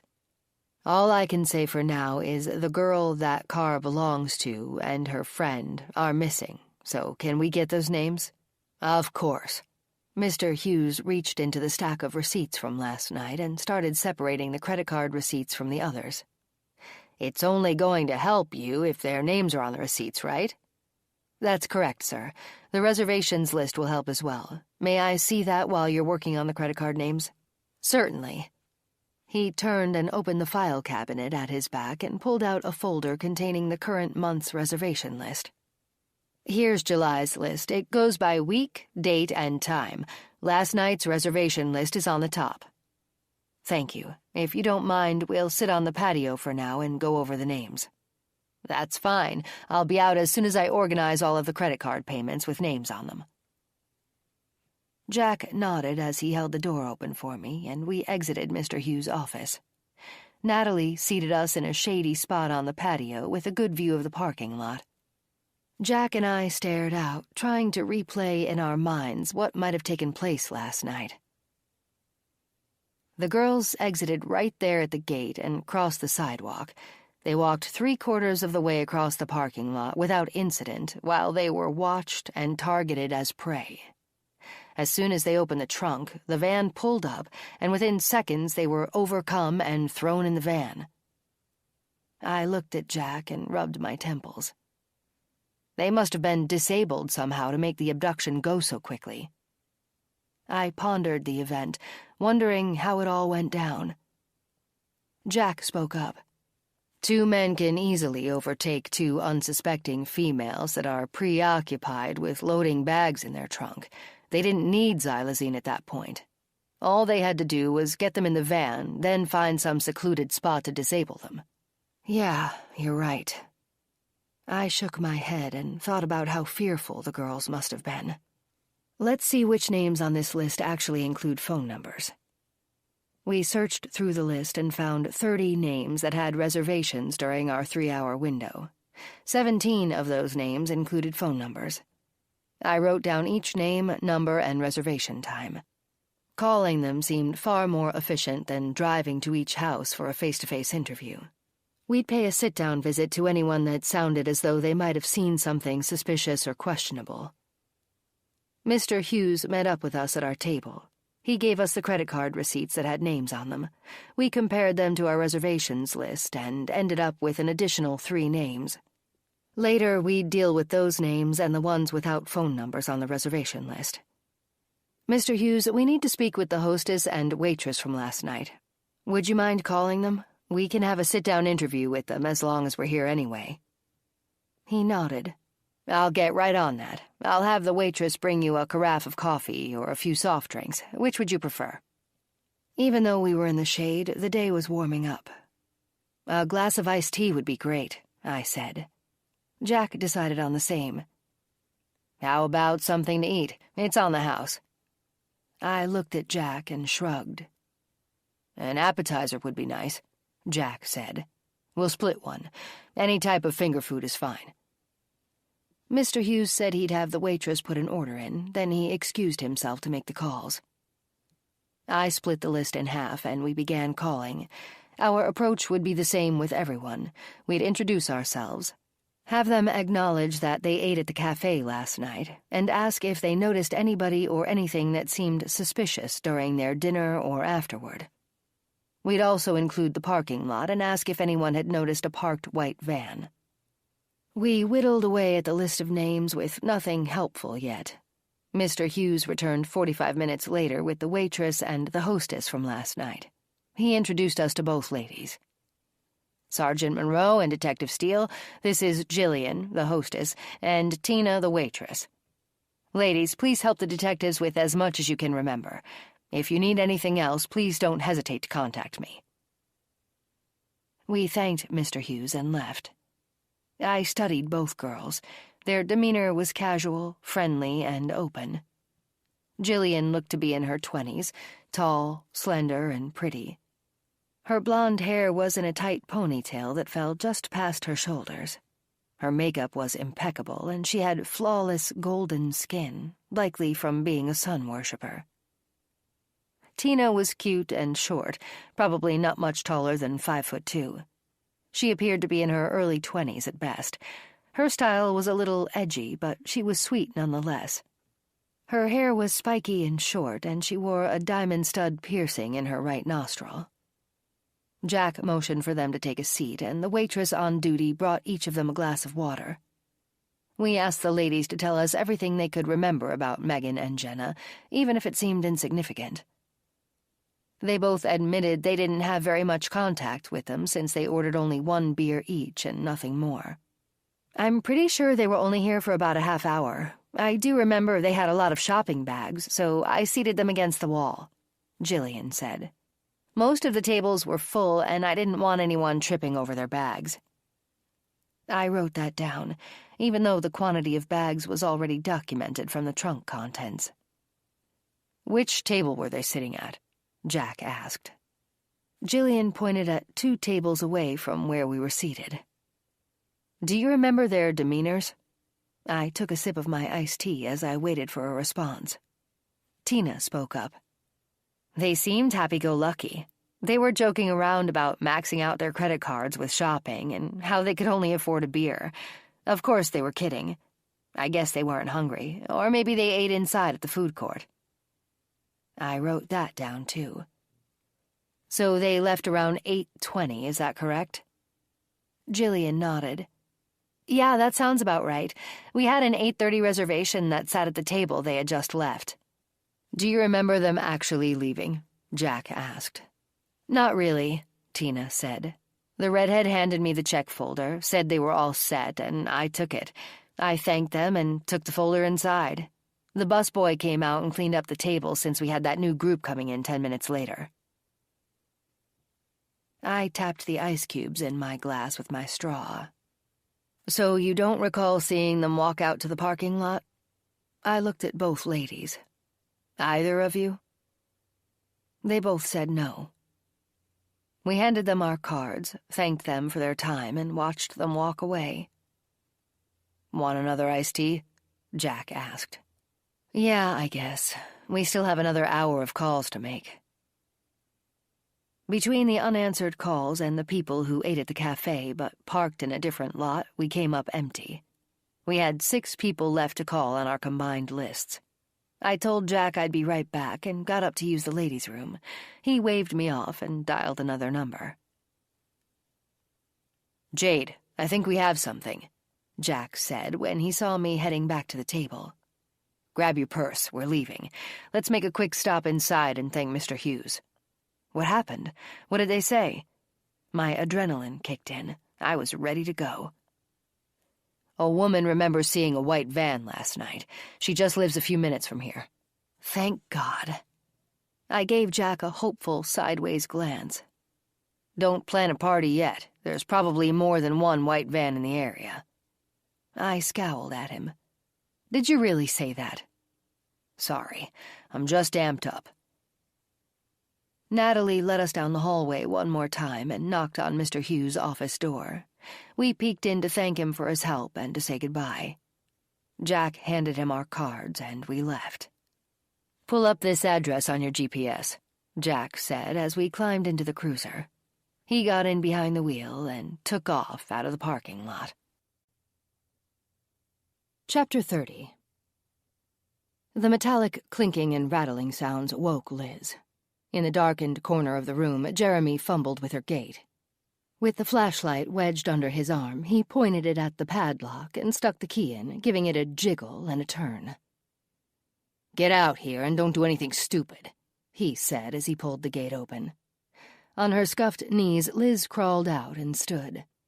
Jeremy pushed her toward the bathroom. He handed her a clean outfit and told her she had 15 minutes to shower and freshen up. "There's makeup in the basket on the back of the toilet. Make sure you put plenty on that bruise on your forehead." Liz nodded and went inside. Jeremy latched the bathroom door behind her and snapped the padlock closed. He walked away and gave each caged woman a threatening glance for good measure as he passed by. They were beginning to learn how to keep quiet. Jeremy entered the video room and woke up his computer. He expected several emails to arrive in his inbox. Gina was scheduled to be delivered to her buyer's representative tomorrow, and Carly was leaving her fine abode on Wednesday. Jeremy sat down and scooted in close to the monitor. With his hand on the mouse, he thumbed the roller wheel and checked each email as he went down the list. "There we go," he said, and leaned in to read the first one. The buyer's rep for Gina was flying into Milwaukee tomorrow evening and would arrive at 7 p.m. on a private jet. At 7:30, Jeremy needed to be at Holler Park Lodge, where the transfer would take place. Jeremy clicked the computer keys and sent off an acknowledgement response and a thank you. "Easy as pie," he said, and moved on to the email about Carly. Her buyer's rep was flying into Milwaukee, too, by way of JFK. Since Carly's buyer was in India, they'd have to make several stops along the way for fuel. He also had a private jet. The buyer said to watch for another email on Tuesday with further instructions. Other than driving, a private plane was the only way to transport these women individually. Jeremy heard Matt coming down the stairs. Matt peeked around the doorway. "Is it time for Liz?" He had a bottle of water in his hand. Jeremy checked the bottom right side of the computer screen. "Yeah, she's been in the bathroom long enough. Get her out. Is that water laced?" "Definitely. I don't trust her after that stunt last night." Matt turned and walked away. He was back with Liz a few minutes later. Jeremy had the video and camera equipment set up and ready to go. He gave Liz a long look. "Turn around slowly so I can check you out." She did as she was told. "Yeah, you look okay. Drink that water, then we'll get started." Jeremy had the auction site up on the computer, but the screen was minimized for now. He would log in after they had completed all of the still shots and videos. Liz had 15 minutes to stand, swirl, and move around before she'd be half-looped. Keeping her somewhat sedated was a wise move. Her photos and video, along with her vital statistics, would be uploaded to the site in 20 minutes. "Ready to go?" Jeremy asked. Yep. Liz, get in that photo booth and start smiling, pouting, and looking hot. You better work it for all it's worth. Matt began taking pictures of Liz. The auction site allowed 5 still shots and a minute-long video. They'd set the reserve, click a button after they gave her information and photos one final review, then the bidding would start. Liz's auction would last for 5 hours, like the rest, but her reserve was set lower. She had been on the auction site several times already without hitting that magic number. This time would be the last. She needed to go. With Liz, Carly, and Gina gone, they'd have only the new girls left. After they were sold, they'd pack up and head southwest. The joint bank account had hit $40,000, and it was still climbing. Jeremy never wanted to stay in one place too long anyway. They were perfecting their craft and learning the best abduction methods. Jeremy kept detailed notes, and the Blitz attack at the mall was one of the methods high on his list. "What are you going to set her reserve at?" Matt asked after he returned the stumbling Liz to her cage. He sat down next to Jeremy at the computer as the pictures were being uploaded to the site. "I'm thinking 6,000. He needed to get rid of Liz and focus on getting as much as he could for the new girls. "Did Jenna ever say what the other girl's name was?" "Yeah, not to me, but I heard them talking to each other. Apparently her name is Megan." Jeremy's white teeth gleamed through his grin. "So she truly is an Irish hothead. I'll make sure to include that in her listing. Some guys like the fiery, combative type." Chapter 31. The address is right around the next corner on Fairview Street. It should be the 3rd house on the right, I said as I led the way using the GPS. "What is the person's name we're meeting with?" "I forgot." Jack leaned forward and pulled the notepad out of his back right pocket. "Here, see what I wrote." I paged through his notepad to the last entry. "Here we go. We're meeting a Diane Evans?" "Yeah, that's right. This looks like the place." Jack slowed, and I double-checked the address. "Yeah, that is it. Pull in." Jack parked, and we exited the cruiser. The neighborhood was nice. The outskirts of town had several newer, master-planned communities with clubhouses, pools, tennis courts, and activity directors.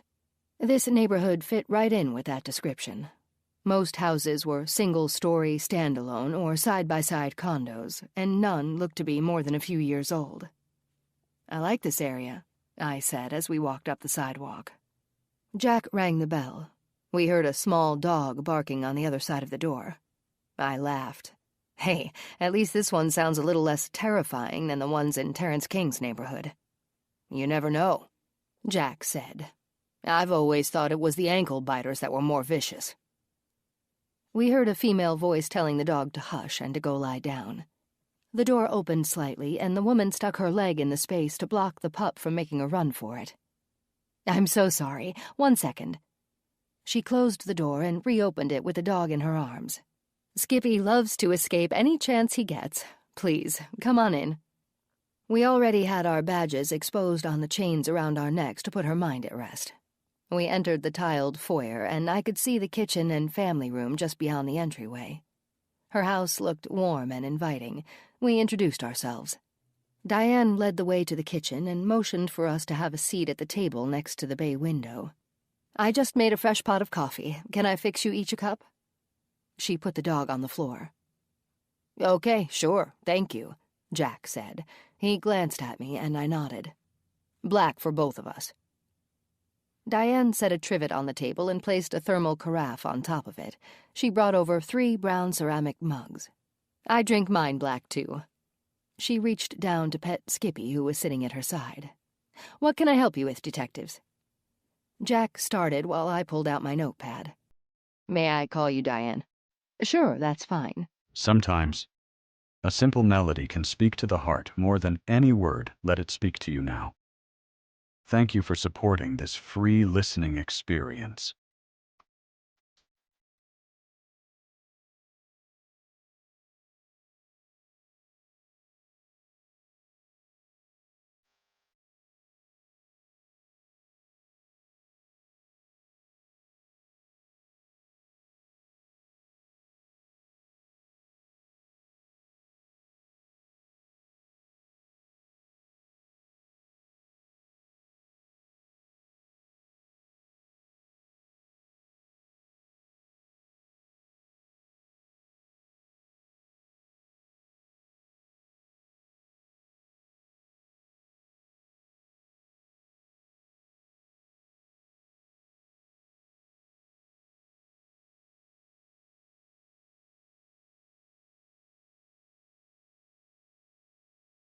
Okay, Diane. I understand you were at the mall last night. Did you go to Chew, the cafe with the outdoor patio facing the west parking lot? She nodded. I was there with my daughter, but only for ice cream.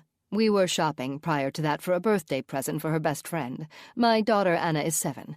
Okay, do you know what time that was? And how do you remember a white van specifically? Diane looked up for a few seconds as if she were thinking. We didn't go to the mall until after dinner and the dishes were cleaned up. It was right around when the news came on, so I'd say 6 o'clock, give or take a few minutes. Great. I wrote that down. And the white van? Well, Anna and I have always played road games. Yesterday we were looking for out-of-state license plates. I told her if she found one, I'd buy her an ice cream cone for dessert. Wouldn't you know it, when we pulled into the parking lot, I was right behind a white van that had his left turn blinker on. He was waiting for the traffic to pass. She grinned. Anyway, Anna noticed the van's plates and yelled out. She was so excited knowing she'd get an ice cream cone out of it. I smiled. Where were the plates from? Montana. They were really cool plates, too, with a ghost town scene. Would you happen to remember any of the numbers or letters on the plates? I looked at her hopefully. Diane rubbed her forehead as if that would spark her memory. Oh,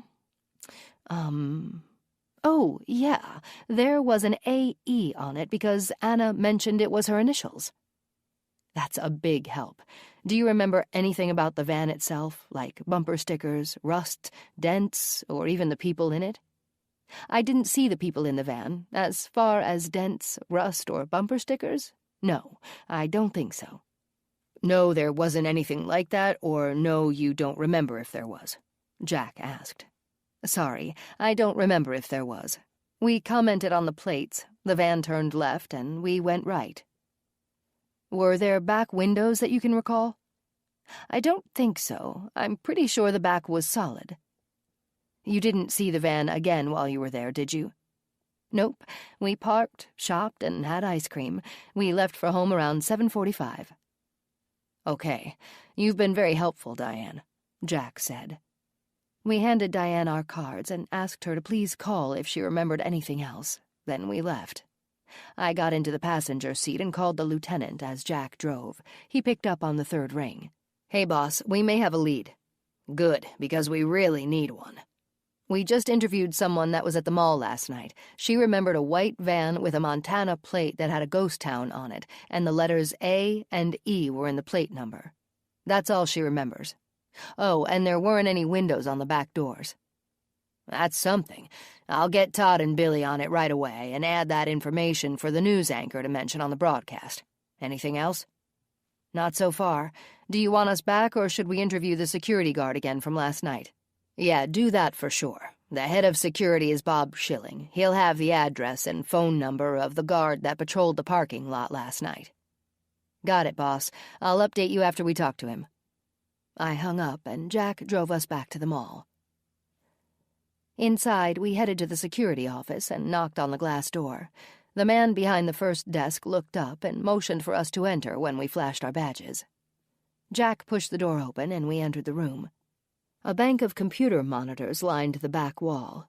Split screens on each one showed them all from the inside, in each corridor, and outside, along the building and the numerous parking lots.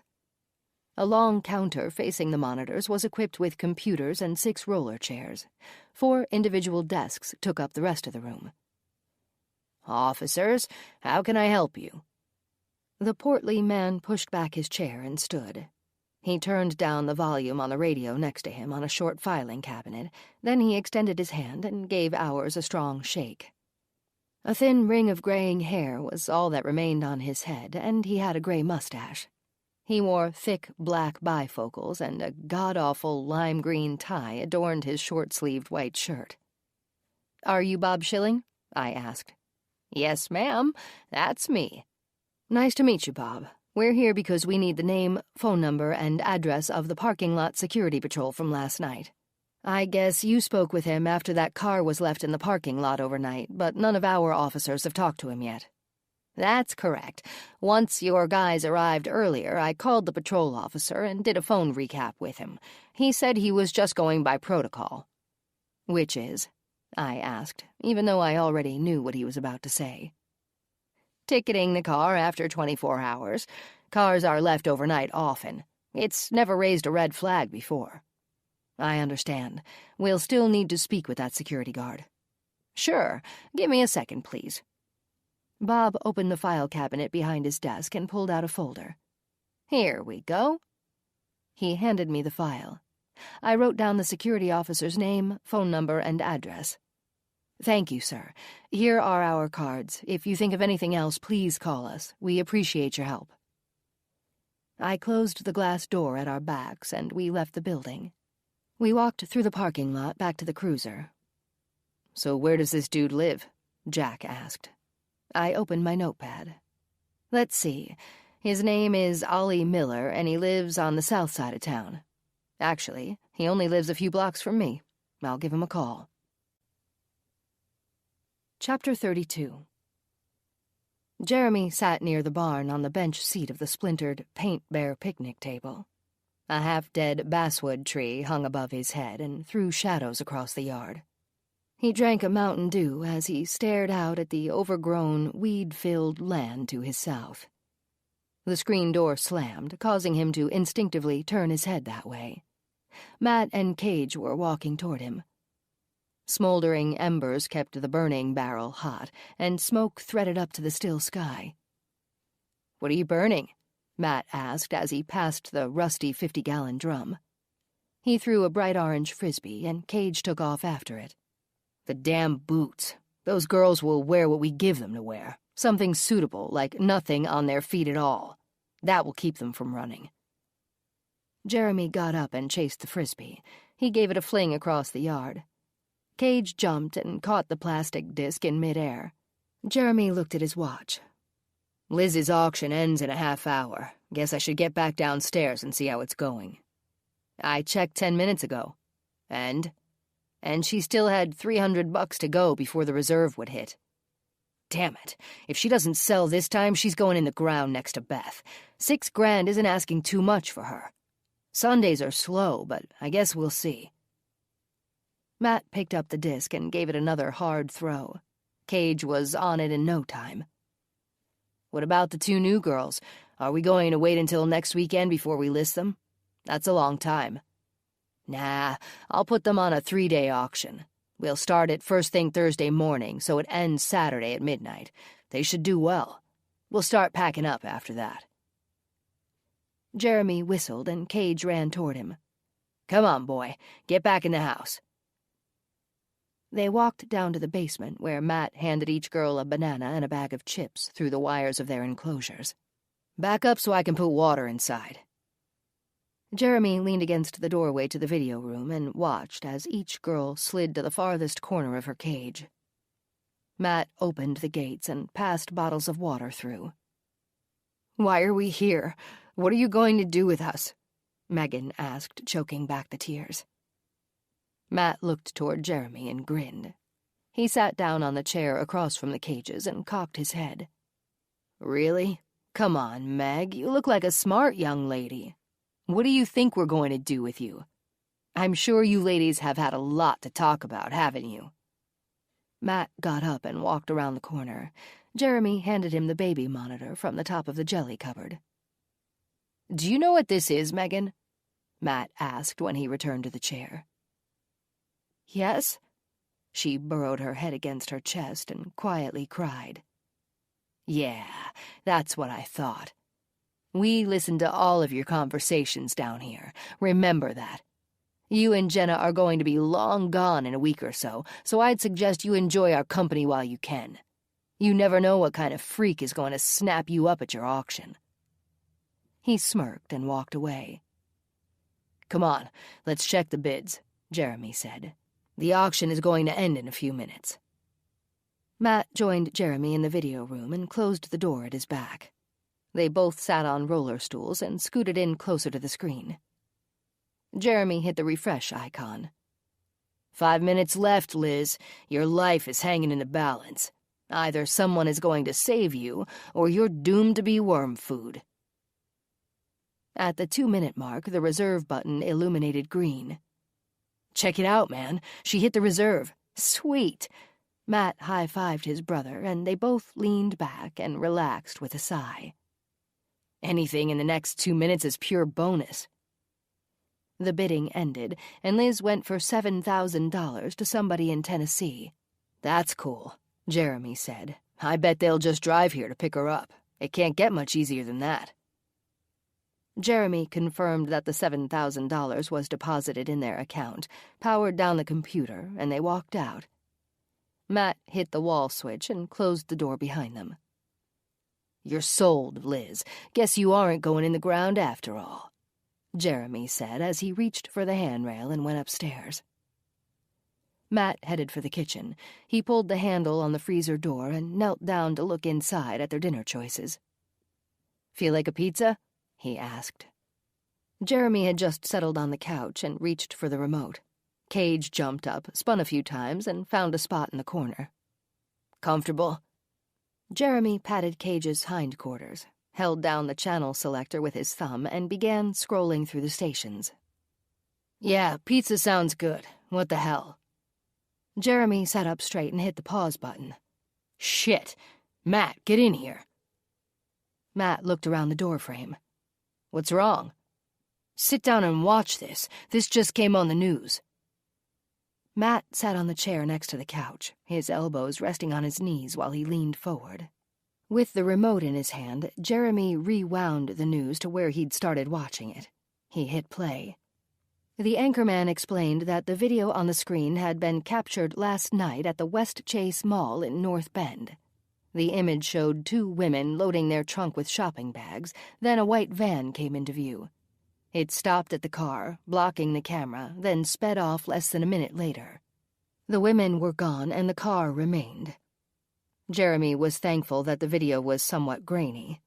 The anchor went on to tell the viewers the names of both girls, then a split screen showed their faces. After the commercial, the anchor said they had just received more information on a white van seen at the mall yesterday.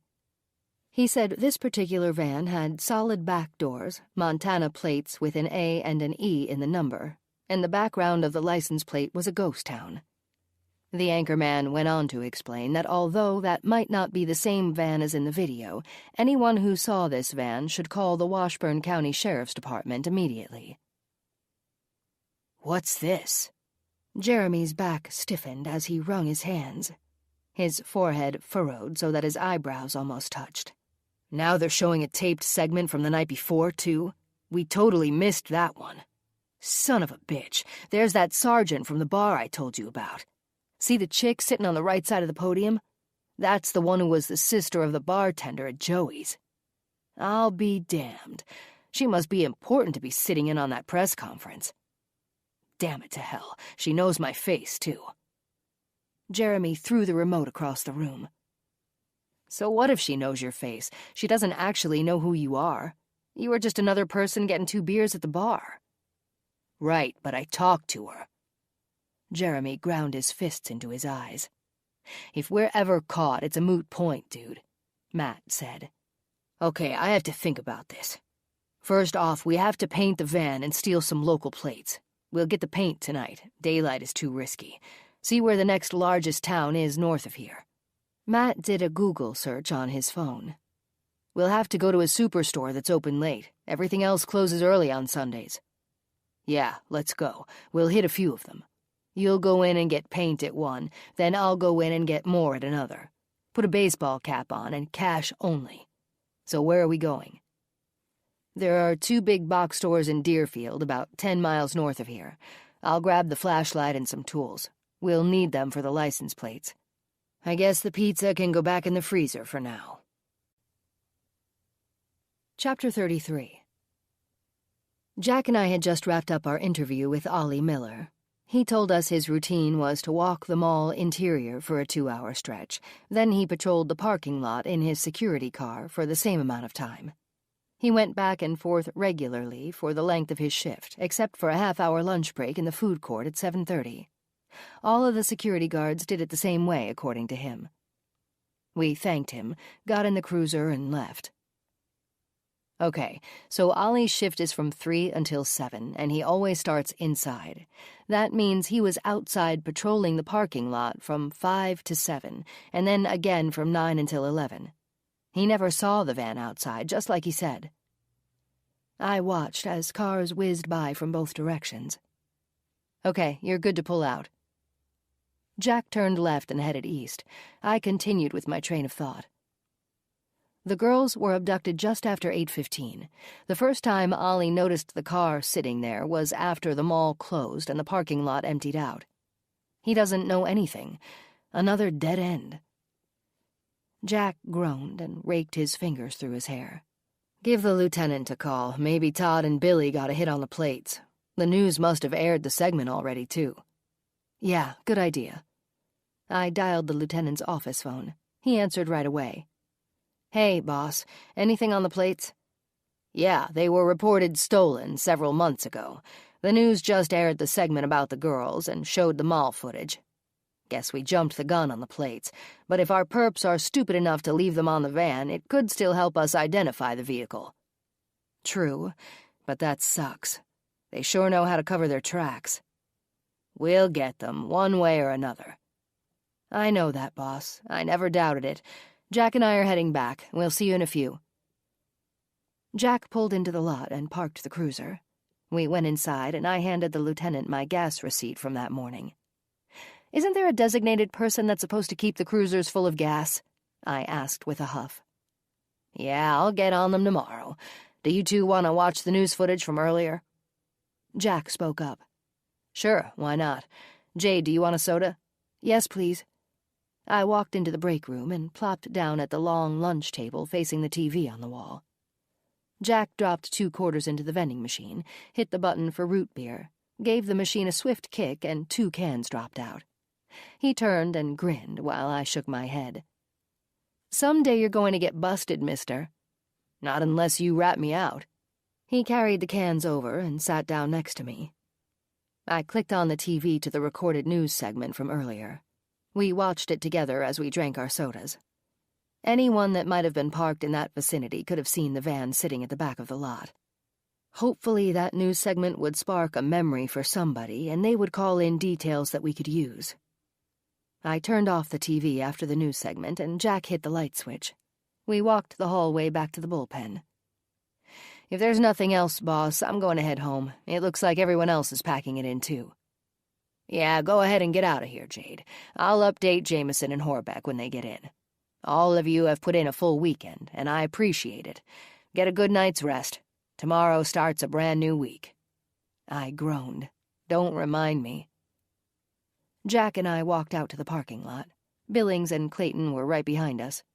Good night, guys. Night, Jade. Night, Jack. See you in the morning.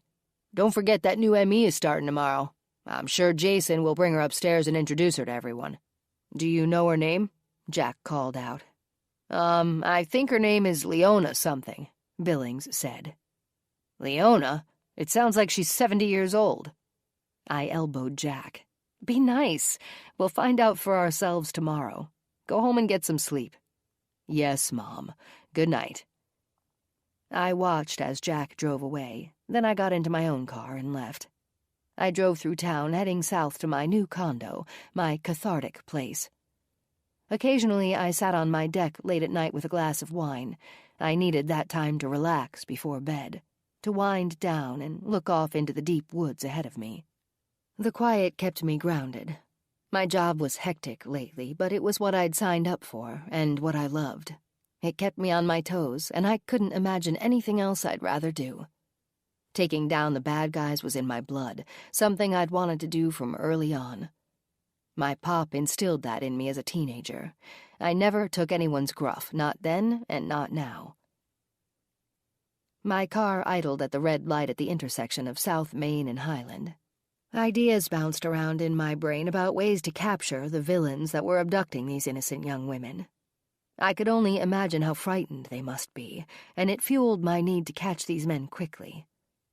Tomorrow we would recap everything we'd done so far and plan new tactics. Hopefully the news broadcast would bring in fresh leads, too. A flash of white zapped me out of my thoughts and back into the present. A white van just passed through the green light, heading west on Highland. I quickly looked over my shoulder to make sure nobody was in my blind spot and pulled into the right lane. Being off-duty and in my personal car didn't give me the right to pull over any random van just because it was the same color as a vehicle we had a bolo for. I spun around the corner and followed 3 car lengths behind, my pulse racing. The van turned into a subdivision near the hospital. I continued behind it, inching up closer to check the plates. I knew by now the criminals we were after could have easily swapped out the plates with another set of stolen ones. The van turned again and pulled into a driveway. I slowed down and waited along the curb with the house in plain sight. Relief and disappointment swept across me when I saw a man, woman, and 3 kids get out and walk up the sidewalk to the front door. I pulled away from the curb when they went inside. Then I headed for home. Chapter 34.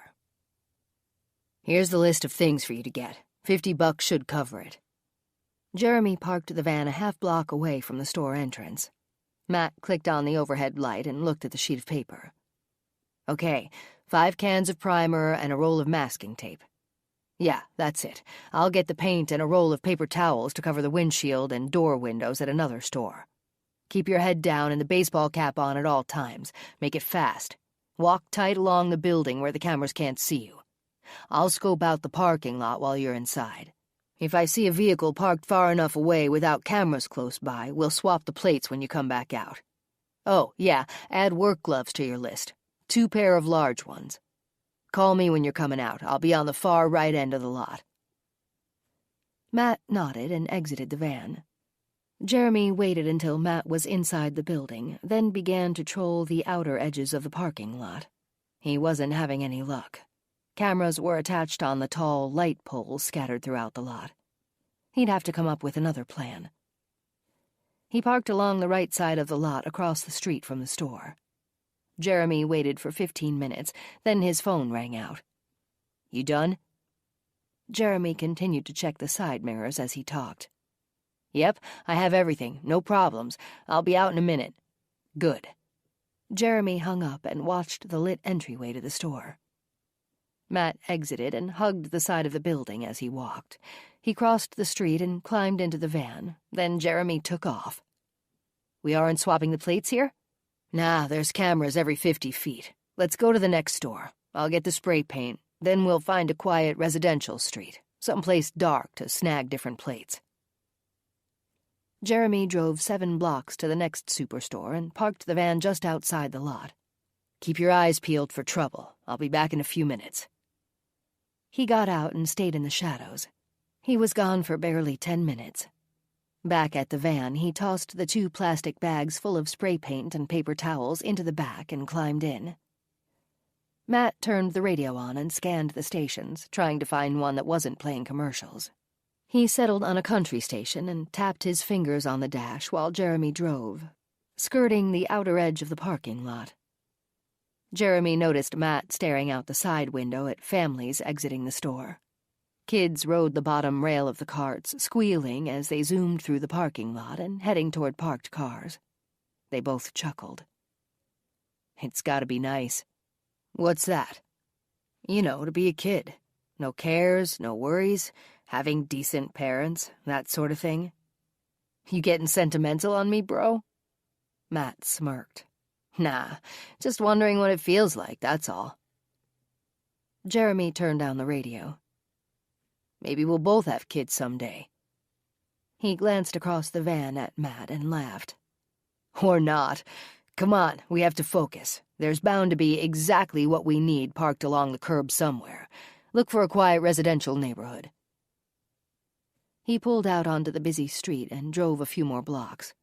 Large overhead lights illuminated the area, and retail stores lined both sides of the street. Jeremy looked down every side street and finally turned right. A quiet, older neighborhood lay ahead. With his neck craned, he looked up through the windshield and grinned. Hope Street, a fitting name. I hope we find a car parked along the curb away from streetlights. He continued on until the curb intersected with Melody Lane. A pickup truck sat at the last house on Hope Street. 2 cars filled the driveway, making it nearly impossible for the homeowners to see anything the brothers might be doing out on the street. The drapes on the front window of the house had already been closed for the night, and the porch light was off. "This is about as good as it's going to get," Jeremy said as he turned the van around and stopped about 50 feet behind the truck. "Grab the tools and the flashlight. We'll remove the truck's plates and get the hell out of here. We can stop somewhere else and put them on the van." The brothers exited the van and quietly closed the doors. They stayed in the shadows as they approached the truck. Jeremy went to the front, and Matt went to the back. Each with a screwdriver in hand, it took only a minute to remove the plates. Jeremy looked around, making sure the coast was clear, and crept back to Matt. "Aren't you done yet? This damn screw is stripped. I'll work on it. Get a cutter out of the van. If we have to cut the plate around the screw, we will. We have to make this quick." Matt scurried off and opened the back of the van. A toolbox sat inside just for these types of situations. He ran back, staying low to the ground. Jeremy took the cutter and split the plate around the screw. With his gloved hand, he gave it a yank and it came loose. "Let's go." Back in the van, Jeremy drove a mile farther until he found a dead-end street. "This looks good. Take the front plate and make it quick." They exited the van for the last time until they reached the safety of the farm. The plates on the van were removed and the replacements were installed. Jeremy climbed back into the driver's seat while Matt threw the old plates in the back of the van. Matt pulled his gloves off and slapped his hands together. "One job down and one to go." Jeremy nodded. "Tomorrow we'll get up early and paint the van. It needs to be dry and it has to look good before we hit the road with Gina."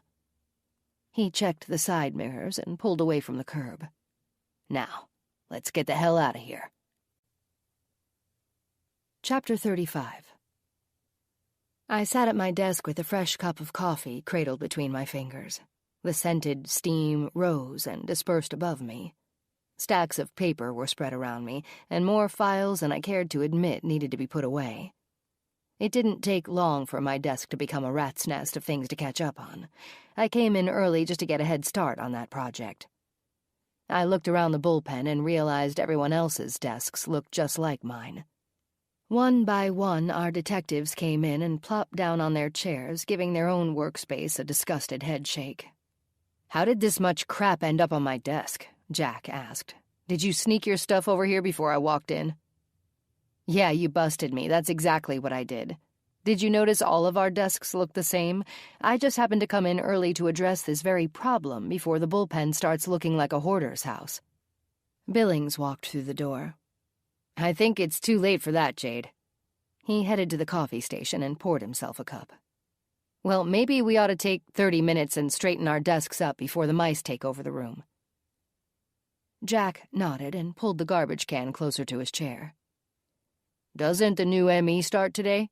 Clayton asked as he balled up a piece of waste paper and launched it toward Jack's garbage can. "Ta-da! 3-point shot. Not bad, if I do say so myself." I laughed. "You shoot like a girl. I can do that with my eyes closed. And yes, the new ME does start today. I'm sure Jason is relieved. He's had a lot on his plate lately." "What's her name? Leona?" Jack asked with a smirk, glancing at the door to make sure it was closed. "Actually, it isn't. I asked Jason again, and he said her name is Lena. Lena Wentworth. Nice name. It sounds strong.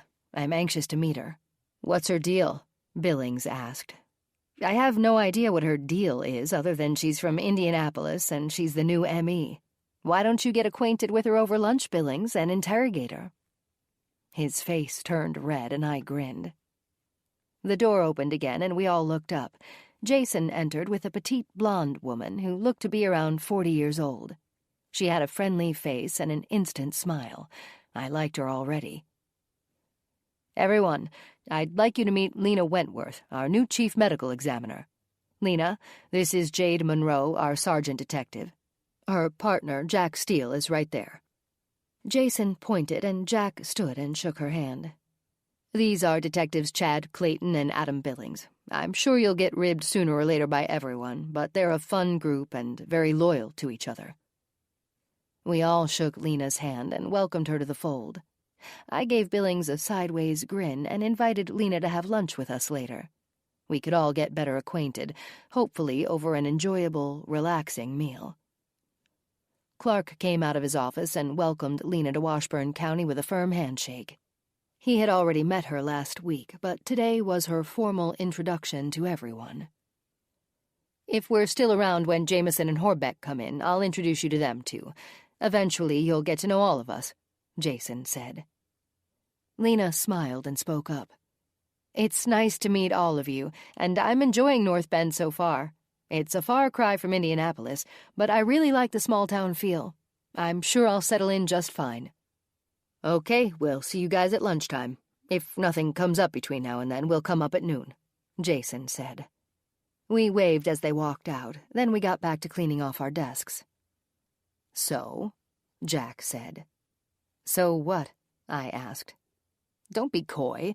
What do you think of her? I chuckled. I think she seems sweet and friendly. We'll see how she is in the field when the time comes. What do you guys think?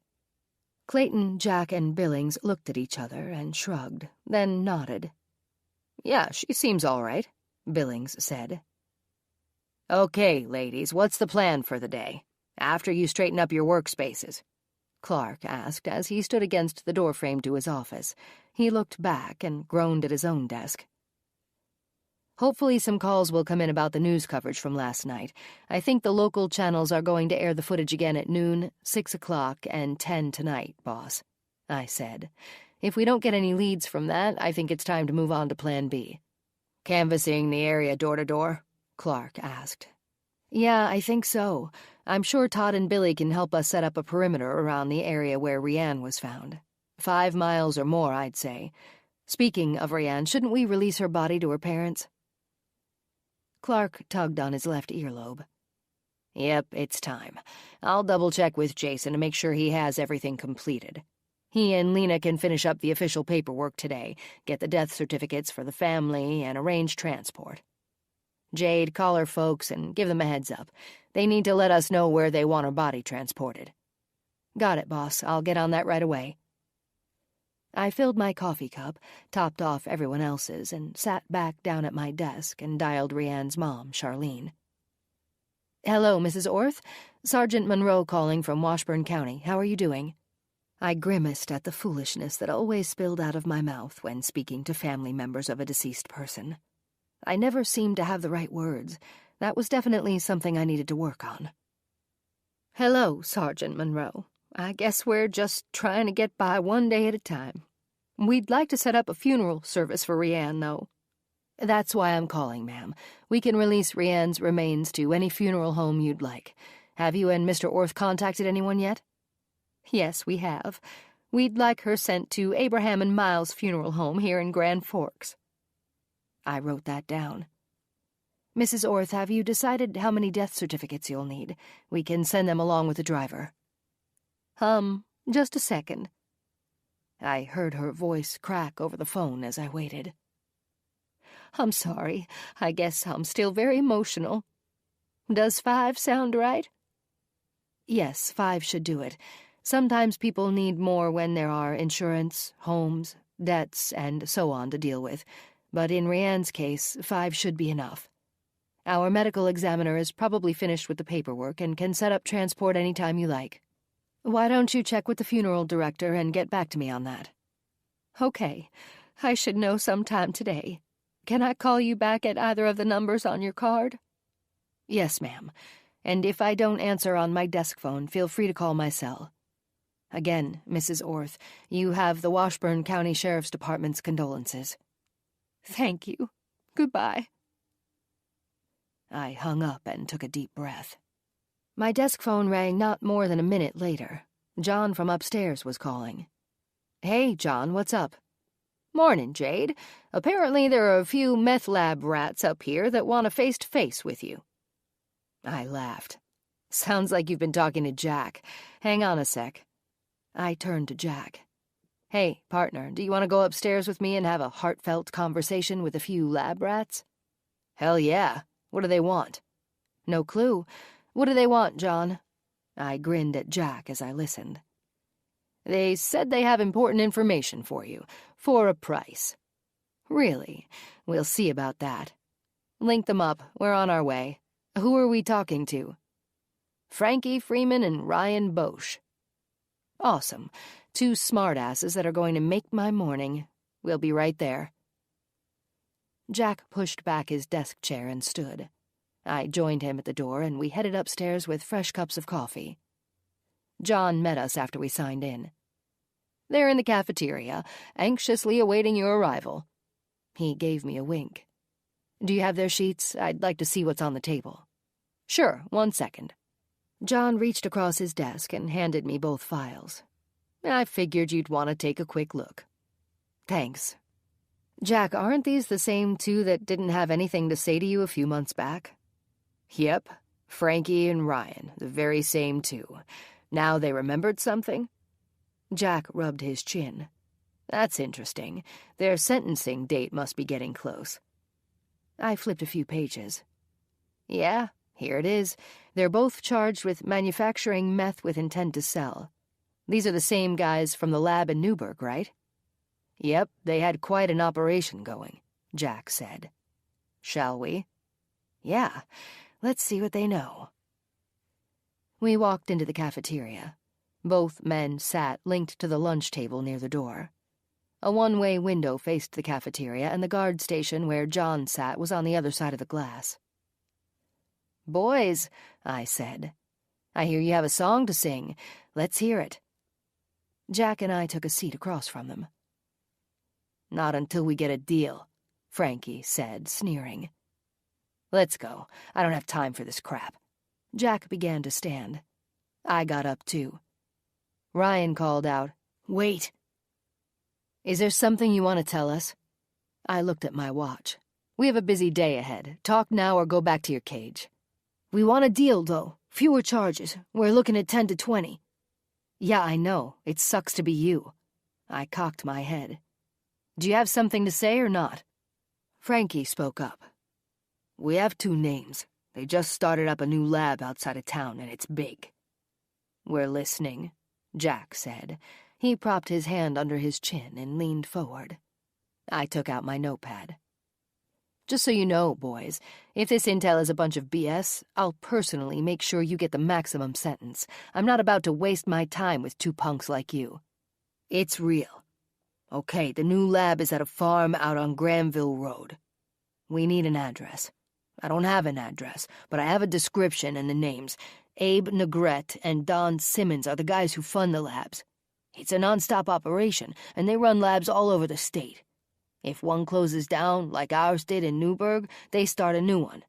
They don't do any cooking themselves. They find the locations, pay for everything to get the labs going, and then have their minions make the meth and distribute it. Minions as in guys like you.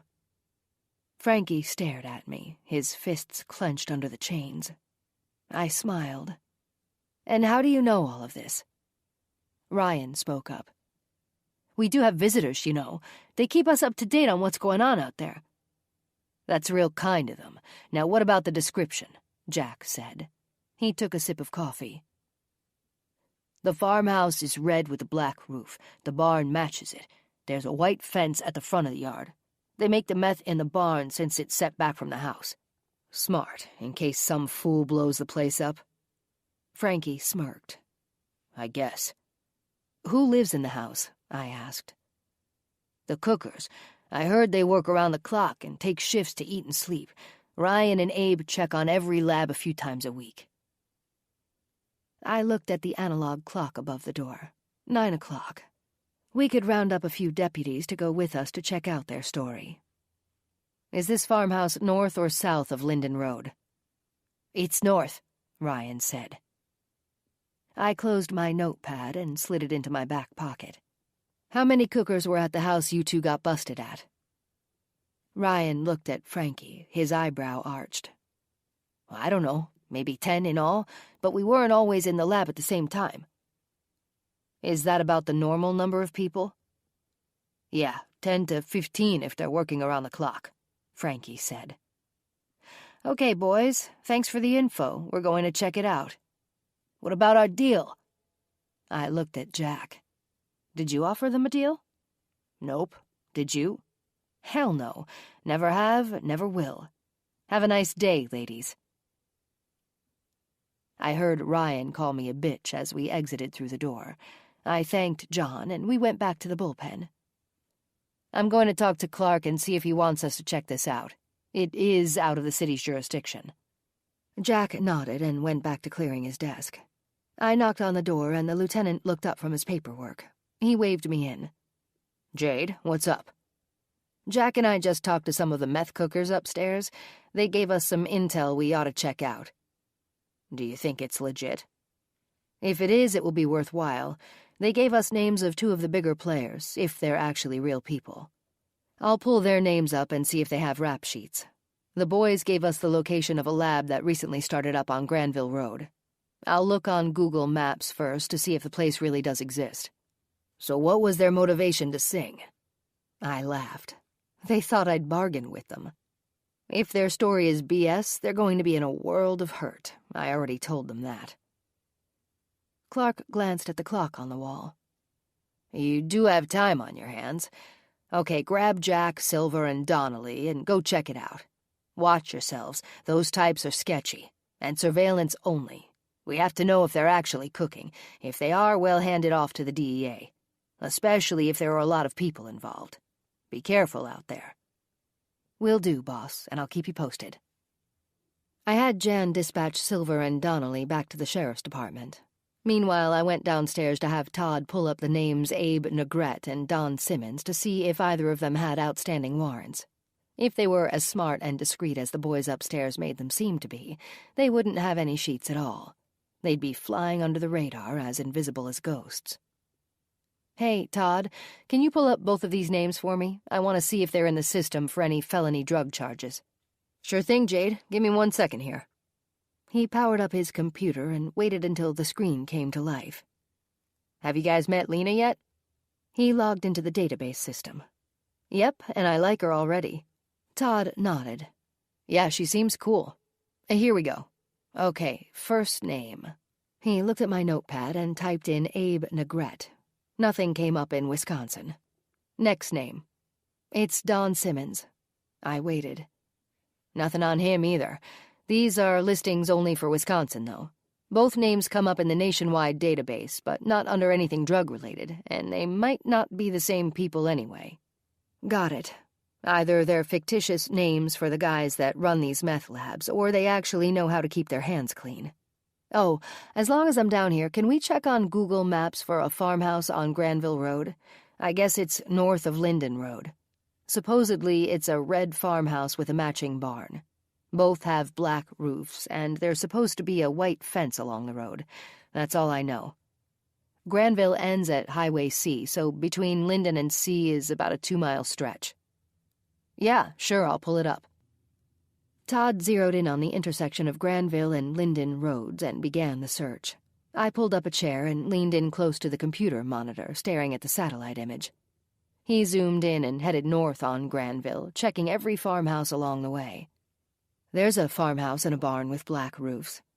I pointed at the screen to the farm I wanted him to zoom in on. Yeah, I got it. Okay, can you switch it to Street View so we can take a look? Sure can. The house is white and the barn is red. How often does Google update these images? I think it's every 5 years, and they're doing it this year. They may not have gotten to the rural areas yet. There is a white fence out front, though, Todd said. Uh-huh, I see that. The house could have been painted since this street view was taken. Yeah, it definitely could have been. Is that it, Jade? Yep, that should do it. Thanks a lot. I patted Todd's shoulder and walked out through the glass doors. I went back upstairs and worked on my desk disaster while I waited for Silver and Donnelly to arrive. What did Todd know? Jack asked. He passed the garbage can to me. Neither of the guys our meth rats mentioned have sheets, and the farmhouse is a maybe. It looks like the right description, except the house is white. Maybe the street view hasn't been updated lately. Yeah, we thought the same thing. We got the okay from Clark to check it out. Surveillance only, though, just to make sure they're actually cooking. I agree. Donnelly called while you were downstairs. They're just a few minutes out. I nodded, pushed back from my desk, and got up. I rapped on the lieutenant's half-opened door and peeked through. "We're heading out, boss. This could be legit." "Okay, update me when you get there." Chapter 36. I explained the situation to Donnelly and Silver as the four of us walked to the unmarked cruisers. "When we get close to the farm, we'll surveil the layout and situation first. According to Google's satellite image, there's a long dirt path leading in from a neighboring road. I'm sure it was a tractor path from days gone by. Anyway, let's drive by the house first, make sure it's the right place, and see if we notice any activity. We'll enter from the dirt path if everything's a go and walk the final quarter-mile in." I popped the trunk with the key fob. "We're wearing vests just in case, so check your trunk and make sure there are 2 vests inside." Jack checked our trunk and Silver checked theirs. I climbed into the cruiser that was parked next to the one Donnelly and Silver had. I lowered the passenger side window. "Just follow my lead. We're using a different channel frequency today in case they have scanners. I'll let dispatch know, and keep your cell phones handy too. I'll call you, Silver, when we're close." Donnelly nodded and climbed in behind the wheel of their car. They followed us out of the parking lot, and we headed east. The farm was about 15 minutes away. My cell phone rang as Jack drove. I pulled it out of my pocket and looked at the screen. Charlene Orth was calling back. "Mrs. Orth, hello." "Sergeant Monroe, I spoke to the funeral home, and they told me they have next Saturday open. Most of Rianne's friends and our family are local, so there's no need to delay the service. I'm sure Saturday will work out, so I told them okay. The funeral director is meeting with me later today to go over the details." "That sounds fine. I'll have our Emmy arrange for Rianne's transport. She should arrive at the funeral home no later than Wednesday. If you wouldn't mind, Mrs. Orth, I'd appreciate it if you'd just text me the name, phone number, and address of the funeral home. I'm not at my desk right now." "Okay. Please give me a call when you have it arranged." "Will do. It should be sometime later today. Thank you for calling. Goodbye." I hung up and looked to my left at Jack as he drove. He turned toward me. "What?" "Just thinking. Today is Monday. Wouldn't it be nice to have these cases wrapped up by the weekend? What would you do with a weekend to call your own?" I could almost see his wheels turning. Wow, that sounds nice. I'd probably get my brothers on board and head to our cabin in Hudson. Maybe we'd do a little fishing and probably a lot of drinking." I laughed. "Sounds like fun. Hopefully that will happen sooner rather than later.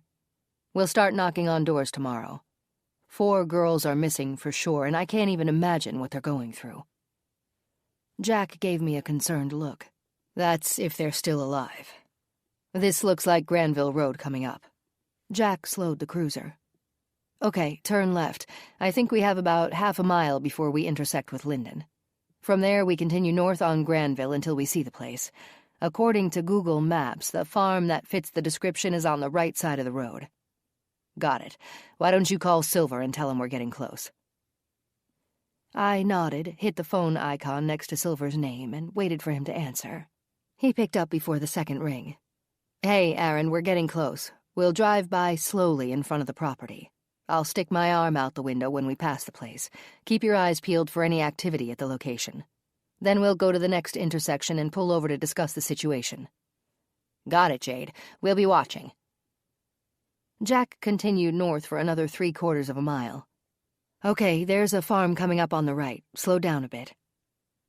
Large trees hung over the road and cloaked the front of the house in shade. I didn't have a good visual yet.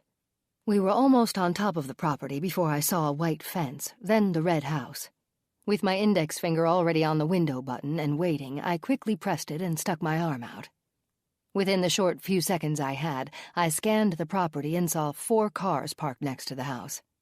I didn't see anyone inside, and then the house was in our rearview mirror. I spun in my seat, trying to see behind us for any additional details. "Did you see anything besides the cars in the driveway?" I asked, looking at Jack. "Not really. It isn't like we can stop and have a leisurely look around." I hoped Silver and Donnelly would have more to add after they passed by. We met up the road on a dead-end lane. Jack pulled over and Donnelly slid his cruiser in behind us. I opened the passenger door and grabbed my sunglasses from the console.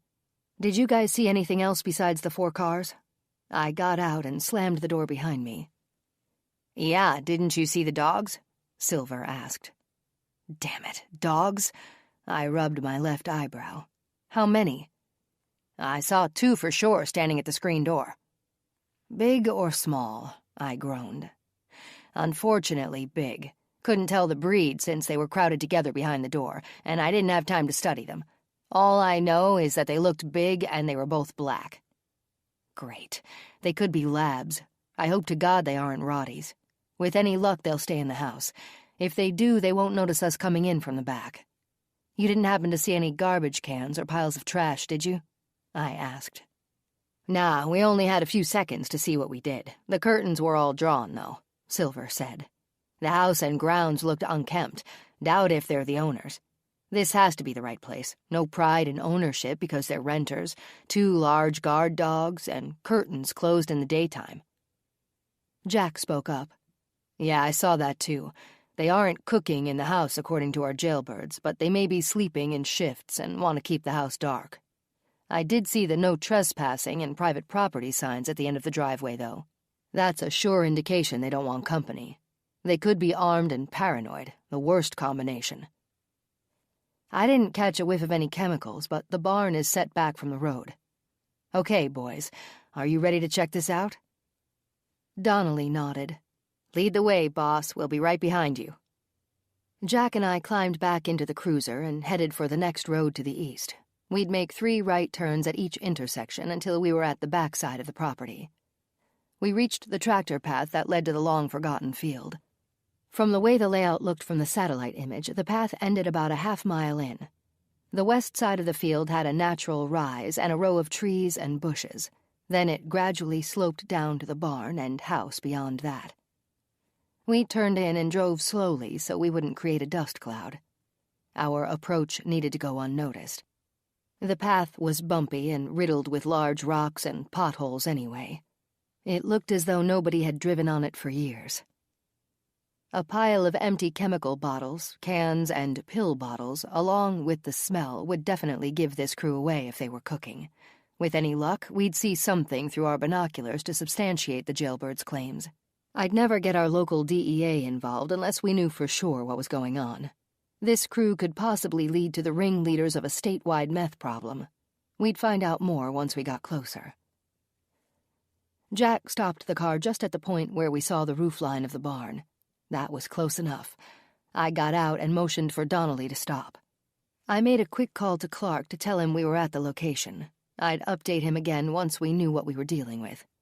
Okay, guys, this is as far as we go with the vehicles. Let's head to that tree line and check out the house and barn with our binoculars. With the tree cover at that ridge, they won't see us even if they are outside. Jack, Donnelly, Silver, and I put on our vests, strapped on our weapons and our shoulder mics, and hung our binoculars around our necks. We crouched down and took off for the tree line. Once we were in place and had a good visual of the barn and house, we sat on the ridge behind scrub brush and surveilled the situation.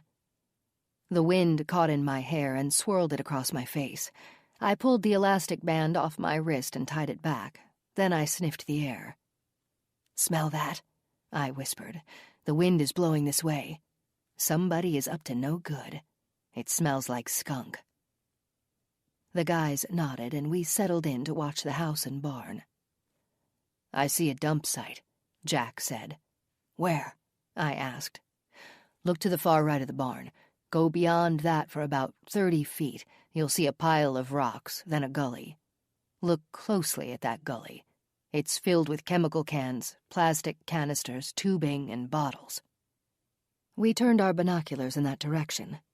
With my fingertip, I barely touched the diopter between the eyepieces to adjust the focus. Sure as shit, there it is. See any movement anywhere? "Not yet," Silver said. "It seems awful quiet at the house." "Yeah, there are probably a handful of people in the barn, and the rest are likely sleeping. We need to move in and see what's taking place in the barn. There are definitely signs of a meth lab littered about, but we have to see for ourselves if they're actively cooking. Are you girls up for it?" I grinned at each of them. Jack snickered. "I only see one girl here, and she's talking a lot of smack." Yeah, I tend to do that when we're facing trouble. Jack, you and I will take the left side of the barn. Silver, you and Donnelly take the right. We need to find windows and try to get a look inside without being seen. Peeking in through the barn doors not only puts us in a vulnerable position, but there's no cover from the house either. Remember, this is surveillance only. Yes, Mom, and don't forget about the dogs, Silver said. That's right, those damn dogs. Everywhere I go, there are dogs. What's wrong with cats? Jack whispered, I don't think cats give a crap about intruders, or anything else for that matter. They just want to be left alone. You guys ready? I looked at Silver and Donnelly, then nodded. Let's go. Jack and I scurried down the hill, trying to stay out of view of the windows on the back of the house. Donnelly and Silver did the same while they hid behind brush and rock piles. Once we reached the barn, we would lose sight of each other, and we'd have to depend solely on our shoulder mics for communication. We didn't want anybody to hear us, so our use of them would be limited. For now, we were going by hand signals. We reached the back of the barn, and so far we hadn't been seen. I motioned that we were going ahead. We all needed to hug the sides of the building and move quietly and slowly. I whispered to Jack as we slinked forward. There's a window coming up close to the front of the barn. What do you want to do? I'll take a look. I'll go under the window, then take a peek, looking back into the main part of the barn. Keep your eyes and gun pointed at the house. You never know if those people are only cookers or paranoid tweakers, too. I nodded and kept a vigilant watch on the farmhouse. It stood about 50 yards in front of us. I whispered into my shoulder radio and asked Donnelly how it was going on their side. So far, so good, Jade. We haven't seen any movement yet, and we're approaching a window now. Jack is taking a look on our side. Hold off until I get back to you. Roger that. We'll sit tight. Jack scurried under the window in front of us. I nodded and kept my gun drawn at the house, my eyes darting from the farthest left window to the back door. That was all I could see of the house without stepping out into the open.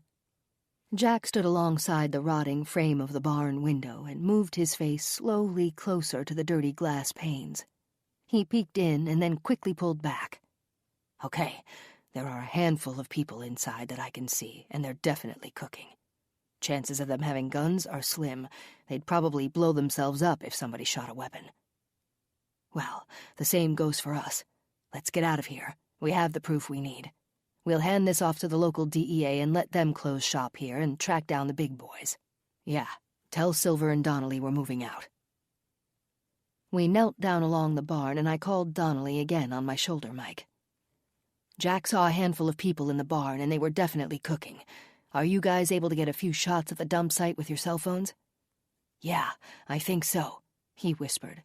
It's just past the pile of rocks. I'd say not more than 30 feet from us. Be careful. There isn't any cover between the barn and the house. Get a few images if you can for proof, then head up the hill. It's time to go. Okay, that works for us. See you in a few minutes. Jack and I stood and began backing up, still hugging the side of the barn. A noise came from the house. Jack raised his hand for me to hang tight. He inched forward to take a peek around the corner. I heard the screen door open and slam closed. Shit, somebody must have seen us. They let the dogs out and they're coming this way. I heard the barking getting closer to where we stood. What should we do? There's no place to hide. Run for the milk house, Jade. It's the only place to take cover. We can't. The safest place is here against the barn. If the people inside the house are armed, we'd be sitting ducks out in the open like that. They won't take the chance of shooting up their meth lab. If the dogs attack, we'll have to give them a hard kick. That might scare them off. If not, they're going to get one between the eyes. Come on, let's make a run for it. Try to stay behind the barn. We ran as fast as we could. We stayed low and zigzagged when the gunfire started. The rise and tree line were still 50 yards away. I looked up and saw Donnelly and Silver cresting the hill. I knew they were safe. Gunshots sounded behind and around us. They were dangerously close. Donnelly and Silver returned fire, trying to give us a chance to reach cover. The sudden pressure threw me forward and knocked me to the ground. I grunted as my face slammed into the dirt. Jade, son of a bitch, you're hit. I couldn't speak for a minute. The wind was knocked out of me. Jack crouched low and ran to my side. "Thank God they only hit your vest. Holy shit. Brace yourself." My lungs finally filled with air, and I screamed out when one of the dogs reached me and grabbed my ankle. It sank its teeth into my leg and shook it violently. Jack leaped up and gave the dog a strong kick to the head. It yelped and backed off, giving Jack just enough time to pull me away. He shot at the ground next to it, and both dogs ran back toward the house. "Jade, can you stand? We have to run. We've got to get to that ridge." I was still writhing in pain, but nodded. Bullets sprayed around us and hit the ground not more than a few feet away. Dirt clods exploded like landmines. The shots were likely from multiple shooters, but the return fire from Donnelly and Silver was even more intense. We needed to get over the rise and behind the tree cover to safety. I saw Silver crouch and run toward us. We were only 20 yards from the ridge. Donnelly continued the rapid-fire shots at the house. Aaron grabbed my right arm, Jack had my left, and they pulled me over the hill. Jack ran for our cruiser parked back on the path and pulled it closer to where we were stationed. He jumped out and helped me as I hopped to the car, blood dripping off my foot. Jack found the first aid kit, then he pulled my shoe and sock off to assess the damage. He shook his head and wrapped my bleeding ankle tightly with gauze and an ace bandage. "Jade, I want you to lie down in the back seat and stay put. Call for backup. I have to help Donnelly and Silver." The radio crackled as he handed it to me. "Tell Clark we need assistance ASAP. Let him know you're injured and we're taking on gunfire." "Jack, wait. Take my gun. You'll need it." He grabbed it and nodded a thanks. I watched as Jack ducked down and ran back to the ridge. I made the call to dispatch. "Jan, we're taking on live rounds and we don't have much ammo left. I was hit in the back of the vest. My ribs may be injured, and a dog got my ankle pretty good. Tell the boss we need backup now. I think tear gas is the only way to get those people out of the house and barn. I have no idea how many individuals we're dealing with. Clark knows the location on Granville. We're in the field on a ridge behind the barn." "I'm on it, Jade. I'm dispatching an ambulance, too. I'll have someone at your location in less than 10 minutes. Don't be surprised if the lieutenant shows up with a SWAT team. Stay safe." I clicked off the radio and closed my eyes. My ribs ached, my ankle throbbed, and all I could hear was gunfire. The sound of sirens approaching and people yelling filled my head. Then silence. Chapter 37. I opened my eyes and saw Amber and my mom sitting in 2 chairs next to a bed that I was lying in. "What the heck? Where am I?" "You're in the hospital, Jade. How are you feeling?" Amber asked.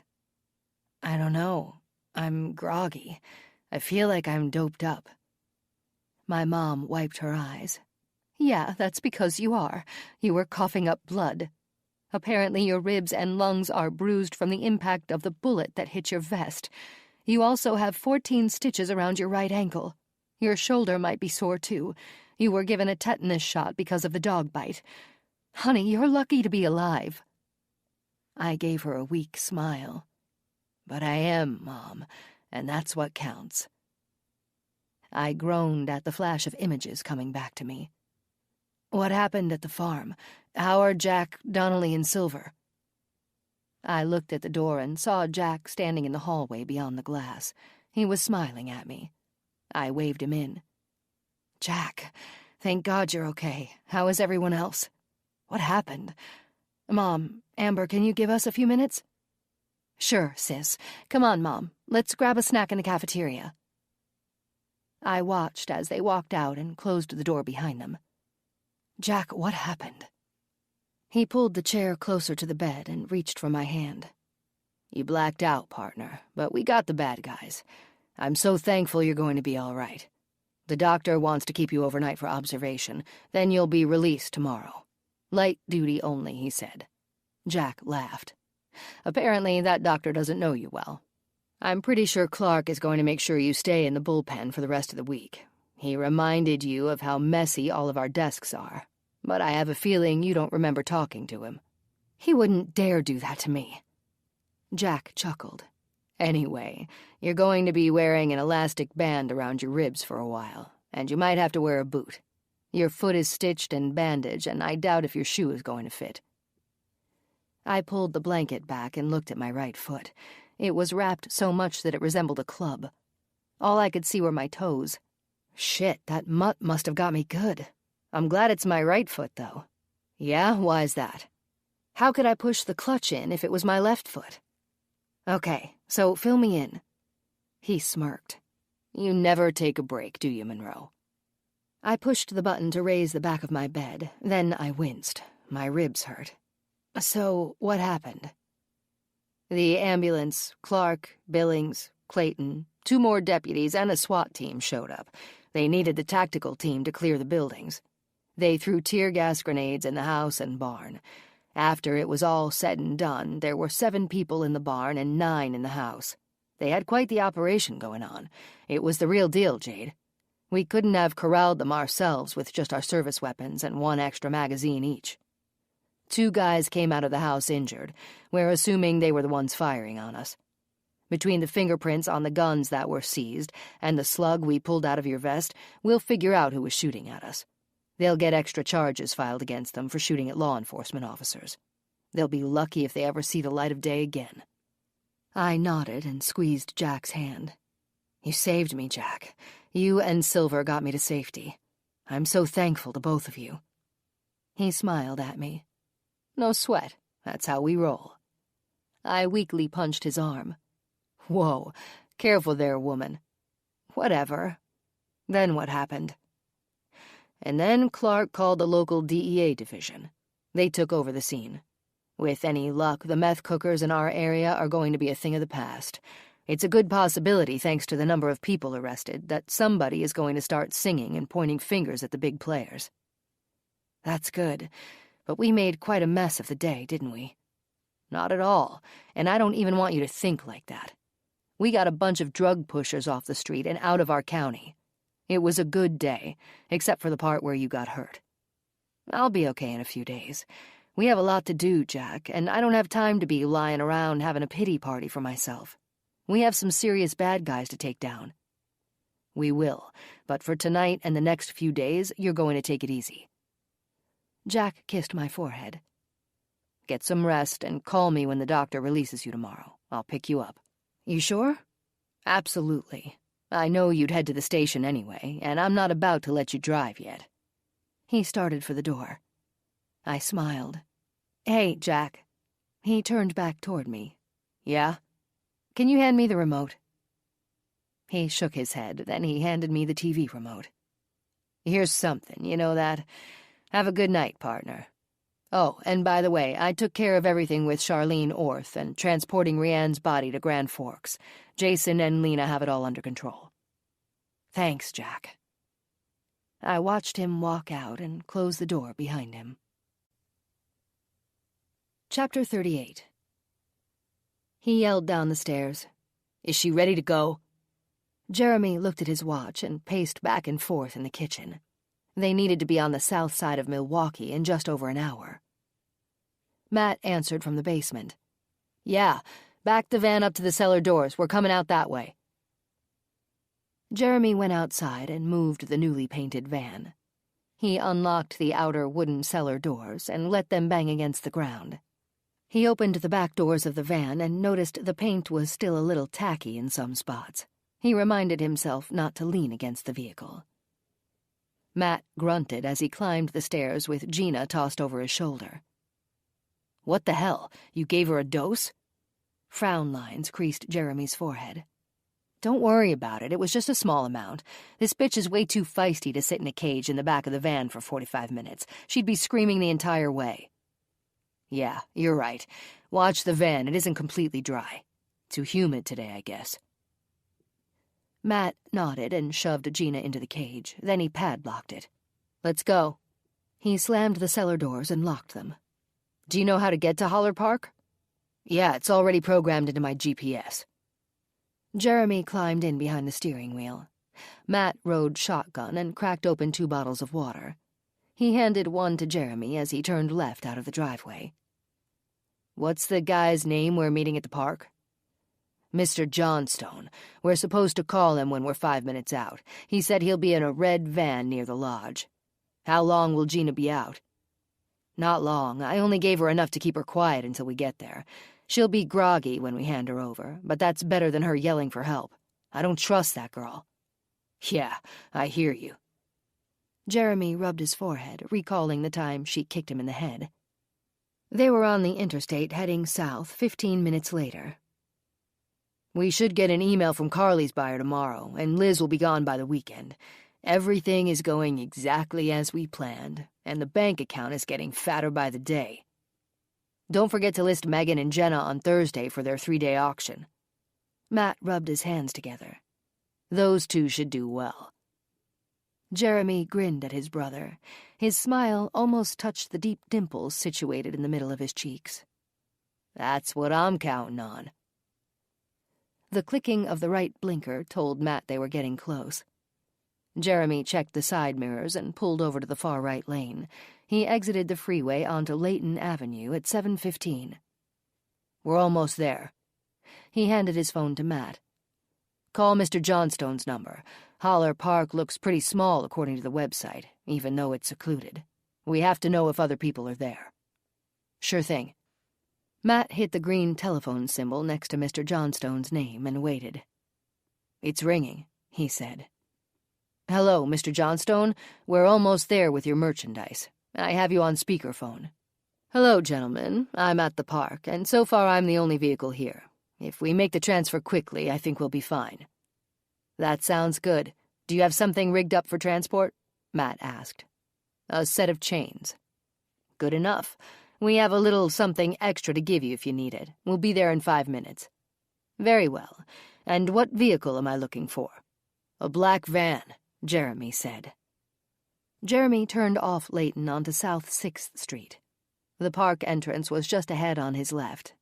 He checked the surroundings through the windows and mirrors. Everything seemed quiet and normal. He pulled in at the green park system sign. Tucked in next to the lodge was a red van. No other vehicle, bicycle, or person was there. The timing was good. Most people were home finishing off their evening meal and relaxing in front of the television set. At 7:30 on a weeknight, the park was completely empty. Jeremy backed the van in next to the other one. The rear doors of both vehicles were nearly on top of the pond behind them. Even if somebody happened by, they wouldn't be able to see what they were up to. Mr. Johnstone exited his van. Matt and Jeremy did too. Introductions were made, and the 3 men walked to the back of the vehicles, where they opened the doors. With their heads on swivels, each man checking his surroundings regularly, Matt pulled out the key and unlocked the cage. "She's coming around. Would you like us to give her another dose, or do you want to do it later?" "Go ahead. It's probably easier while she's still groggy." Matt agreed and gave Gina another poke with the needle.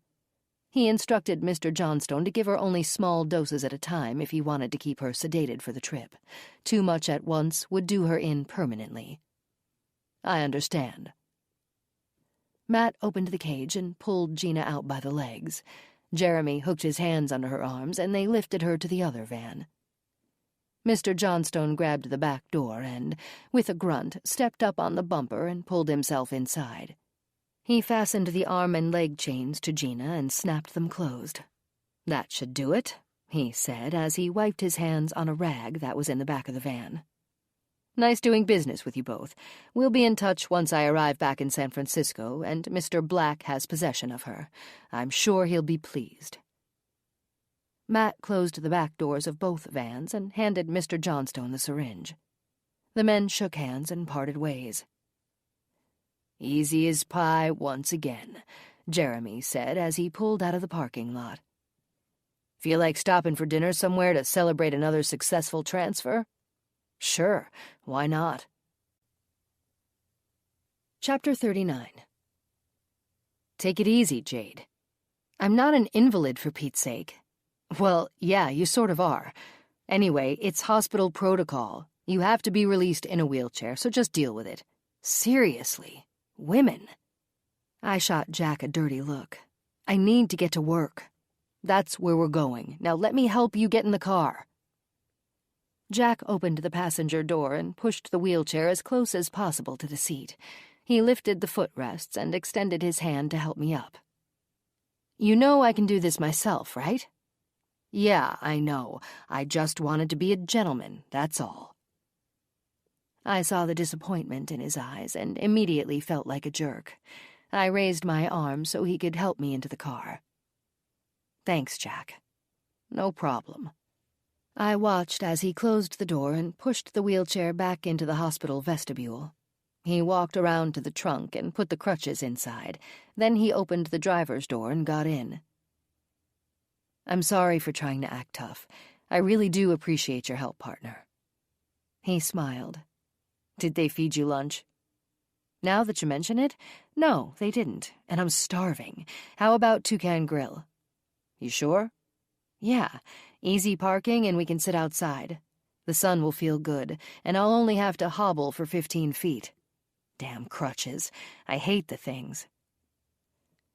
Jack pulled out of the hospital's parking lot. We had 5 minutes of highway driving, then we'd exit on Washington Street. Toucan Grill was just a few blocks away on North Main. "You won't need them for long. As soon as the initial swelling goes down, you can put pressure on the walking boot. I bet you'll only use them for a few days." "Good, because we have a lot of door-to-door interviews to do." I interrupted. "Don't jade me, and don't try to talk me out of it. I'm going on the interviews." Jack huffed and pulled into Toucan's driveway, then parked the Charger. He opened his door, got out, and popped the trunk. He came around to my door, opened it, handed me the crutches, and then walked away. I laughed.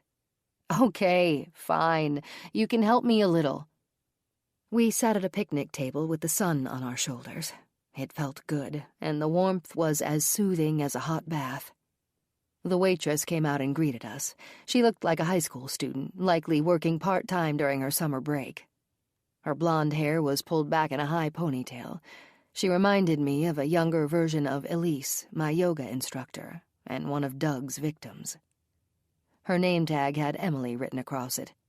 "Hi, Emily. We'll start with 2 medium iced teas. Give us just a few minutes more on the lunch order," Jack said. She nodded. "Sure, I'll be right back."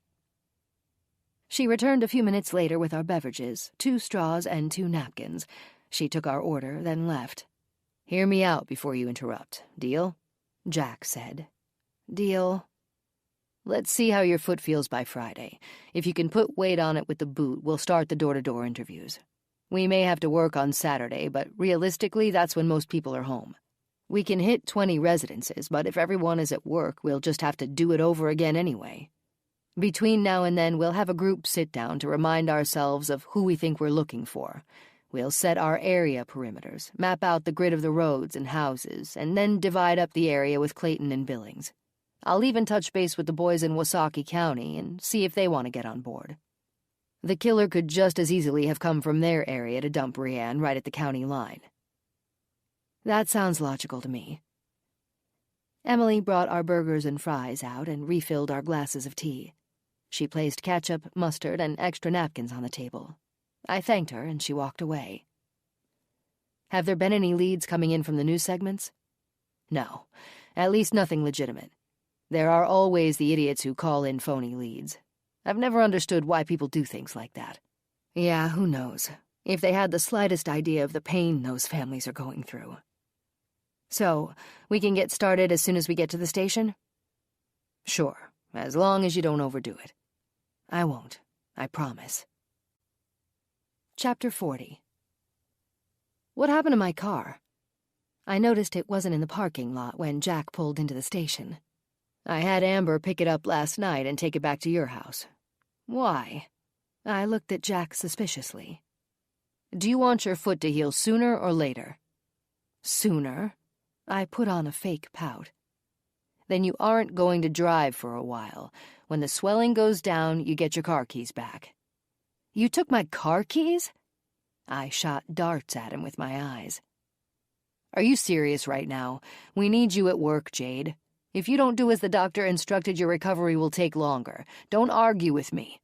Look at it as being pampered."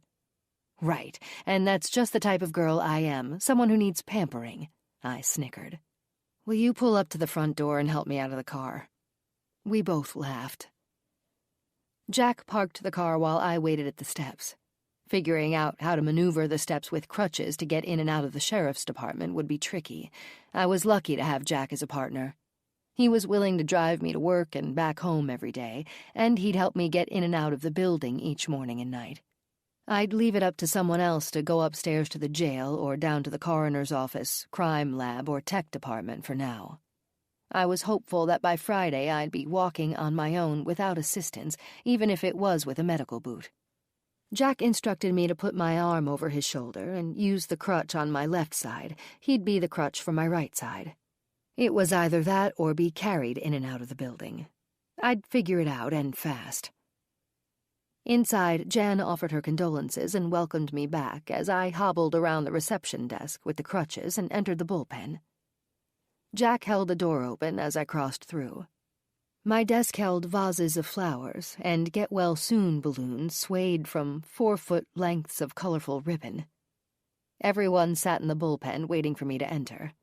The table at the back held donuts and cookies, and a fresh pot of coffee was ready to be poured. "You guys are all too sweet. Thanks." I smiled at their thoughtfulness and asked Clayton to put 2 French crullers and a cookie on a plate and bring it to my desk.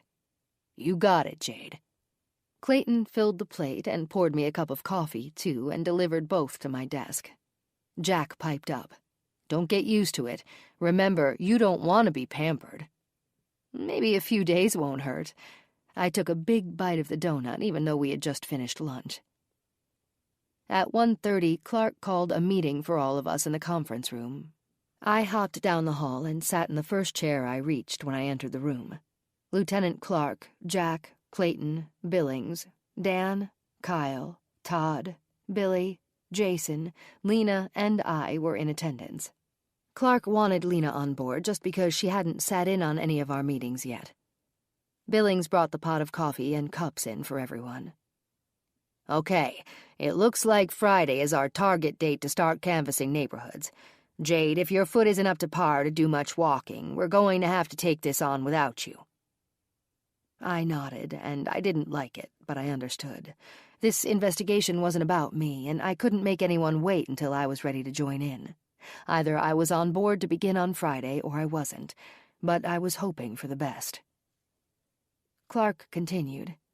"Everything needs to be planned. So far, other than the woman in Milwaukee who actually witnessed the abduction of Gina Sansone and Carly Donovan and mentioned they were put into a white van by 2 men, and the woman at Westchase Mall who said the van had Montana plates, which turned out to be stolen, we have nothing." He rubbed his chin. "None of the TV news segments produced viable leads, so we're back to square one. Milwaukee PD hasn't received any additional leads either. Since most of the incidents happened in our jurisdiction, it's up to us to pursue these individuals. Until we have proof that they've moved on, we're going to assume they're still in our area. Okay, the floor is open. Let's start putting this together." "We need to remind ourselves of the physical and lifestyle description of the suspects," I said. "We probably should have the whiteboard and notebooks and pens for everyone in here." Clark gave Billings a nod. "Adam, can you get those things for us?" "Right away, Lieutenant." Billings pushed back his chair and headed to the door. "Sorry, Billings. I'd do it myself since I'm closest to the door, but I'm kind of incapacitated right now. Catch me next time." Everyone laughed. "Okay, I want a graph with a 5-mile radius of where Rianne was found. Does anyone have anything to add to that? Do you think 5 miles is too close? Too far? Any ideas? Input?" Jack spoke up. "That sounds like a good start. I think a perp would feel relatively safe dumping a body within 5 miles of his location." Clark nodded. "Okay, Todd, you and Billy set that up. Make sure you have the street names and each resident shown on the graph. Once you have it put together, let us see it. If there's nothing additional to include, we'll need a handful of copies. Make sure the copies are large enough to read. These detectives have to be able to see every street name and address clearly. I don't want them doubling back because they missed something." "Yes, sir. Anything else for us?" Billy asked. "Not that I can think of right now." Clark nodded, and Billy and Todd left the room. Jason spoke up. "Sir, Jason, go ahead. You've got the floor. I think we could assume the perp lives on a farm, or at least a residence that isn't near any other homes. With the amount of burn marks, scuffs, and muscle atrophy on Rianne's body, it appears they held her over time. She'd have to scream now and then out of pain, fear, or frustration. Good point, Jason. Clark wrote those notes on the whiteboard. That's especially true now that they have other women. They could always back into a garage and close the overhead door to bring the women in the house, I said. Who would see anything? That's also true, but I believe these guys would want to have more privacy than that. For now, we'll focus more on the country homes that have a few acres of empty land around them. God knows there's plenty. Clark reached across the conference table and grabbed the gold thermal carafe. He topped off each of our cups. What else? Clayton spoke up.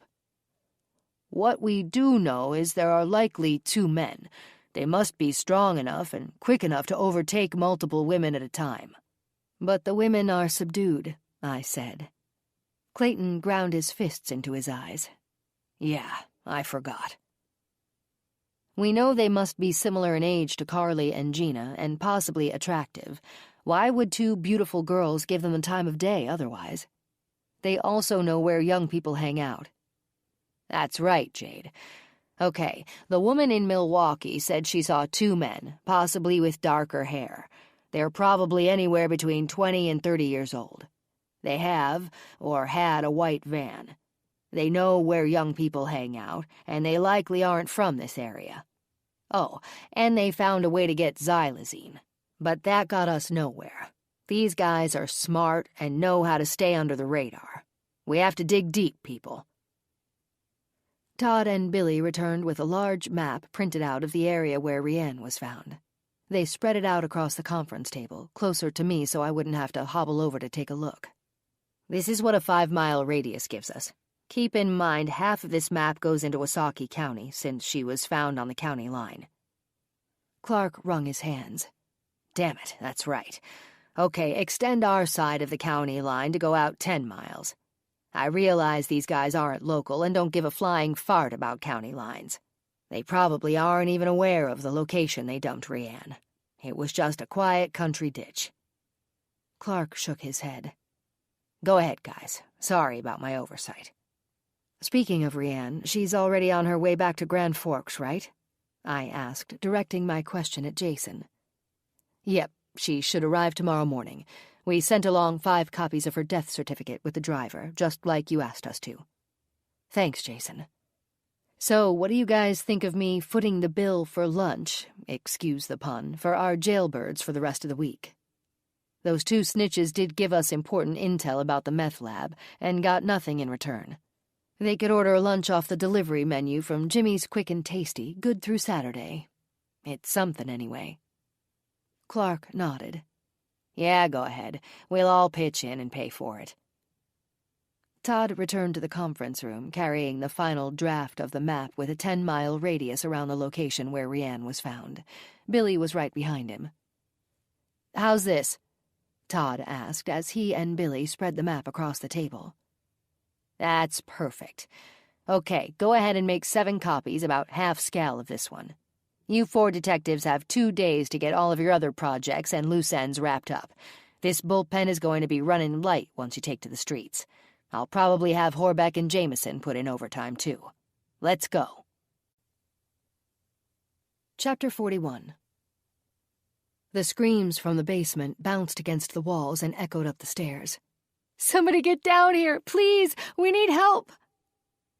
What's with the racket down there? Jeremy asked. He cocked his head toward the door leading to the basement.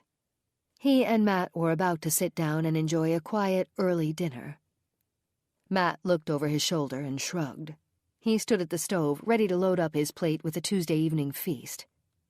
Scents from the fried chicken wafted throughout the house, and the brothers were hungry.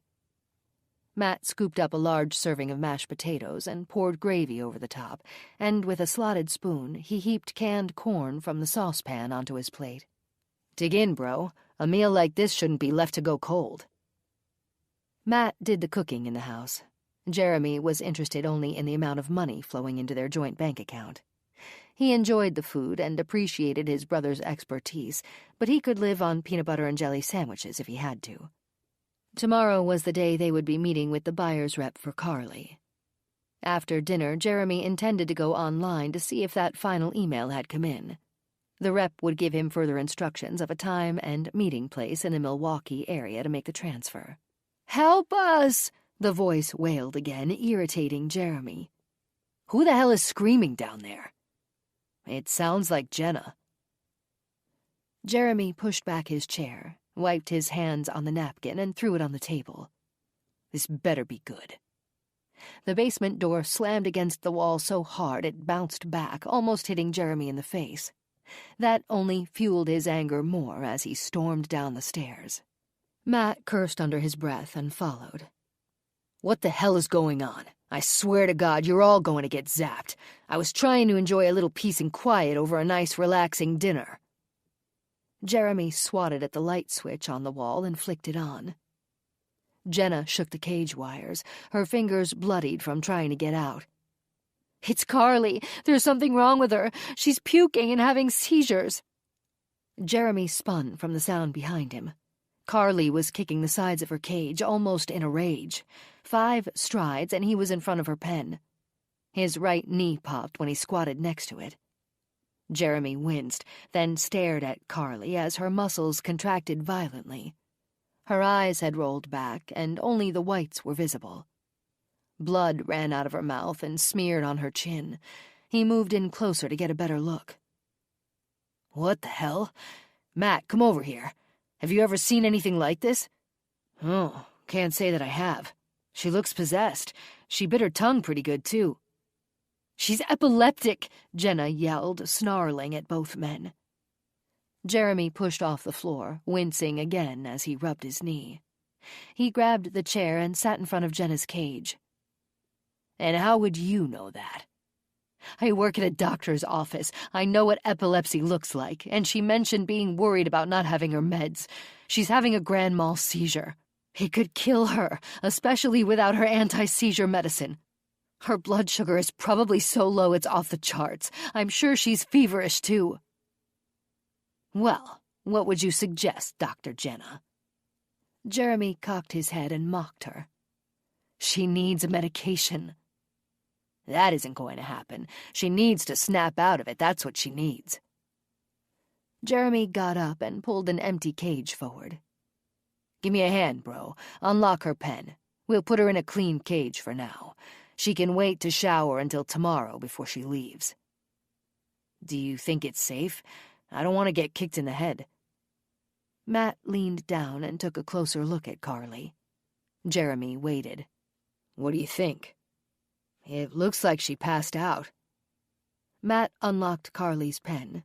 He dragged her out, pushed her into the clean cage, and locked the padlock behind her. "What's happening over there?" Liz's voice echoed from around the corner. Don't you worry your little head off, Liz. It's nothing you need to be concerned with. Are we done? I'd like to get back to our dinner, Matt said. Yeah, looks good to me. Jeremy headed for the stairs. Jenna sobbed and kicked her cage. She's going to die if you don't help her. Shh, don't make them mad, Megan said. Maybe she'll be okay in the morning. Chapter 42. No, no, no! The wailing startled Jeremy awake. He sat upright in bed and rubbed his eyes. He wondered if he had dreamed the sounds. He thought the clock on his nightstand showed it was 6:30, but he could barely see through the slits of his burning eyes. His room facing west was still dark, and the blinds were tightly closed. You stupid jerks! Can you hear me? I knew she'd die. I hate you. I hate you. I hope you both rot in hell. The shrill scream sounded through the decorative old iron heat registers piped up from the basement. The noise echoed into every upstairs room. Jeremy's door flew open and Matt stood there in his boxer shorts.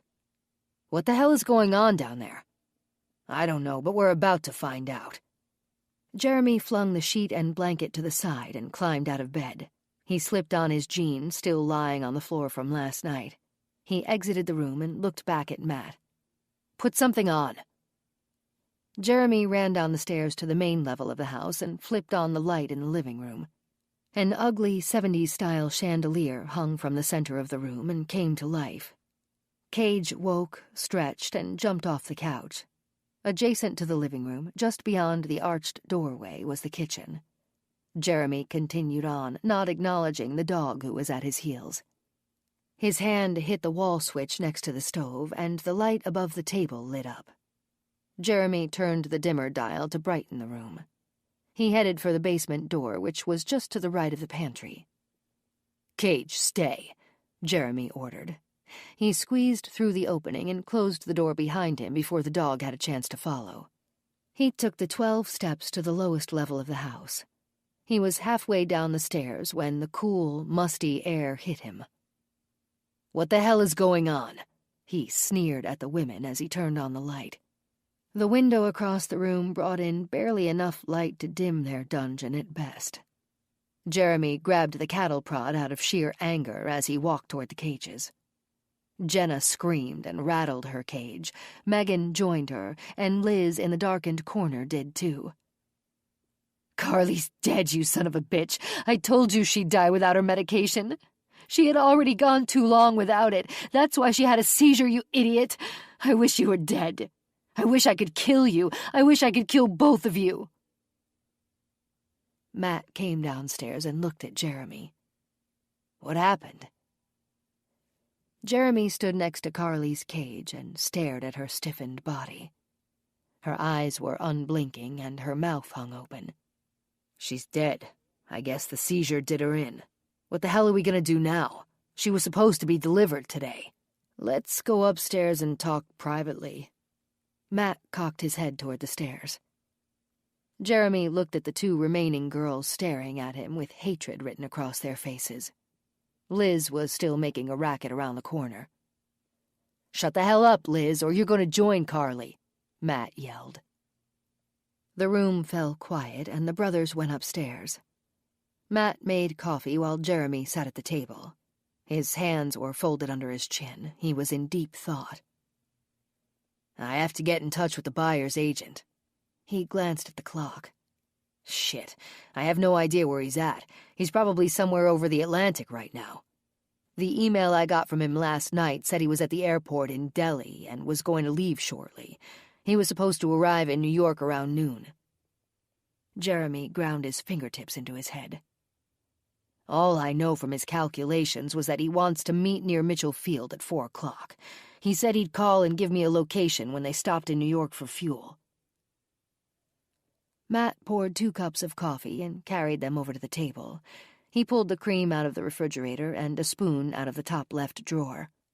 He placed them on the table, then plopped down on a chair across from Jeremy with a loud groan. "Do you think you can reach him? And what would you say?"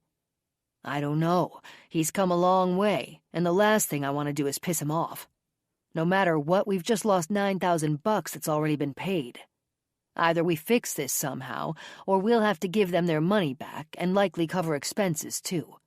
The cup bounced and the coffee splashed out when Jeremy pounded his fist on the table.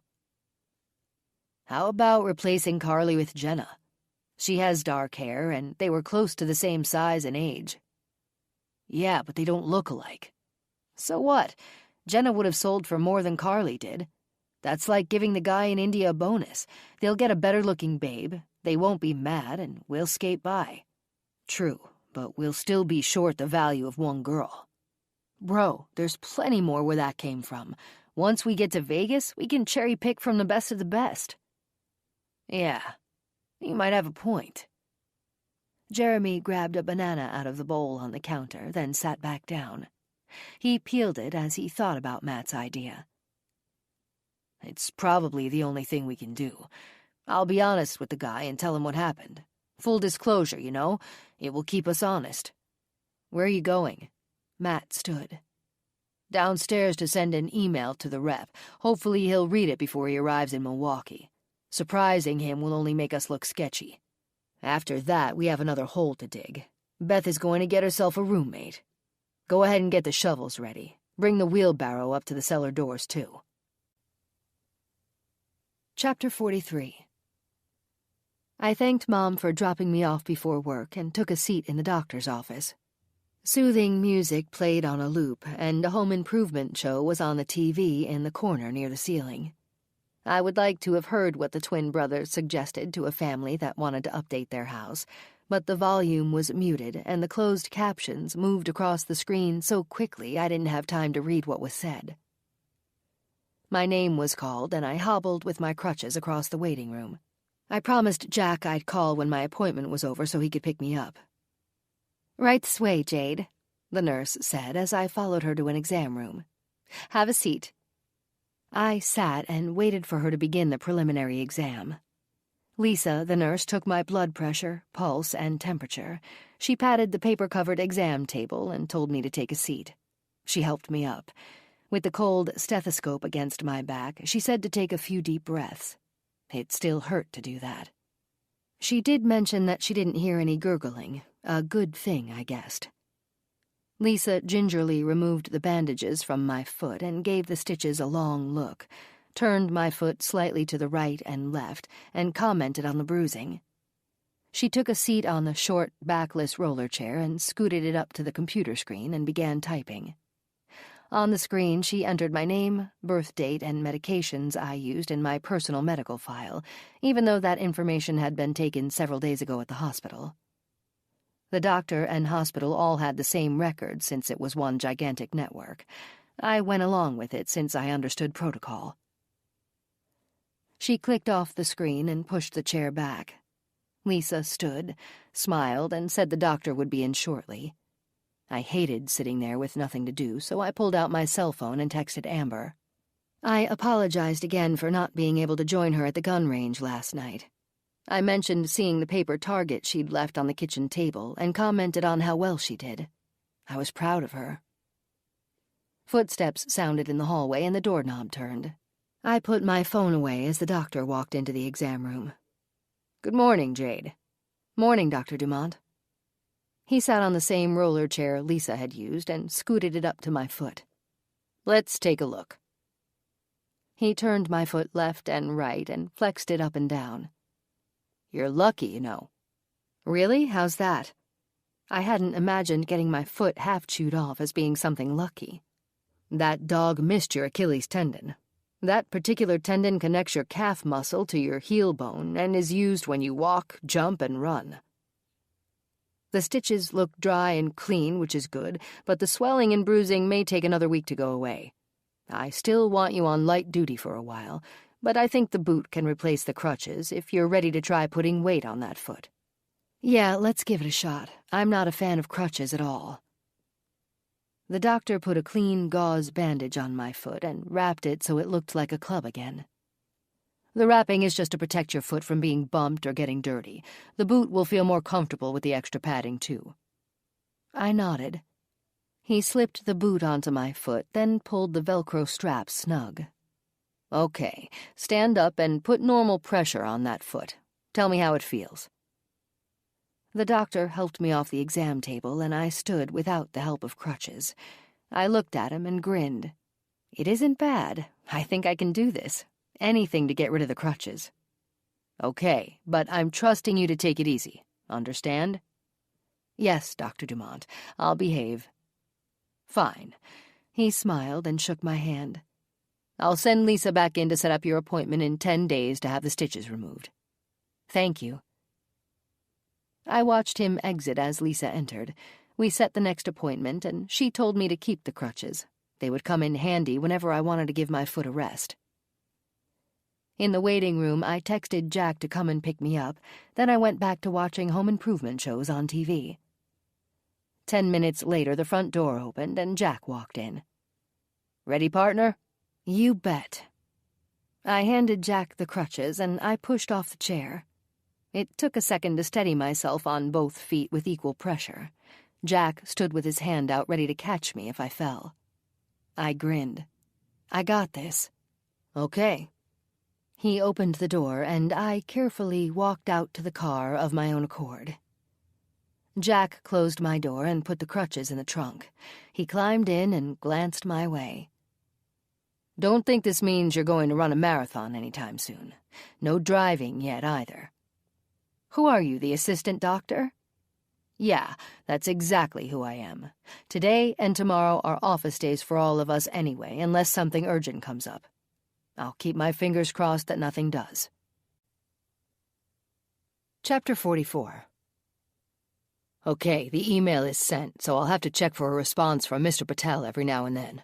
Hopefully his boss will be okay with the switch. I wouldn't be surprised if he wants a photo of Jenna to see what she looks like first.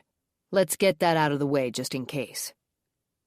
Matt set down his glass of juice and rose from the table.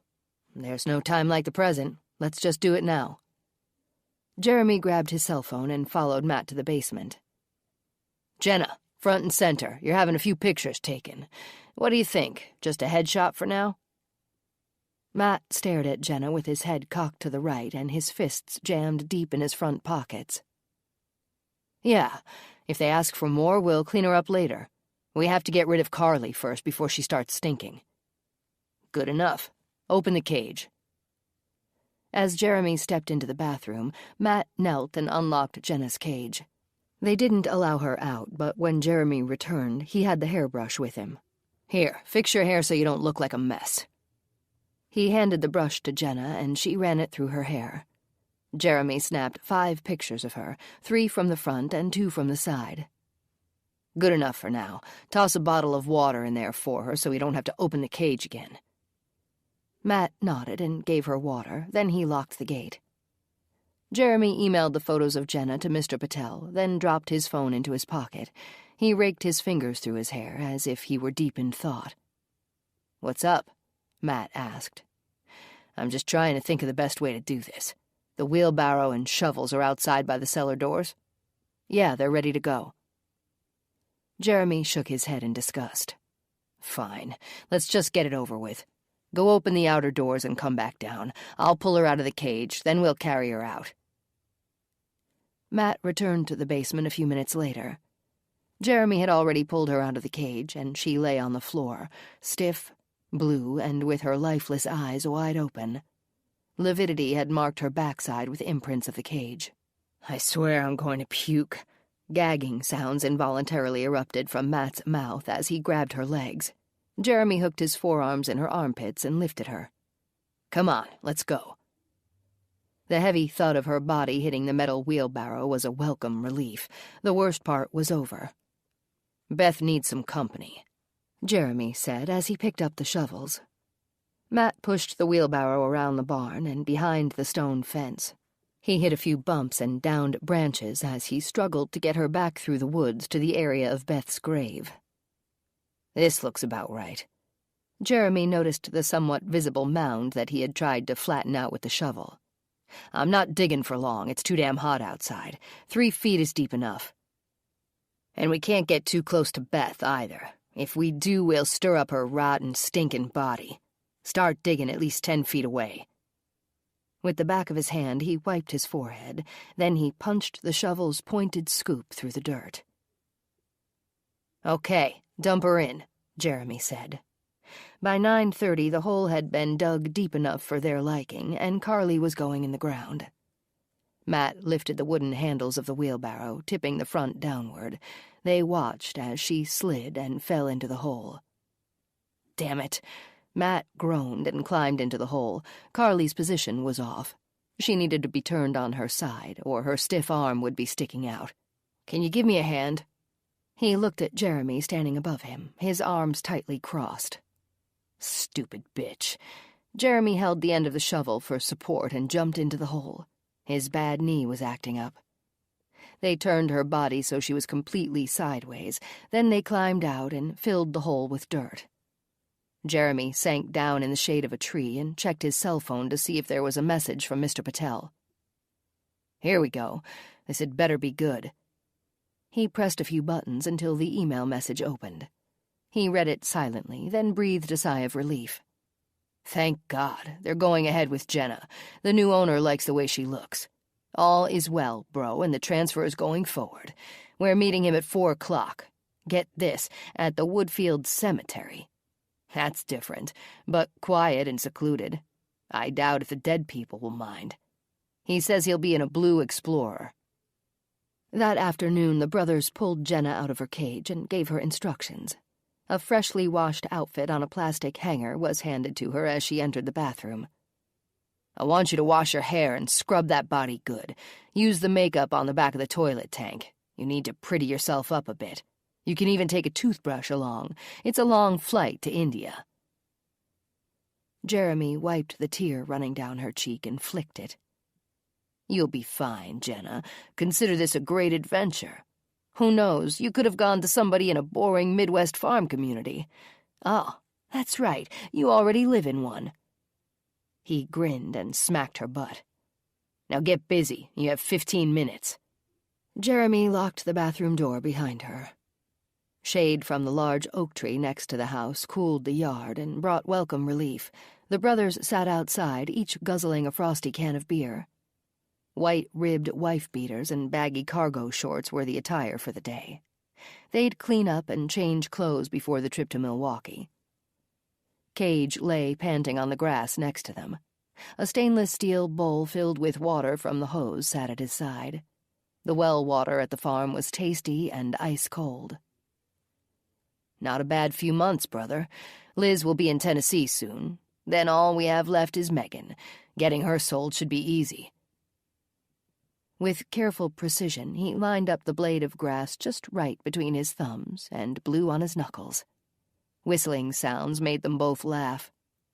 I wasn't sure I could still do that. Jeremy chuckled with memories. Yeah, we had some fun as kids. Fishing at the pond and swinging on that rope. Remember when I brought that frog home and forgot to take it out of my pocket? They laughed for a brief moment. Yeah, until Mom told Dad about it and he beat the shit out of you and... Matt interrupted the dark place where Jeremy's mind was heading. Let's not go there, bro. I just hope that bastard dies in prison. Matt went momentarily silent while he busied himself pulling clover out of the grass. Did you buy gas for the lawnmower? It's in the barn. Jeremy looked over his shoulder at the black outline on the lawn from where they'd spray-painted the van. Yeah, we need to get rid of that outline. We'll take care of it tomorrow. He scanned the yard. The grass does need cutting. I guess we've had other things on our minds. Chapter 45. I'm ready to get started, and I'm not talking about cleaning the bullpen either. I think by tomorrow I can ride along for our door-to-door interviews. It isn't that much work to walk from the cruiser to somebody's front door, and I'd probably be walking that much anyway right here at work. Clark gave me a frown and rubbed the side of his nose. Come on, boss. Look around. We've cleaned our desks already. Yours doesn't look bad either. Why wait an extra day to get started if we don't have to? What did the doctor tell you? And don't lie to me. Clark sat down opposite me and stared in my face. I grinned. She's ready to tell a lie, I can see it. Every time she hands someone a line of BS, she smiles. Her face is turning red, too. Really, Jack? Can you put a lid on it and mind your own business? Come on, Lieutenant. I promise I won't overdo it. We can extend the interviews over 3 or 4 days and be really thorough. You're going to hate me if I have to sit at my desk for 2 more days. It'll drive you nuts. Clark jerked his head toward me. Let me see you walk around the room. You mean right now? Uh-huh, right now. I pushed back my chair and stood. Everyone was staring at me. Wow, you really know how to put me on the spot. Jade, you aren't going in the field unless you're capable. I walked slowly around the bullpen and gradually put a little weight on my right foot. It hurt, but I wasn't about to admit it. See, I can do it. I promise it will only be from the car to the houses and back to the car. Fine, but Jack's in charge. Jack, if she misbehaves, bring her back. She'll be sitting it out right here at her desk. I felt like giving Clark a hug, but I didn't want to press my luck. A simple thank you would suffice. All right, you guys, let's divide up the county and get started, I said. You can get everything ready today. The interviews won't begin until tomorrow. Got it? Yes, sir. I got it.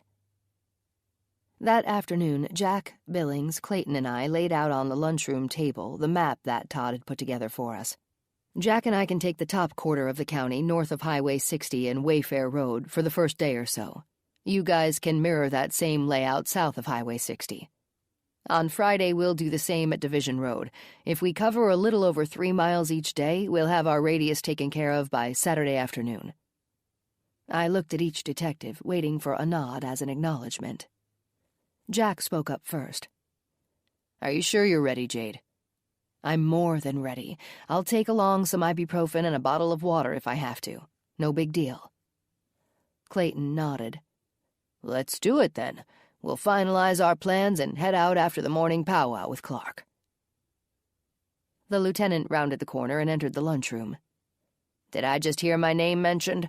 Yes, sir, Lieutenant. We've put together our interview grid and plan to start up after our morning meeting.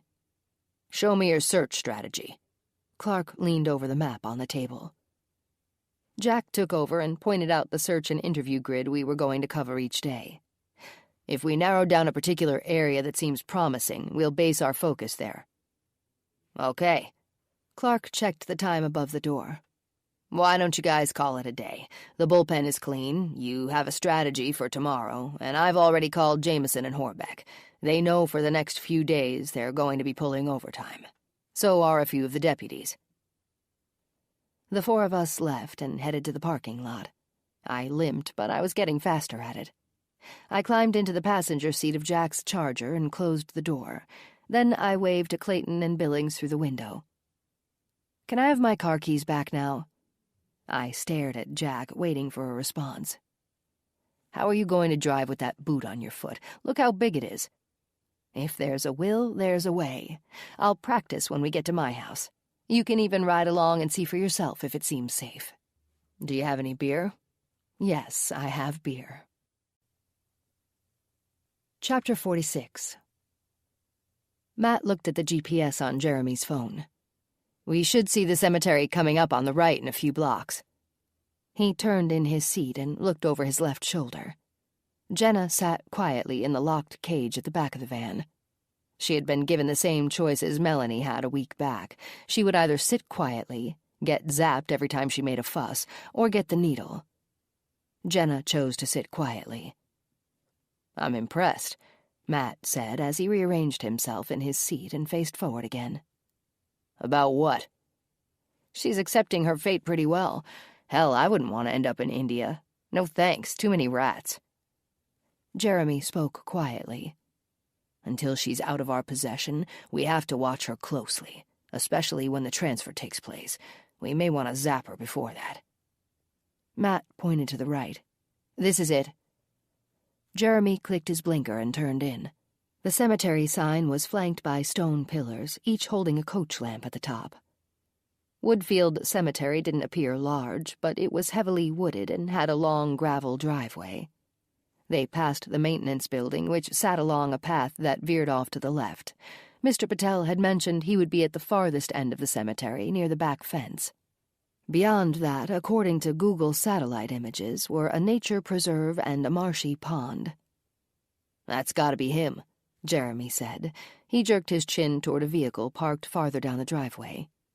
Yep, it looks like a blue Explorer. Matt reached for the cattle prod under the seat. He'd have it ready when they opened the back of the van. Jeremy slowed at the end of the driveway and pulled up alongside the Explorer. A man looking to be of Indian ethnicity sat behind the steering wheel. He glanced over and nodded. All 3 men exited their vehicles and introduced themselves. They walked to the back doors of the van, where Jeremy reached for the handles and pulled them open. Jenna sat quietly, wide-eyed and trembling. She's very beautiful. Mr. Patel leaned in closely and looked her over. Yes, Mr. Kumar will be pleased, even more than with the other girl. Sorry to hear of her untimely death. Jeremy nodded. Yeah, sometimes bad things happen. Anyway, here she is. How do you want to do this? Do you have restraints? You mentioned a drug in your email. Matt pulled the syringe out of his pocket. Here it is, xylazine. Are you familiar with it? Ah, yes, we've used that before when it became necessary. I think it would be in everyone's best interest if you went ahead with that. I don't have any type of containment for her until we're on the jet. No problem. "Jenna, do you want the prod first or just the needle? You're going to get the needle anyway," Matt said. Jeremy zapped her as she sobbed into her shaking hands. "Better to just get that over with when she isn't looking." He opened the cage and sank the needle into her neck. "There, she's good to go. We'll help you load her up." The 3 men lifted Jenna and placed her unconscious body into the back of the Explorer. "Nice doing business with you," Jeremy said. He handed Mr. Patel the syringe with the remaining xylazine. He and Matt climbed into the van and watched as the Explorer drove away, creating a wake of dust particles from the driveway. Chapter 47. I woke up excited to get to work. We would finally begin our door-to-door interviews. Over the last few days, I'd given myself an extra half hour to get showered and dressed. The doctor had instructed me to keep my foot dry, so I had to wrap it in plastic bags every time I showered. With my car keys back in my possession, I definitely felt as though I was making progress. Jack involuntarily returned my keys after listening to more pleading than he wanted to. I had to prove to him that I was capable of driving my own vehicle. Pressing the gas and brake pedals didn't hurt, it was just that the large boot was clumsy to drive with. Nonetheless, I was thankful to be back behind the wheel, and I'd make it work. No complaints would come from me. Wearing my cozy fleece bathrobe, I walked down the hallway intending to grab a cup of coffee, then get dressed. An unusual sound caught my ear as I came around the corner. "You startled me, sis. Why are you up so early?" Amber sat in the kitchen wearing her flannel PJs and tapping her fingertips on the wooden tabletop. I did a little shoulder shrug and cinched the belt of my robe tighter. The early morning air felt cool with the patio doors open. I reached in the upper cabinet for a coffee mug. "Morning, sis. Joey asked me if I wanted to go full-time for the rest of the summer. Would you mind?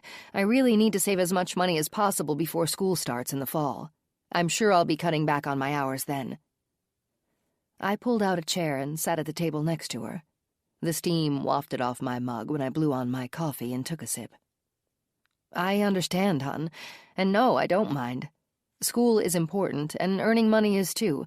Hell, look how much I'm gone at the job, and you haven't complained once. I appreciate it, Amber.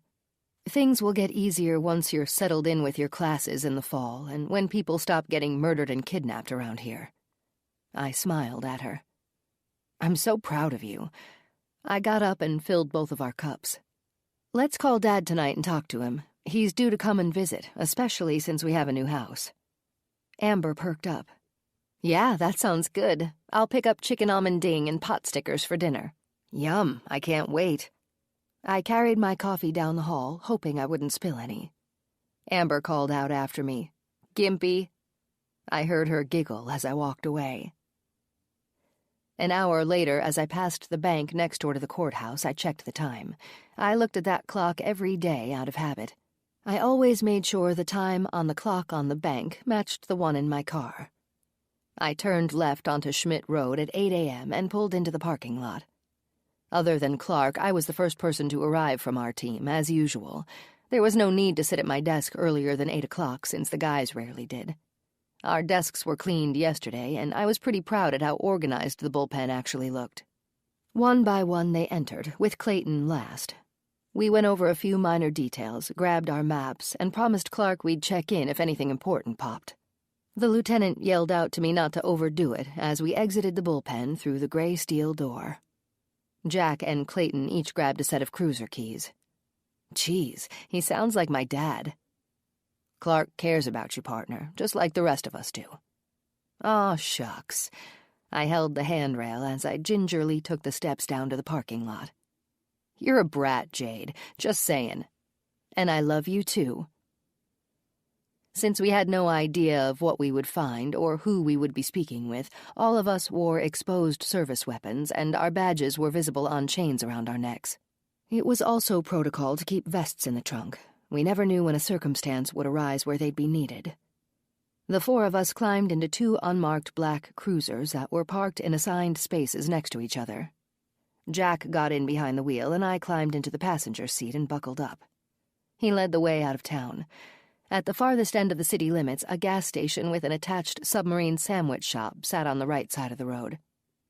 "What do you think of that place for lunch?" I asked as Jack sped by. "It shouldn't be more than a 10-minute drive back this way from our locations. We can compare notes with Clayton and Billings then." "Yeah, sounds good. Give them a call to meet us there at noon if they aren't in the middle of interviews." I called Billings and told him the plan. At Wayfair and Highway 60, we turned left and drove the 3 miles to where Rianne was found. At that spot, we split off from Billings and Clayton. We'd head north, and they would go south. Following a planned grid of the roads north to south and east to west made the most sense. We'd end the day just east of Division, a north to south road. We'd pick up the same pattern tomorrow, starting from the point where we left off. I'd check off every house we went to, make a note of whether anyone was home and whether we actually interviewed someone or not. We didn't want to miss speaking to anybody. If we had to go back a second time, we would. I pulled out the map and led the way.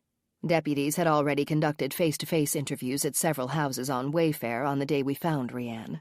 Because we were following a precise grid, we'd interview everyone again, even if it was the second time around. "You know, Jack, this is the best idea. Remember Brad said his grandpa bought their farm in the 60s? Anyone who has lived in this area for a long time is going to be well aware of strangers moving in. There would likely be word among the coffee klatches that a once-empty house is now rented out or sold. Checking with realtors wouldn't be a bad idea either." Jack nodded. "I agree. That would be a smart thing to do." I looked at the number of houses in the 10-mile radius marked out on our map. There really aren't a ton of houses, since most of these places are farms. There's more land than buildings. Hopefully that will speed our interviews up. Jack pulled into the first driveway on the left and parked. Even though the families on this road had been interviewed, something might have sparked a recent memory with them because of the news reports. Our questions could ring a bell, especially now that we knew a white van was involved. I pulled myself out of the cruiser and walked alongside Jack to the front door. An older woman wearing an apron tied around her waist answered the door on our second knock. The look on her face showed how surprised she was at seeing 2 armed officers standing on her porch. Her suspicion was evident as she peeked out from the barely opened screen door. She looked us over carefully before she spoke. "Can I help you?" she asked as she wiped her hands on the apron and looked down at my foot. I smiled at her, hoping to ease her concerns. "Hello, ma'am. We're detectives from the Washburn County Sheriff's Department. How are you today?" "Good." She remained steadfast and didn't open the door any farther. Jack spoke up. "Ma'am, we're wondering if we can have a minute of your time. We have a few questions about the body that was recently found south of here." "We already answered questions that day. My husband isn't home, and we don't know any more about it now than we did then. We just make sure to keep our doors locked." "Ma'am," she interrupted me before I got another word out. "The name is Gladys. Gladys and Ralph Neprath." I nodded. "Is there any chance you saw a white van passing by recently, specifically on that day?" "Can't say that I did, as I'm usually cooking. The kitchen faces the back." "Mrs. Neprath, when your husband returns home, would you mind asking him about the white van? If something rings a bell with that, we'd really appreciate a phone call." I handed her our cards, and we said goodbye. The leather seat squeaked as I slid back into the car and carefully placed my booted foot inside. I wrote down the Nepraths' names next to the house number on the map. I included a note saying Gladys didn't have anything new to tell us. We moved on to the next residence. I compared the property we were approaching with the one on the map and made a check mark next to it. "Okay, pull into the driveway on the right," I said. "After this place, we'll be turning left and going down the next road." Jack turned right into the short driveway and pulled up to the garage. The residence was just a country house, not a farm. There wasn't much land to speak of, or a barn on the property. We parked and exited the car. A young girl sat cross-legged on the sidewalk that led to the front door. She drew pictures on the cement with pastel chalk. "Hi, sweetheart. Is your mommy or daddy home?" "Uh-huh." She got up and raced to the screen door. "Mommy, there's 2 people here." I smiled at her. "Thank you." A woman approached and opened the screen door. A towel was draped over her shoulder. "Hi there, may I help you?" She looked to be around 30 years old and had white blonde hair just like the little girl. Hello, ma'am. My name is Sergeant Jade Monroe with the Washburn County Sheriff's Department. This is my partner, Detective Jack Steele. She zeroed in on the badges that hung from our necks, then extended her hand. If you don't mind, ma'am, we have a few questions for you. We're canvassing the area to gather information about the neighborhood and the residents.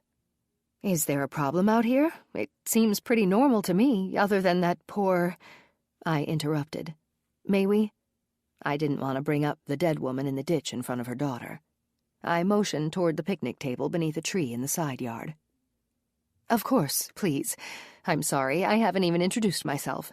My name is Linda Johnson. My little girl is Lucy. Are you married, Linda? Sure am. She laughed and looked out in the distance. My husband, Mike, is a long-haul truck driver. He should actually be back before long. He called about an hour ago and said I should pick him up at the station in town after lunch. We won't keep you long, ma'am. Oh, no problem. What can I help you with? Jack spoke up, and I pulled out my notepad. I realize the homes are few and far between out here, considering it's mostly farmland, but how well do you know your neighbors? Not that well. The ladies around here are mostly farm wives, late 40s or older. We've only lived here for 3 years. This is our first home. I could see the pride on her face as she smiled. We like the open space and hope to build a pole shed soon where Mike can park his semi. That way he doesn't have to leave it at the station whenever he comes home. We've got 2 acres here. I understand, Jack said. Do you know of any new people in the area, say in the last few months, or anyone that drives a white van? No, can't say that I do. The most communication we have with our neighbors is a wave when we drive by if they're outside, and vice versa. As far as vehicles, most are tractors out this way. We handed her our cards, thanked her, and stood. If anything ever seems out of place or unusual for the area, please give us a call. Sergeant? I turned. Yes, ma'am? Should I be worried about anything? I mean, Lucy and I are home alone much of the time. No, Mrs. Johnson, I don't think so. I'd suggest you be watchful of your surroundings, though, and keep your doors locked at night. Maybe we should go inside, honey. With her hand above her eyebrow to shield the sun, Linda scanned the neighboring fields and the road with a concerned look on her face. She took Lucy by the hand and went inside, closing the door behind her.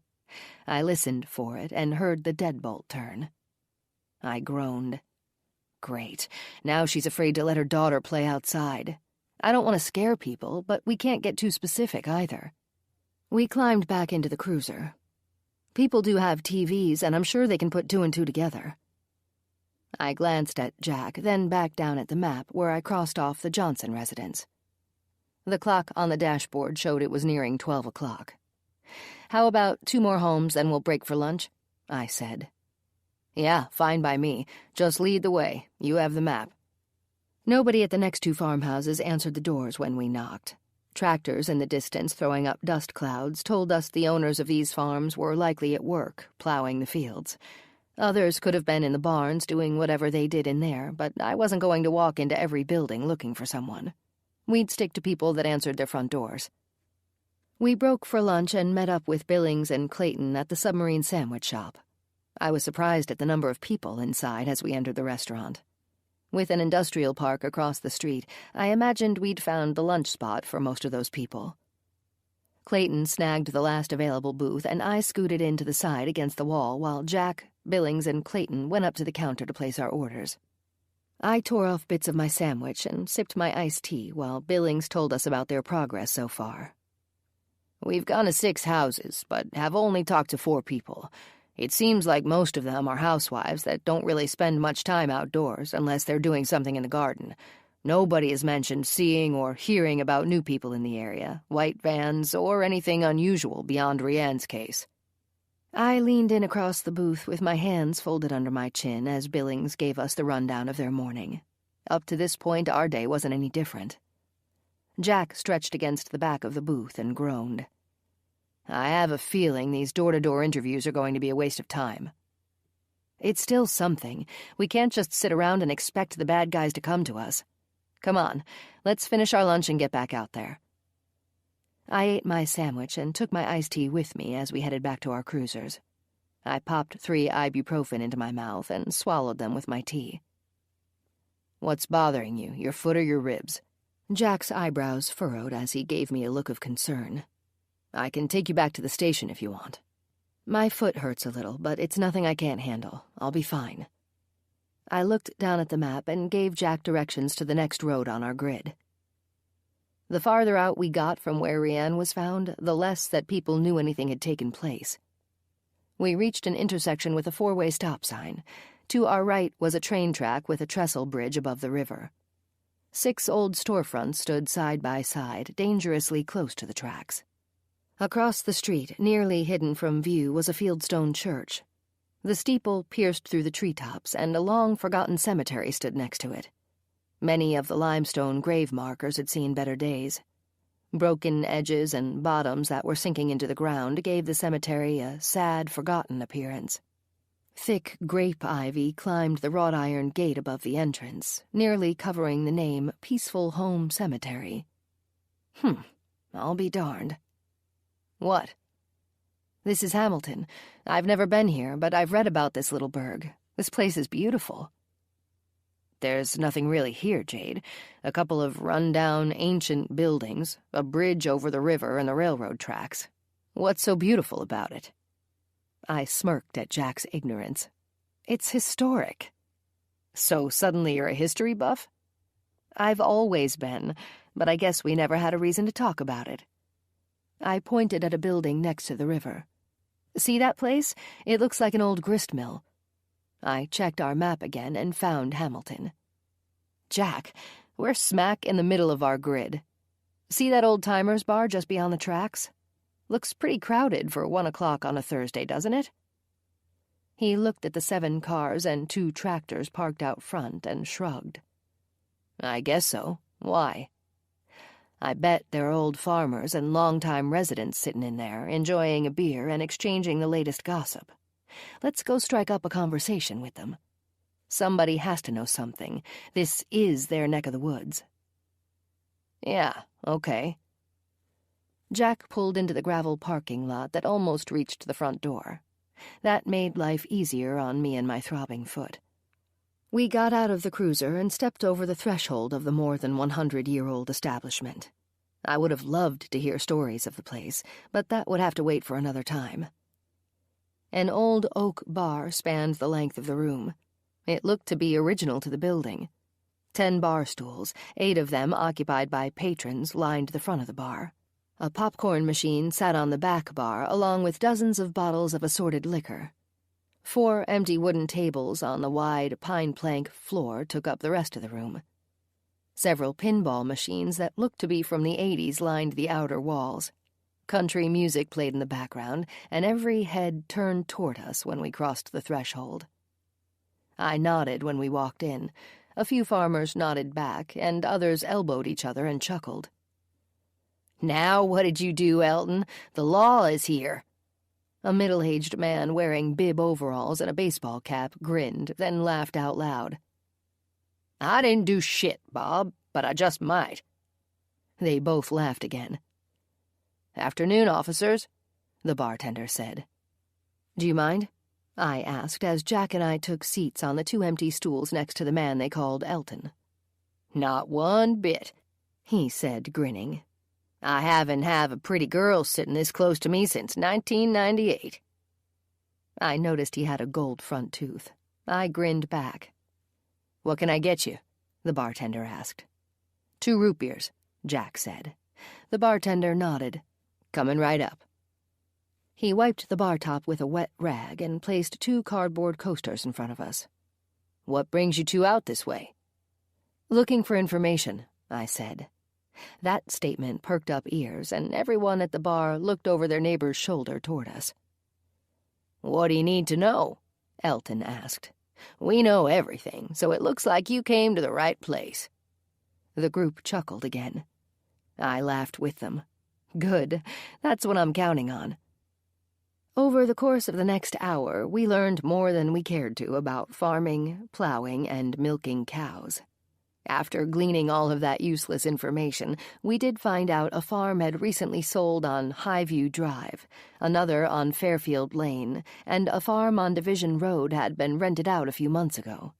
I gave Jack a look that we both knew well. We were interested in hearing more about the rental. "Do any of you gentlemen have details about the farm that was rented?" I asked. "Yep, a bit," the third man down the bar spoke. Jack peered around the shoulders of Elton and the man sitting next to him. "Your name, sir?" "I'm Leroy Headley. Just live down the road from here." He pointed at the back bar, meaning outside and west of Hamilton. I wrote that down. "Could you give us a bit more information?" Jack asked.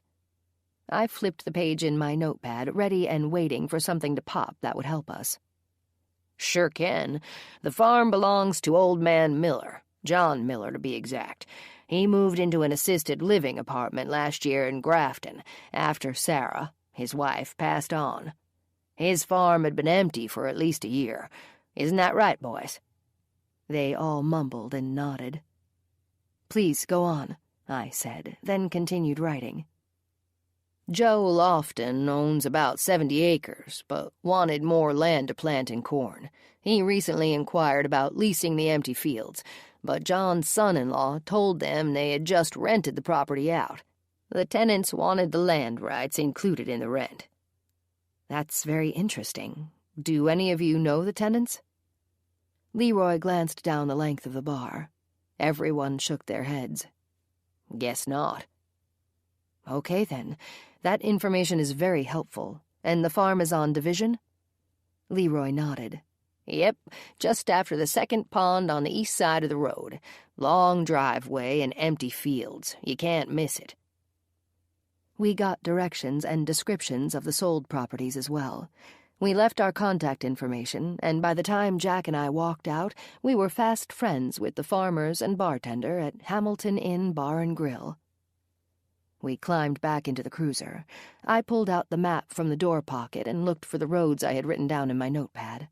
I circled each one, and even though we were going off course, I wanted to check them out next. The properties were still within our grid, and the farm on Division definitely piqued our curiosity. Chapter 48. "The guy from Tennessee should be here in a half hour. After Liz is gone, it's only Megan left, and she's gonna get lonely in the basement with nobody to talk to." Jeremy smirked and turned the crank on the handled can opener. Chicken noodle soup would suffice for now. He carefully pulled off the sharp metal lid and poured the soup into a bowl. After placing it on the glass carousel in the microwave, he set the timer for 2 minutes and pressed the start button. Matt chuckled. "Maybe Cage can hang out downstairs and keep her company until she leaves. I'm sure she'll be gone within a week's time. After that, we can start packing. Why are you eating now?" "Because I'm hungry. As soon as Mr. Adamson leaves, we'll go to town and buy groceries." Jeremy tipped his left arm and looked at his watch. "Liz should be done in the bathroom by now. Want to check on her?" "Yeah, sure." Matt went downstairs and banged on the bathroom door. "Are you done?" A meek-sounding yes came from inside the room. He unlocked the door, turned the knob, and pulled it toward him. Liz wore a clean dress, and her hair was shiny and secured with a rubber band at the nape of her neck. Matt gave her back the original pair of shoes she had worn when they kidnapped her months ago. "Did you brush your teeth?" "Yes." "Okay, get back in your box for now. The buyer will be here soon." He pushed Liz forward with the prod touching her back. She complied and crawled into the cage. Matt found Jeremy filling out the notebook when he returned to the kitchen. "Last-minute entries?" "Yeah, just making sure I'm up to date with everything. I have each name, description, the amount they sold for, and where each girl went."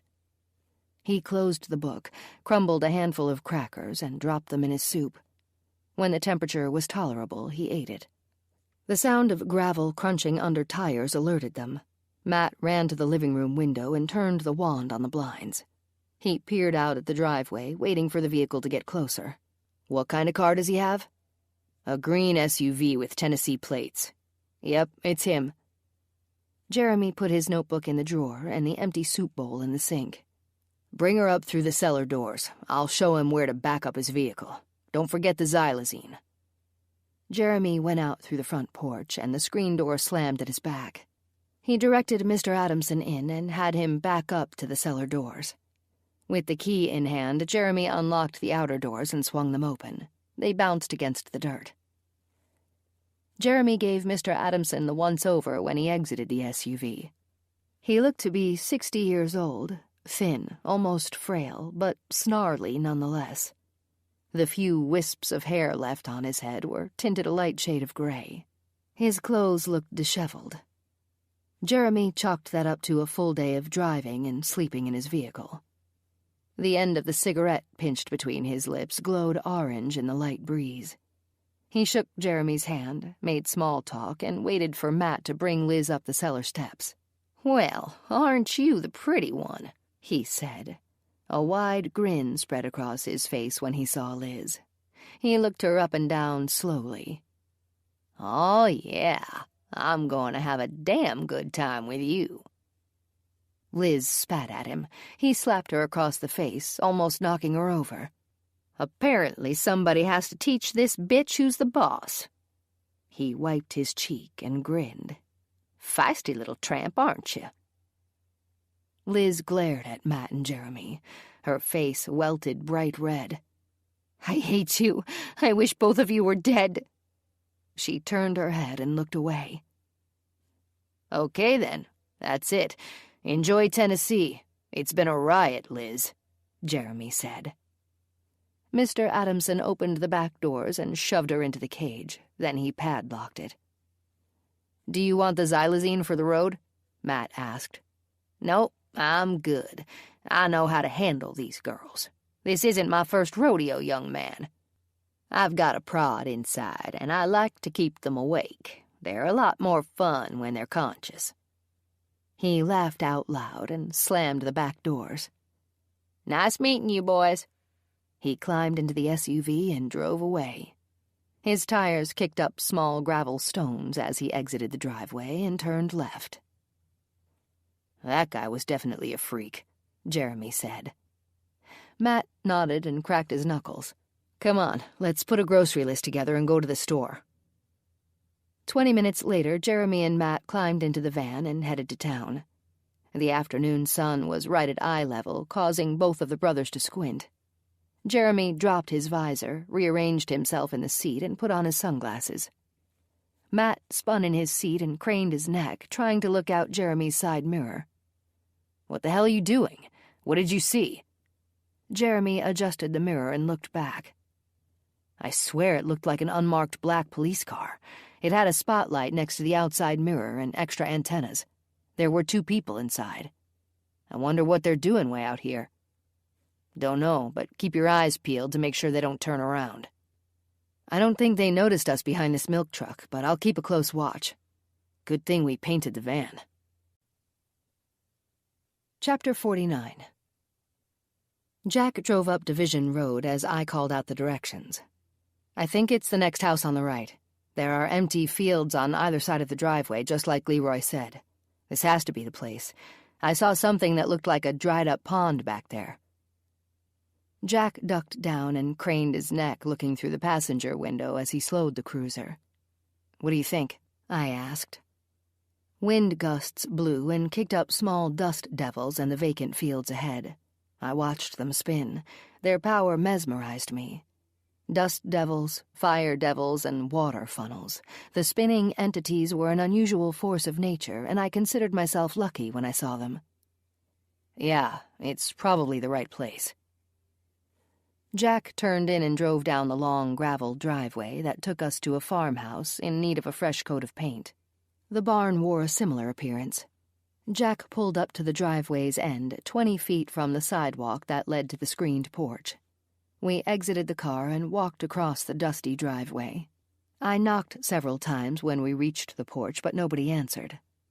I looked around. No vehicles, no farm equipment either. I pressed my face against the screen. There's a pair of dusty work boots next to the front door.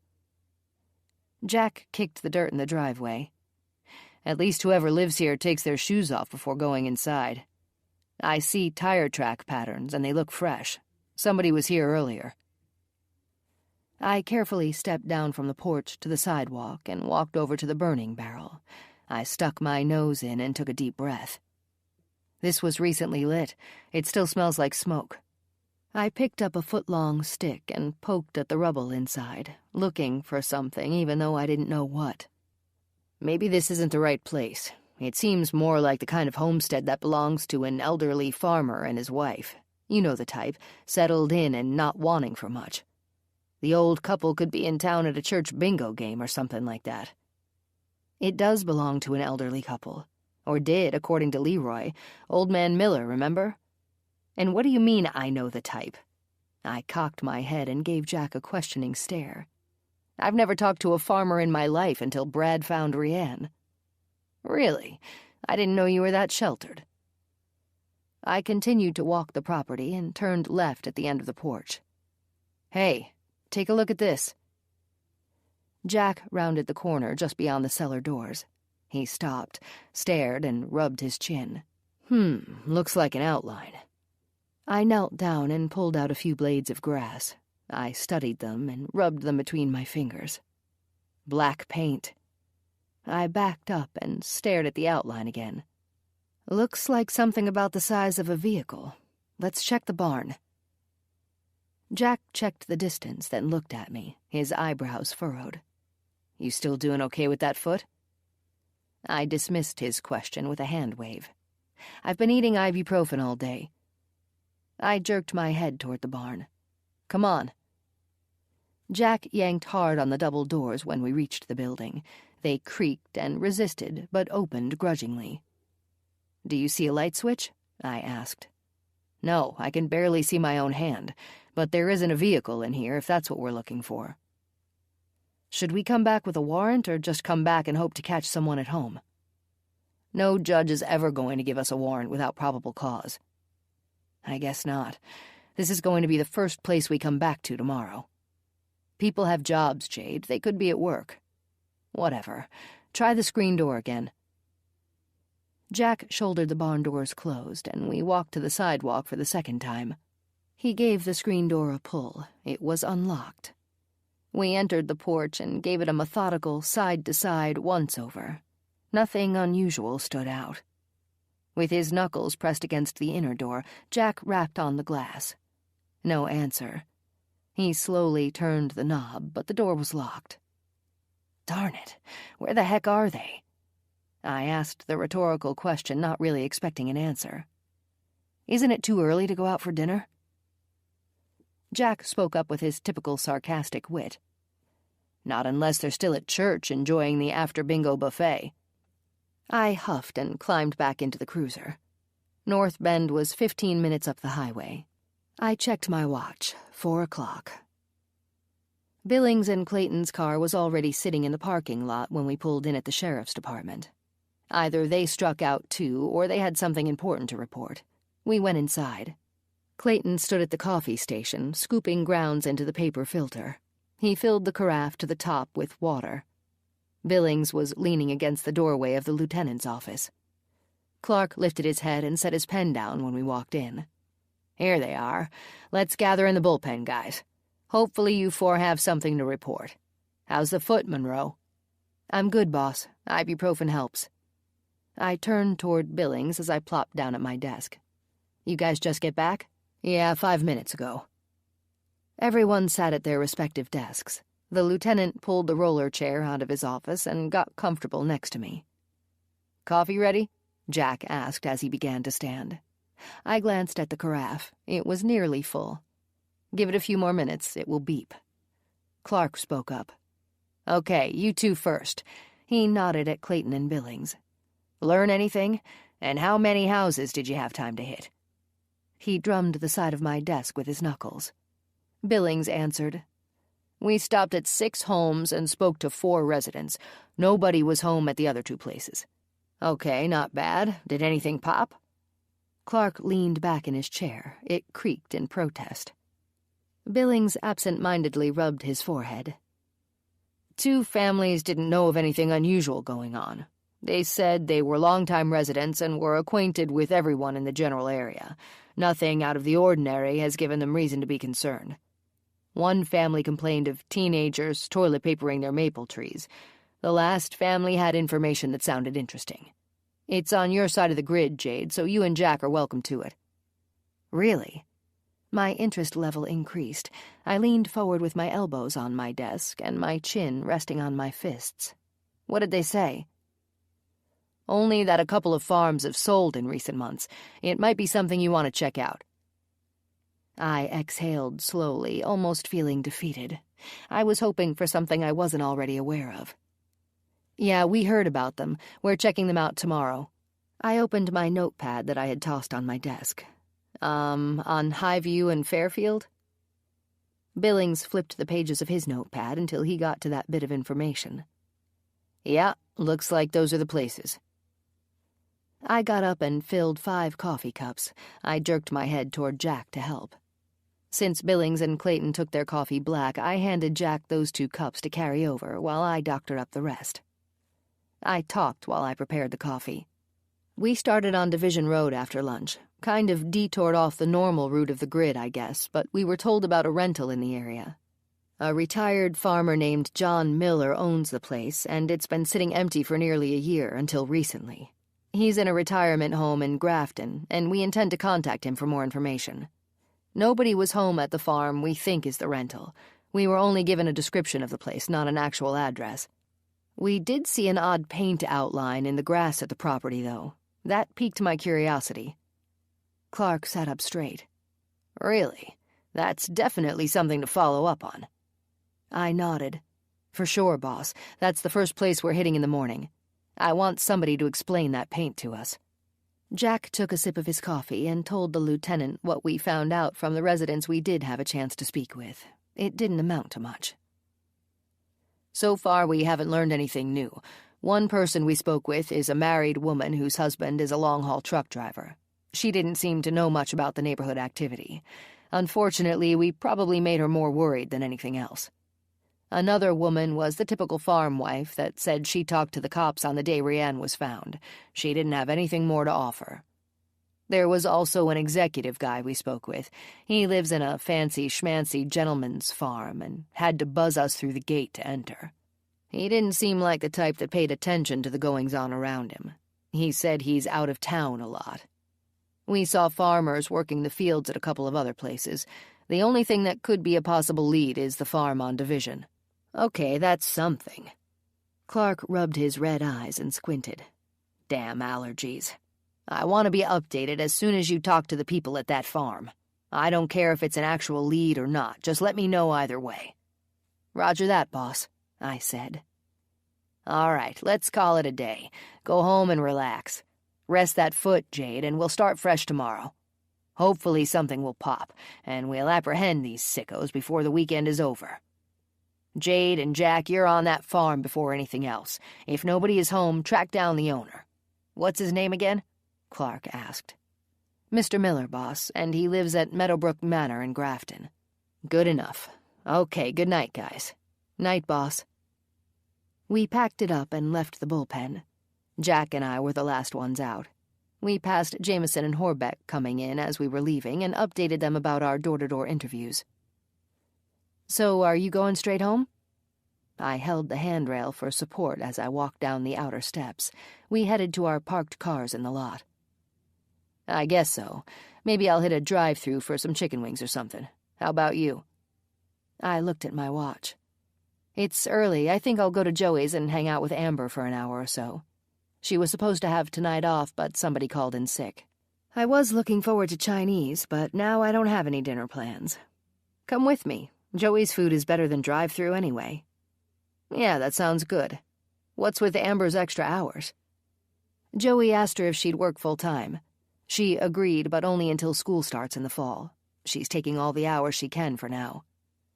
Jack nodded. Okay, I'll meet you there. Drive carefully. Yes, Mom. I pulled out of the parking lot and headed west at the lights. Every time I turned into the parking lot at Joey's, the flashbacks of Doug abducting Amber returned. I shook the images out of my head and knew that in time they would diminish. I caught Jack's flashing blinker right behind me as I glanced up at my rearview mirror. We both turned in and parked close to the door. At this time of day, the beer crowd hadn't arrived yet. I was thankful that I didn't have to walk very far. Jack and I entered and sat at the closest of 3 empty tables. Amber stood behind the bar, filling a pitcher of beer, and waved hello. I was looking forward to a couple of Scottish ales and a delicious, greasy hamburger with a side of home fries, garnished with the usual dill pickle spear that I would give to Jack. I loved spicy brown mustard, and my burger would be slathered in it. "You know you're predictable, don't you?" Jack said as he arranged himself on the chair. "What the heck does that mean?" "You don't even pick up the menu.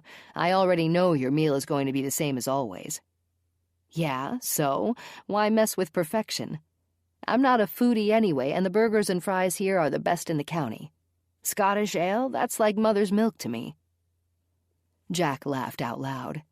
"You're a crazy one, Jade Monroe." I grinned. Blame it on my folks. Amber made a quick stop at our table. "Hey guys, I didn't know you were coming in. Your timing is perfect. Not too busy yet." She kissed each of us on the cheek. "Sorry about dinner, sis. Are you guys eating here?"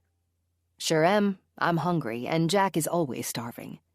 Amber laughed. "I'll send Pete over to take your order. I've got to get back to the bar. Talk to you guys later."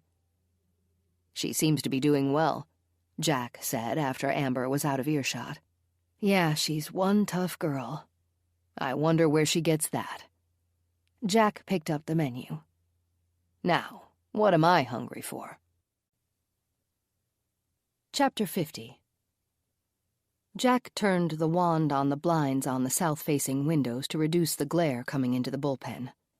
We were all seated at our desks by 8 o'clock.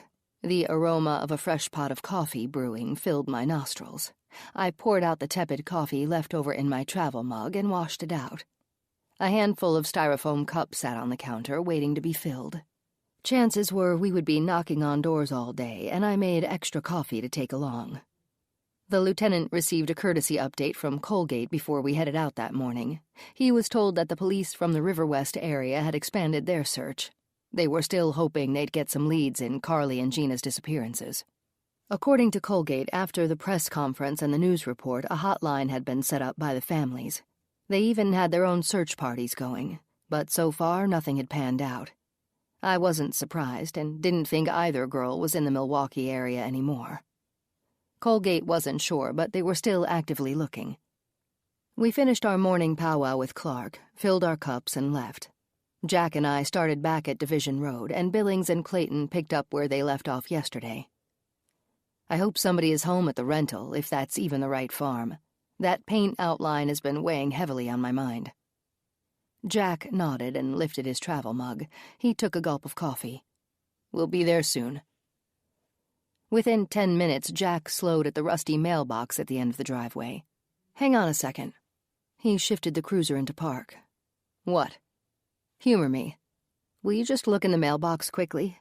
By some off chance there could be something inside." Jack checked his surroundings and made sure no front-facing windows from the house were visible. He got out, ran to the box, and pulled the door open. With his 6-foot frame bent over, he peered inside, then slammed it shut. Nothing. Damn it. Okay, let's see if anyone is home. Jack drove in slowly and parked in the same spot he had yesterday. No cars again. I opened the passenger door and got out. Jack pushed off the steering wheel and grabbed the top of his open door. He pulled himself out and elbowed the door closed. We walked up the sidewalk just like yesterday, except this time a nice-looking man came outside and met us halfway. "Hi there. What can I do for you?" He stuck his hand out to shake ours. "I thought I heard a vehicle pull in. I'm Luke." His surprisingly friendly demeanor caught me off guard. I shook his hand. "I'm Sergeant Jade Monroe." I pointed at Jack. "And this is my partner, Jack Steele. We're from the Washburn County Sheriff's Department." He nodded. "Nice to meet you." He stared at us and waited as if he didn't have a care in the world. I couldn't get a read on him yet. "We're canvassing the area, Luke, and talking to residents." "Okay, what can I help you with?" Have you noticed anything unusual out here? Any strange people, newcomers, weird carrying on, that sort of thing?" "No, can't say that I have. What's this in reference to?" "Nothing really in this area, but a deceased young woman was found recently about 10 miles from here. Heard any gossip out this way?" I asked. "Wow, that's terrible. But no, not at all." "So how long have you lived here?" I reached in my breast pocket, pulled out my sunglasses, then slipped them on. "Well, let me think about that for a second. I'm pretty sure my folks bought this place when I was a toddler. I guess I'd say 25 years or so." I gave him a long stare. "Really? This isn't a rental home?" Luke chuckled. "Nope, not at all." "Where are your folks now?" Jack asked. "They've been out on the road for the last 2 weeks. They travel to the Midwest to different art fairs 4 times a year. Mom and Dad are pretty talented artists. My mom paints still life on canvas, and my pop is a woodworker. He makes furniture and decor."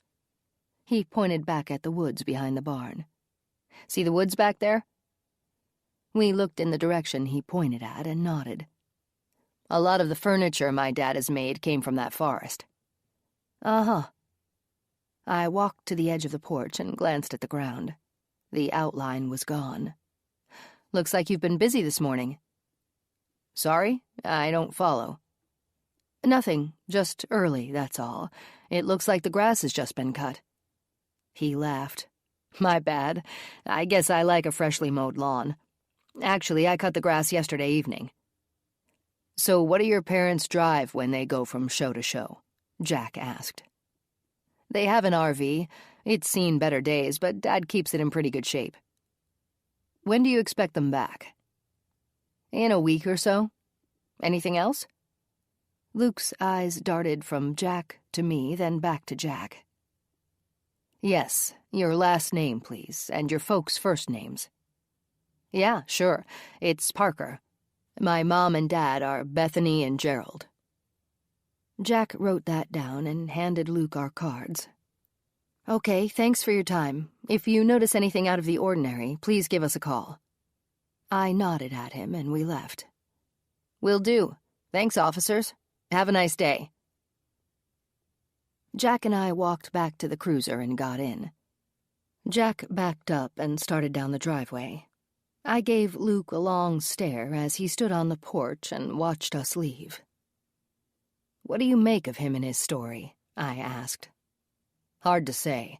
He seemed friendly enough and not at all nervous talking to us. I didn't notice anything actually suspicious about him. Are you getting a different vibe?" "Not sure. I guess the jury is still out." Then I told Jack that I'd bought a couple of Granny Smith apples along. "Want one?" I reached into the plastic bag on the floor well and pulled out 2 apples. I handed one to Jack. "Thanks." I took a bite of my apple. Yeah, he seemed unusually friendly. I'll admit he's a good-looking guy, that's for sure. "What, now you want to rob the cradle?" Jack raised his eyebrow at me. "Don't be ridiculous. I'm just stating the facts. I don't think it's considered robbing the cradle if the person is 3 or 4 years younger than me." "Oh, so you've already calculated your age difference," Jack laughed. "Whatever, I was just making an observation. Anyway, he's either lying or that was the wrong house. That still leaves the paint outline. Damn it, why didn't I take a picture of it?" Jack shrugged. "If the parents are actually artists, they must work with a lot of paint and stain." "True enough, but I've never heard of an artist that paints still life with spray paint, or a woodworker that does either." "If it makes you feel better, we can look up the property owner's name in the county records," Jack said. "Great, so what's the address? Was it on the mailbox?" "Nope. Out here it's going to be one of those with the north and south or east and west coordinates. That's probably why it isn't on the mailbox. It's too long. As a matter of fact, I didn't see anyone's addresses on the mailboxes out here." "Well, somebody has to know. Still, something about Luke Parker isn't sitting right with me." Chapter 51. Jeremy picked up his ringing phone that sat on the passenger seat. He looked at the screen. Matt was calling. "What's up?" He slowed the van and clicked on his left blinker. "Where are you?" "Just turning off Highway 60. Why?" "Find a different way home. The damn cops were here. They just left." "What the hell?" Jeremy checked his side mirror, then he pulled back out into traffic. He needed a minute to think. "What did they want?" "They were snooping around and checking door to door. They mentioned Rianne." "Shit. They couldn't have been city cops. It's out of their jurisdiction." "Son of a bitch. That's why she looked familiar to me. It was that sergeant we saw on TV. It was probably her damn medical boot that distracted me." "Medical boot?" "Yeah, whatever. I know it was the same woman." "Crap. They're getting too close. We're going to have to pack it up and move on. Open the barn doors and make sure nothing is in the way. I'm going to park in there. We have a lot of thinking to do, and I want to hear everything they said to you. I'm taking the back way around. Go upstairs and watch out the windows in both directions. I need to know if the coast is clear before I turn in. I'll call you back in 5 minutes. Jeremy hung up and pounded his fist on the dash. He'd wanted to get rid of Megan before they left the area. Now everything had changed. They'd have to either take her along or put her in the ground with Beth and Carly. He made 4 turns before he ended up on Division Road. The farm was a half-mile farther south.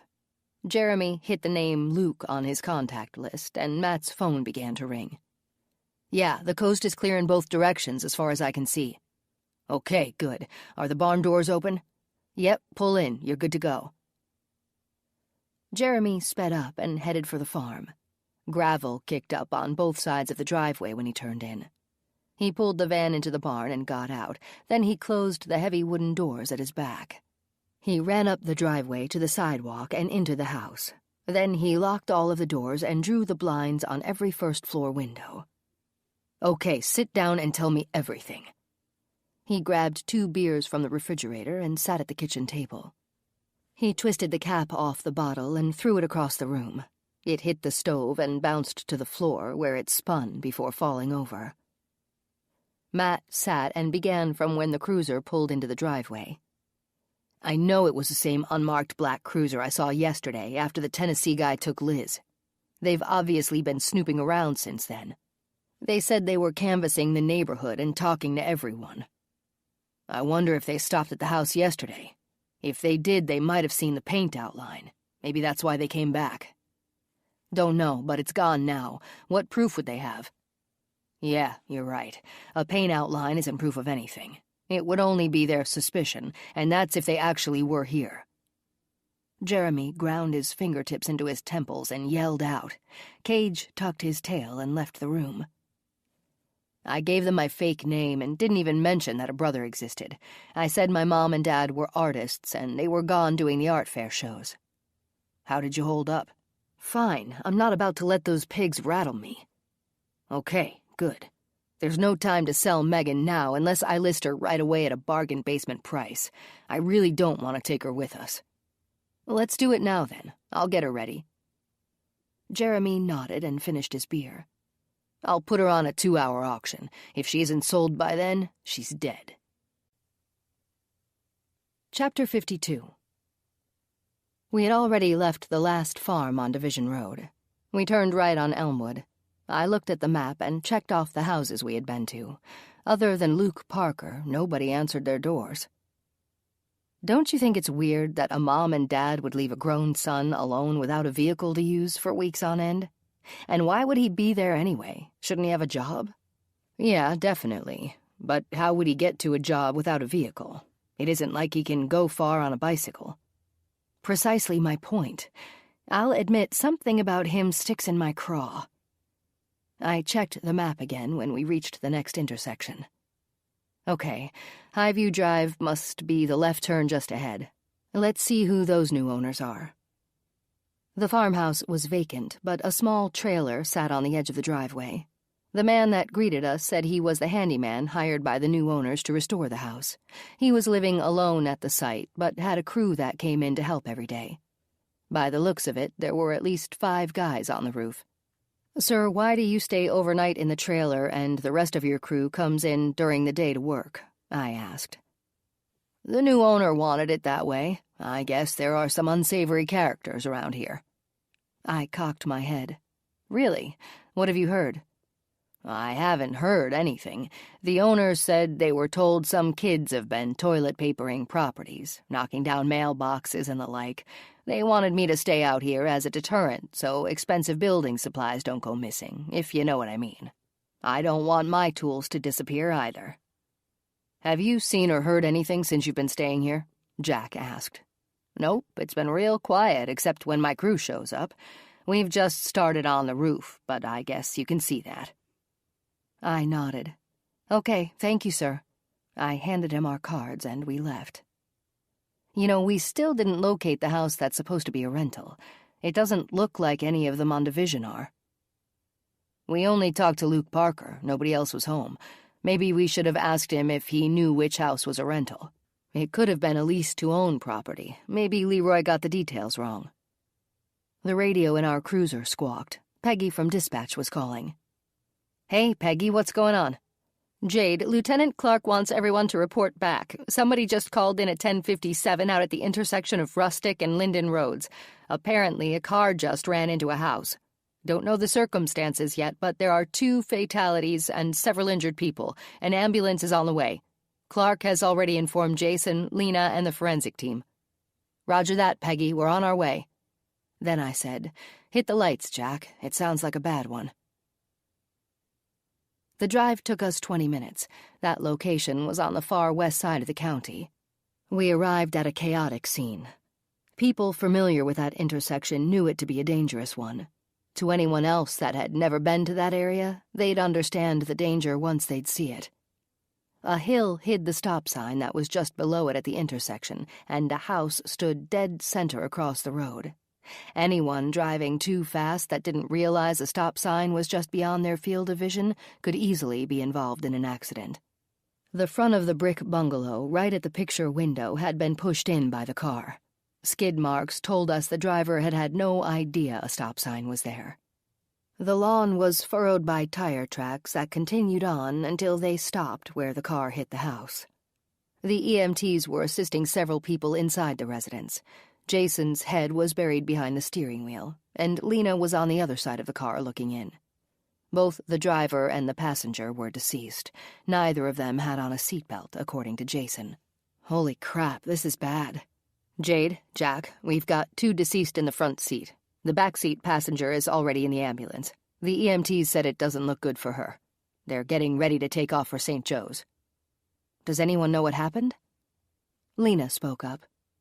I can tell you this, there are plenty of empty beer cans on the floor of the car. It's only 11 a.m. Jason nodded. And these are kids. Their driver's licenses show they aren't even legal drinking age. The car is registered to the driver's parents. Jack shook his head. What a waste. Let's go inside and find someone to talk to. The door-to-door interviews were temporarily put on hold. We had people in the house to interview and parents to contact. Nothing about this scene would have a good outcome. We drove to the hospital and let Billings and Clayton finish up the interviews with the homeowners. Luckily, the husband and wife were sitting at the kitchen table instead of watching TV in the living room. That alone probably saved their lives. Cuts and scrapes from flying debris seemed to be their only injuries. We were told at the hospital that the third person in the vehicle, a 17-year-old girl named Stephanie Kane, had also passed away. Now it was our job to track down the families and break the bad news to them. Not only had their children died, but also there could be an insurance suit filed against the driver's family. Thankfully, that was something we didn't have to address. Jack and I sat with each family at their home and told them what had happened. We gave them Jason and Lena's contact information, as well as our condolences, then we left. Let's head back to the station. We'll update Clark and call it a day. I agreed with Jack and climbed into the cruiser. We turned onto Schmidt Road at 5:15 and parked. Inside, I made coffee and we sat with the lieutenant, going over the day's events. The accident was not only tragic, boss, it was so senseless. They were just kids. And likely drunk ones, I might add, Jack said, shaking his head. What I want to know is who bought the beer for them. That in itself is a criminal act which resulted in 3 deaths. Clark agreed. That is something we'll probably never find out. Might be better left for North Bend PD to check into. All of the kids lived in town. What about the door-to-door interviews earlier? I'm on the fence with someone we talked to. It was at that house with the paint outline. Something suspicious going on? He asked. Not really, just off. I've got to think about it some more. For now, I'm going home. Yeah, sounds good. Get out of here. I'll see what Billings and Clayton found out when they check in. Okay. Night, boss. Night, Jack. Night, Jade. The late afternoon sun felt warm against my skin as I walked to my car. I pictured lying on the chaise on my desk, the sun on my face and a cold beer in my hand. Living close to work was something I was thankful for. I drove the short distance home with a lot on my mind. Amber worked until closing, so I had the house to myself, and plenty of time to think. I pulled into the garage and hit the button on the passenger side visor. The door lowered. Inside the kitchen, I opened the pantry door and pulled out the cat food. Spaz purred at my feet and rubbed his side against the Velcro tabs on my blue boot. I was sure he didn't care about me. He just wanted to be fed, but I petted him anyway. In my bedroom, I changed out of my work clothes and put on a pair of jeans and a t-shirt. I poured fresh birdseed into the plastic feeder for Porky and Polly. Then I dumped their water and filled the cup from my bathroom faucet. Polly sat on my shoulder while I changed the newspaper at the bottom of their cage. With all of the animals taken care of, I opened the refrigerator and pulled out a Scottish ale. With 2 hours of daylight left, I sat on the deck with my beer and a notepad in hand. I thought back to yesterday when Jack and I were at the Parker residence. I remembered Jack commenting on the fresh tire tracks in the driveway. I tried to rationalize them. The UPS man could have pulled in, or Luke might have had a friend that came and left. Anything was possible. And without a car, was he home yesterday when we were there? Did he see us snoop around and enter the barn while he peeked out from behind a closed curtain? Did he know we saw the paint outline? Was he on to us? Maybe he wasn't even home when we did our snooping. I had too many questions and not enough answers floating around in my head. I'm overthinking this. He's probably exactly who he said he is and hasn't done anything wrong. But what about the rental Leroy mentioned? It has to be that house. No matter what, there's still something about Luke that bothers me. Call it police intuition or whatever, but I need to find out more. There was still an hour of daylight left, and Luke didn't know my personal car. I could sit a good distance away and watch the property with my binoculars. I needed to know if there was another vehicle somewhere and who might be coming and going. I knew Jack would be furious if I told him I was going back to Division Road, but it was only for surveillance. What was the harm? I made myself a quick sandwich, chowed it down, and left. From my house, the drive was only 20 minutes. I tried to recall the layout of the property as I drove east, a direction from which I was less likely to be noticed. In reality, I didn't want to be noticed at all. I knew in my gut that the outline we saw in the grass came from a vehicle being recently painted. There was no other logical explanation. If the paint came from his parents' artwork, the black would be at the outer tips of the grass as the lawn grew. Luke said they had been gone for several weeks, yet the grass where the paint was couldn't have been more than a few inches tall. His story didn't jibe with the facts.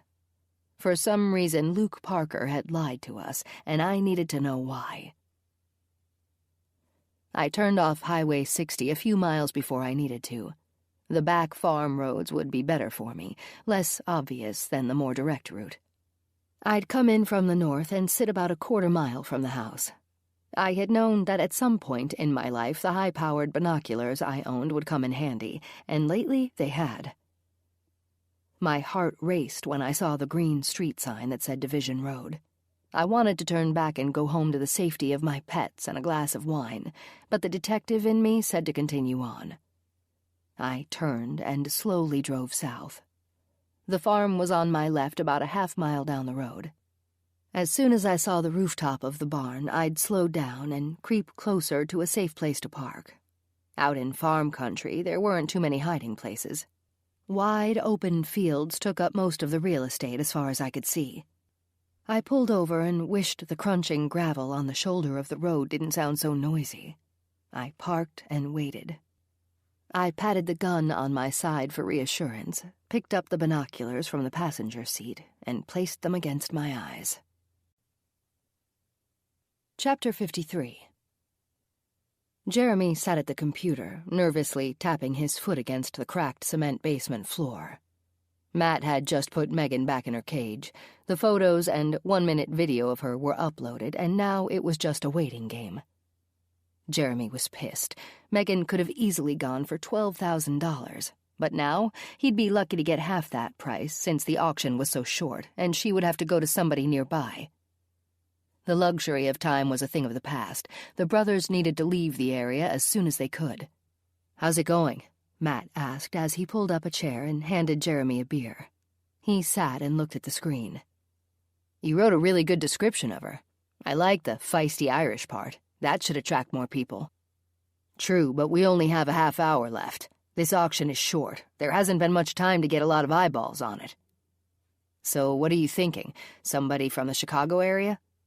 "Yeah, probably, and hopefully they'll have deep pockets. We'll have to take her tonight once the money wire is cleared. If those cops are still trolling the neighborhood tomorrow, I don't want them to see us. At this point, they're probably suspicious of any van." "Yeah, you're right." Matt leaned back and took an extra-long swig of his beer. "What did you set a reserve at?" $5,000. "Man, that sucks. What can I do to help?" Jeremy looked at the time on the bottom right corner of the computer screen. "Let's see. It's almost 7 o'clock. Why don't you pull the van up to the cellar doors and load an empty cage in the back? You can get a syringe ready and give her something to eat. I want to leave as soon as the payment goes through. We may be driving farther than Chicago, just so you know. You can pack some food up for us in cage, too." "Yep, I'm on it." Jeremy breathed a sigh of relief when he saw the reserve icon go from red to green. "Yes, at least the reserve hit." He checked the time again. 7:15. In 45 minutes the auction would be over and Megan would be gone. He hoped they wouldn't have to drive too far. Jeremy went up the steps when he heard the cellar doors bang against the ground. He saw Matt outside. "The reserve hit. We're almost there, only a half hour to go." "Good to know. I'll get the van ready." Darkness hadn't set in yet, but the sun hung lower in the sky. The cellar doors stood in the shadows of the house. Matt flipped on the yard lights before he walked to the barn. Chapter 54. Damn it. I craned my neck out the passenger side window and looked west at the setting sun, trying to calculate how much time I had left. Daylight was quickly slipping below the horizon, and a deep pink and purple glow took over the sky. It would be dark in a matter of minutes. So far, I hadn't seen anything that would warrant suspicion. I continued to peer through the binoculars, hoping to see movement, but with each passing second, the shadow of night was filling the sky. I gave up and turned the key in the ignition, with plans of spending the rest of my evening in front of the TV. Lights suddenly illuminated the backyard from the house to the barn, breaking the darkness. I quickly shut off my car. Shit, I hope he didn't see my headlights. I saw Luke open the barn doors, then a vehicle backed out. It drove in reverse to the house. So Luke did lie to us earlier. I wonder what he's up to. I had to decide if I would check it out on my own or call Jack for help, and I had to make my choice quickly. By the time Jack would arrive, Luke could be gone. It looked as though he was getting ready to leave and needed the cover of darkness to make his move. I couldn't walk to the house on this bum foot, but I could get a little closer as long as I didn't turn on my headlights. I turned the key and the car's engine came to life. On the blacktop with the headlights off and the quiet of my barely moving vehicle, I inched closer to the farm. I was only a few 100 feet away, and I was sure I could walk that distance. My adrenaline would help get me there. I needed to see what was going on. Before I exited the car, my conscience told me to call Jack. I knew I would get a tongue lashing. But as an officer of the law, I had a duty to check out a suspicious situation, or at least convince myself that there was nothing to be suspicious of. Jack's phone rang. "Hey, Jade, what's up?" I know you're going to be really pissed at me, but as a responsible adult, I have to tell you. Now, what did you do? Or is it something you're in the process of doing? I'm parked down the street from Luke Parker's house, and I held my phone away from my ear as Jack yelled at me. Are you out of your mind? What part of that do you call responsible? Don't do anything. As a matter of fact, get out of there right now. I can't leave. He's up to no good. I just know it. He backed a vehicle out of the barn and up to the house like he's going to load something. I have to check it out. Jade, don't. At least wait for me to get there. He'll be gone by then. I'll be careful. Jade. Jade! Son of a bitch. I hung up and got out of my car. Then I closed the door as quietly as I could at my back. I dropped my keys and my gun's extra magazine into my back pocket, then double-checked my sidearm. The ditch was the best place to walk, not only to hide myself as much as possible, but also to avoid the crunching sound of the gravel under my feet.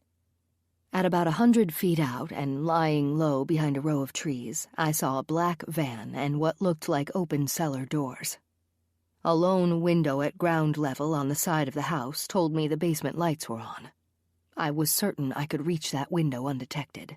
From there, I would be able to see what Luke was doing downstairs. Crouched low, I moved through the shadows. I had to be careful and deliberate with each step. The slightest sound of a twig cracking could give me away. Finally, when the window was only 10 feet from me, I belly-crawled the rest of the way. The basement window was surrounded by a metal window well. I had to drop my upper body into the well to see through the dirty glass. Thanks to the windows having years of exposure to the outdoor elements, cobwebs and dried leaves filled the space and clouded my view. I didn't want to give what normally disgusted me too much thought. I had to see what was going on downstairs. Holding my body in that awkward position and scooting in as close as possible, I was able to see inside. And what I saw made me want to shoot Luke right then. Chapter 55. Matt circled around and entered the house from the porch. He took off his shoes, then he tiptoed downstairs from the kitchen. He entered the computer room with his announcement. "We have company." Megan's auction was over, and she'd sold for $10,000 to somebody from Barrington, Illinois. Jeremy was ecstatic, until Matt said those 3 words. "Son of a bitch, what does that mean?" He pounded his fist on the desk so hard the computer mouse bounced off and hit the floor. "I saw headlights a few minutes ago. They came on and then went off immediately. I circled the house on the driveway side and crept down the road. I found an empty Mustang parked a few hundred feet north of here. I saw a set of binoculars on the passenger seat. That's telling me there's only one person, and they're definitely watching the house. That person is outside somewhere. It's just too dark to see them." Jeremy pushed back the chair and grabbed the stun gun and cattle prod out of the jelly cupboard. "Did you load a syringe?" "Hell yeah, I have it right here." Matt handed it to Jeremy. "Okay, go upstairs and put your damn shoes back on. Make plenty of noise in the kitchen. That should be all it takes to lure them through the cellar doors and into the basement. I'll be ready and waiting for them down here." "Got it." Matt ran upstairs and into the kitchen. Jeremy prepared himself for whatever was about to happen. He remained out of sight with the syringe in his pocket and the stun gun and prod in his hands. There were plenty of empty cages for his next guest. Chapter 56. I felt for my phone, then remembered I had left it in the car. I had only so many pockets, and I definitely didn't want it to ring when I was trying to be quiet and surveil the situation. Jack knew where I was, and that was what mattered right now. My focus was on the girl being held captive. I couldn't see who she was. The room was dimly lit at best. She lay curled in a fetal position at the back of her cage, her knees almost touching her chin. The cage was secured with a large padlock. I didn't see anyone downstairs other than the girl. 8 empty cages were lined up against the far wall. That room looked to be the main area, yet there were corners and doors going off in different directions.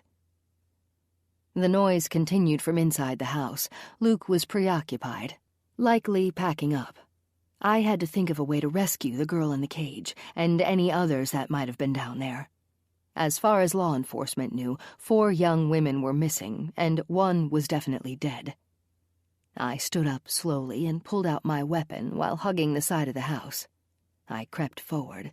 I knew the van was around the corner just ahead of me. I neared the edge of the house and peeked around the corner. Nobody was there. I inched forward and looked in the back of the van. The interior was white, just as I suspected. My heart pounded triple time in my chest. A large cage and some supplies lay in the back of the van. Luke was preparing to make a run for it. I didn't have much time. I crouched and looked down the basement steps. I didn't see any movements. From the window well, the girl was to my right. That meant once I reached the basement floor, she would be directly across the room from me. With my head on a swivel, I took in my surroundings outside and saw nothing. I saw a light flicker on the 2nd floor. Luke must have been upstairs. I needed to make my move. The cellar steps would be a challenge with this boot, but there was a handrail. I descended with my gun drawn. At the bottom of the stairs, I peeked around the corner. Everything was still. I looked at the cage. The girl must have been sleeping. She hadn't moved. I heard footsteps walking from room to room upstairs. I still had a little bit of time and headed to her cage. Chapter 57. He watched her from the darkened corner where Liz's empty cage still sat. He was sure she thought she was alone and could rescue Megan. Jeremy almost laughed. He watched her fumble with the lock, looking for something to open it with. She sat her gun down for a second, and that was all he needed. Bad move on your part, Jade. He crept out of the darkness until he was only a few feet behind her. The keys are on the hook around the corner, Sergeant. She reached for the gun, but he kicked it across the room. It slid to a far corner and disappeared from sight. Jade stood and spun, almost stumbling on her bad foot, but he got her in the throat with the cattle prod. She went down like a ton of bricks. "Matt, get down here and help me with her," Jeremy yelled. Matt ran downstairs. He laughed when he saw Jade lying on the floor, writhing in pain. He kicked her bad foot just because he wanted to. She groaned. The commotion woke Megan. She scooted back in her cage, trying to look small, and cupped her knees against her chest. She quietly whimpered. "Grab a lock," Jeremy said as he stood above Jade. He watched her squint as she tried to focus on his face. "You," he chuckled. "Yeah, go figure. I guess you decided to come to my house party after all, right, Jade?" He looked at Matt. "Got everything?" "Yep, the cage and lock are ready to go." She tried to get up. Jeremy nailed her again with the prod. She screamed, then she went quiet. "Grab her arms. Let's get her into the cage. She might have called for backup, so we've got to hurry. They could be on their way. Grab everything you want from here. The plan has changed. We aren't coming back." They locked the cage door. Jeremy found Jade's gun and handed it to Matt. He slipped it into his waistband. "Run upstairs and grab everything you can think of. We're leaving in 5 minutes. Grab some clothes and food. I'm going to load Megan in the van." Jeremy ran up the cellar steps and opened the cage door at the back of the van. He tossed the cattle prod and stun gun in through the side door, then ran back downstairs. "Get over here," he yelled to Megan. "Lean against the side of this cage, and I'm only saying it once. Do it now or I swear I'll kill you." She sobbed and crawled over to him. He sank the needle into her neck and waited. She was unconscious in less than a minute. He spun at the sound behind him. Jade shook the cage, yelling at him. "Shut up, bitch. Consider yourself lucky to be alive. I'm feeling a little merciful right now, or I would have killed you earlier." Jeremy pulled Megan out and threw her over his shoulder. At the back of the van, he tossed her into the cage. A whistle sounded to his right. He turned and was hit with the cattle prod. Chapter 58. I heard a familiar voice calling my name and footsteps running down the cellar steps. "Jack, thank God, I'm over here," Get me out of this damn cage. There are keys hanging on the wall around the corner to your left. Damn you, Jade. One of these days you aren't going to be so lucky. Jack found the keys, unlocked the cage, and helped me out. Where's Luke? Where's Jeremy? I only found one person, and it wasn't Luke. I nailed the guy with the cattle prod. He's handcuffed to the van. That means Luke is still in the house. Jack, I think one of them has my gun. Shit, I need to find him. Jameson and Horbeck are on their way, but they were both 15 minutes behind me. Jack, look out! A shot fired from the cellar steps, catching Jack in the left shoulder before he had time to take cover. He turned and fired back. Luke went down. I ran to Jack's side and saw that he was bleeding badly. Don't move. Give me your gun. I took Jack's service weapon and hugged the basement wall, not knowing if Luke was dead or alive. I did a quick look around the corner. He lay motionless on the steps. I approached cautiously with Jack's gun pointing at Luke's chest. I kicked his foot. He didn't move. A pool of blood was spreading across the steps beneath him. Then I noticed the entry wound. Jack got him center mass. I knelt down and checked for a pulse. There was none. He's dead. I retrieved my gun and went back to help Jack. Do you have your phone? Yeah, he groaned. It's in my shirt pocket. I pulled it out and called Horbeck. Brian, it's Jade. We need an ambulance. Jack's been hit and we have a drugged girl here, too. Don't ask me the address because I don't know it, but we're on Division a couple miles north of Highway 60. You'll see my car parked on the road. Hurry. We're only a couple of minutes out, Jade. I'll radio for an ambulance right away. I hung up and sat Jack's phone down. I have to see what's going on with the girl. The guy upstairs put her in the cage, but didn't get a chance to lock it. She was unconscious when I was up there. Jack winced when he moved his arm. Yeah, he nailed her with the xylazine. Don't move, Jack. Horbeck and Jameson should be here any second, and the ambulance is on its way. I looked around and found a towel in the bathroom. Here, use this. Put pressure on your shoulder. I'll be right back. I went outside through the cellar doors and found Jeremy handcuffed to the van. The girl was still passed out in the cage. I saw the cattle prod lying on the ground out of his reach and picked it up. Just so you know, Jeremy, Luke is dead. He spewed the words at me. His name isn't Luke, it's Matt, and he was my brother. Is your name really Jeremy? What's it to you, bitch? I knelt down so I could be eye to eye with him. You know, Jeremy, pretty soon you're going to live in a cage. I'll even come to visit you so you can tell me how you like your new digs. I looked around to make sure we were alone. I didn't hear the sound of cars coming up the road or the ambulance's siren piercing the night's quiet just yet. The stillness seemed peaceful for a second until he screamed. I pressed the prod against Jeremy's side and gave him a solid 3 seconds with it. I cocked my head. How was it? Nice? Then I nailed him again. Horbeck and Jameson arrived within minutes. I explained to them that a body was blocking the cellar steps. We needed to call forensics and the ME and get them out here. Jack is downstairs. There has to be a basement entrance through the house somewhere. Let's get him outside. I can hear the ambulance getting closer. We found the stairs leading to the basement and helped Jack outside. Jameson shoved Jeremy into the back of the cruiser and slammed the door. I heard him yelling profanities at me through the glass. I smiled. Jack and the girl, who after closer examination I assumed was Megan, were taken away in the ambulance. I explained to the EMTs before they left that the girl had been injected with xylazine. The shock on their faces spoke for them. Chapter 59. I'm fine. Stop fussing over me. Jack sat in his hospital bed, swatting away my intentions to help him with his lunch. Shut up and let me do this. I leaned in from the olive-green guest chair next to Jack's bed and cut the unidentified chunk of meat on his plate into bite-sized pieces. I still have one good arm, you know. I shushed him with a hand wave and continued what I was doing. So, tell me about the interrogation with Jeremy. Neither of the brothers had prints in the system, and Jeremy won't tell us his last name, so there's no way of knowing if anything he said is true or not.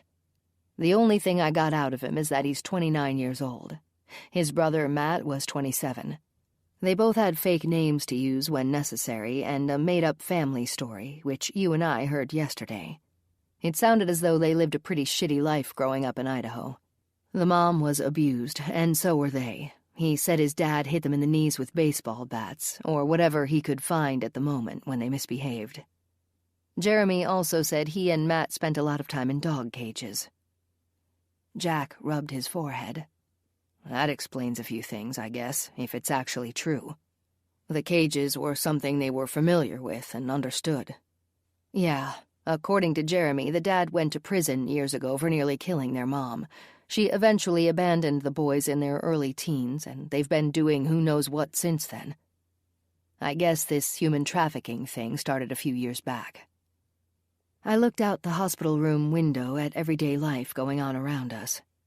If people only knew the type of sick characters that really lived among them, they'd be horrified. I sighed. I can see that gerbil on the wheel. What's going on in that head of yours? Do you think I'm going to be reprimanded for going rogue? Nah, don't worry about it. Who knows if we would have caught them otherwise. Plus, I'm not going to press charges against you. I saw the twinkle in Jack's eye when he laughed. You're lucky I don't disable your good arm. Anyway, the girl at the house was definitely Megan. She was the only one left at the farm. She said Jenna was sold to someone in India and left a few days back. Carly was supposed to go, but she died at the farm from an epileptic seizure. I wiped my eyes with the back of my hand. I'm going to visit Megan after I'm done with you. She's actually right down the hall. Her folks are in there now. I saw the concern on Jack's face. She gave us quite a statement this morning. I don't know the process on trying to find the other girls. Megan didn't know all of them. She did say some of them were dead and buried in the woods behind the barn. There's a team out there looking right now with cadaver dogs. The house has been gone through by forensics, and Lena and Jason have Matt in the morgue. Jack sighed.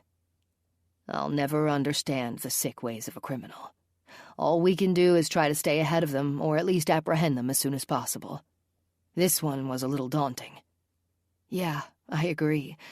Forensics found a journal of sorts in the house.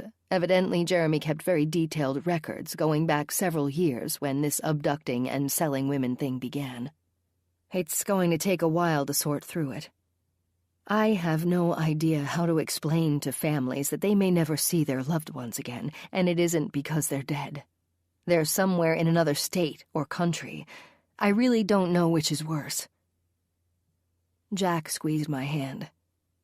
I'm sure the FBI will get started on that right away. I nodded. Yeah, I know. Okay, I'll be back later. Amber wants to come with me tonight. Take advantage of some downtime, partner. You'll be out of here in a couple of days. I got up and headed for the door. Hey, Jade. I turned back toward him. Yeah? Can you hand me the remote? I shook my head, then handed him the TV remote. Here's something, you know that? Get some rest. We'll be back later. Your family should be here soon. Chapter 60. 2 weeks had passed since that night on Division Road. Life in North Bend fell back into what we call our normal routine, for now. Jack came back to work last week on light duty. I told him to take advantage of the quiet. He'd be working his butt off again soon enough. I knew Jack well enough to know desk duty wouldn't last long. He was too stubborn that way. I guess we were a good fit.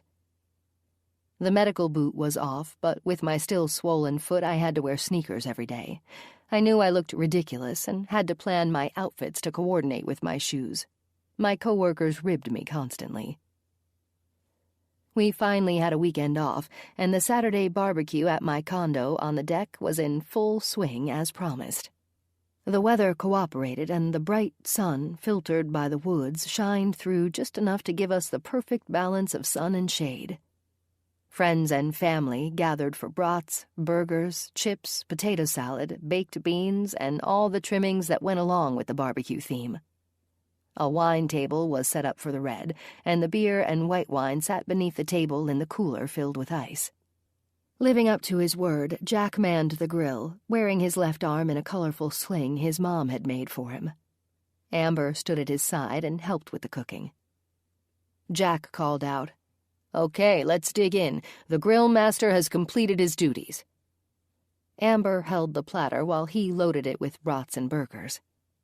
The table was set, and we all took our places around it. My mom and Bruce, Jack's folks and brothers, and Amber and I all said a word of thanks and appreciation for good food and wonderful friendships. Spaz circled the table at our feet, crying out for scraps. Amber dropped a few baked beans on the floor to him. Jack slapped away my attempt to help him prepare his hamburger. I ignored him and continued on. "I got this, partner. Let me give you a hand." He gave me a nod and a grin, and we all dug in. This concludes Captive by C.M. Sutter. Narrated by Nicole Zanzarella, a member of SAG-AFTRA. Copyright 2016 by C.M. Sutter. This unabridged audiobook is published by arrangement with C.M. Sutter and was produced in the year 2018 by Tantor Media Incorporated, a division of Recorded Books, which holds the copyright thereto. Please visit tantor.com for more information on our growing library of unabridged audiobooks.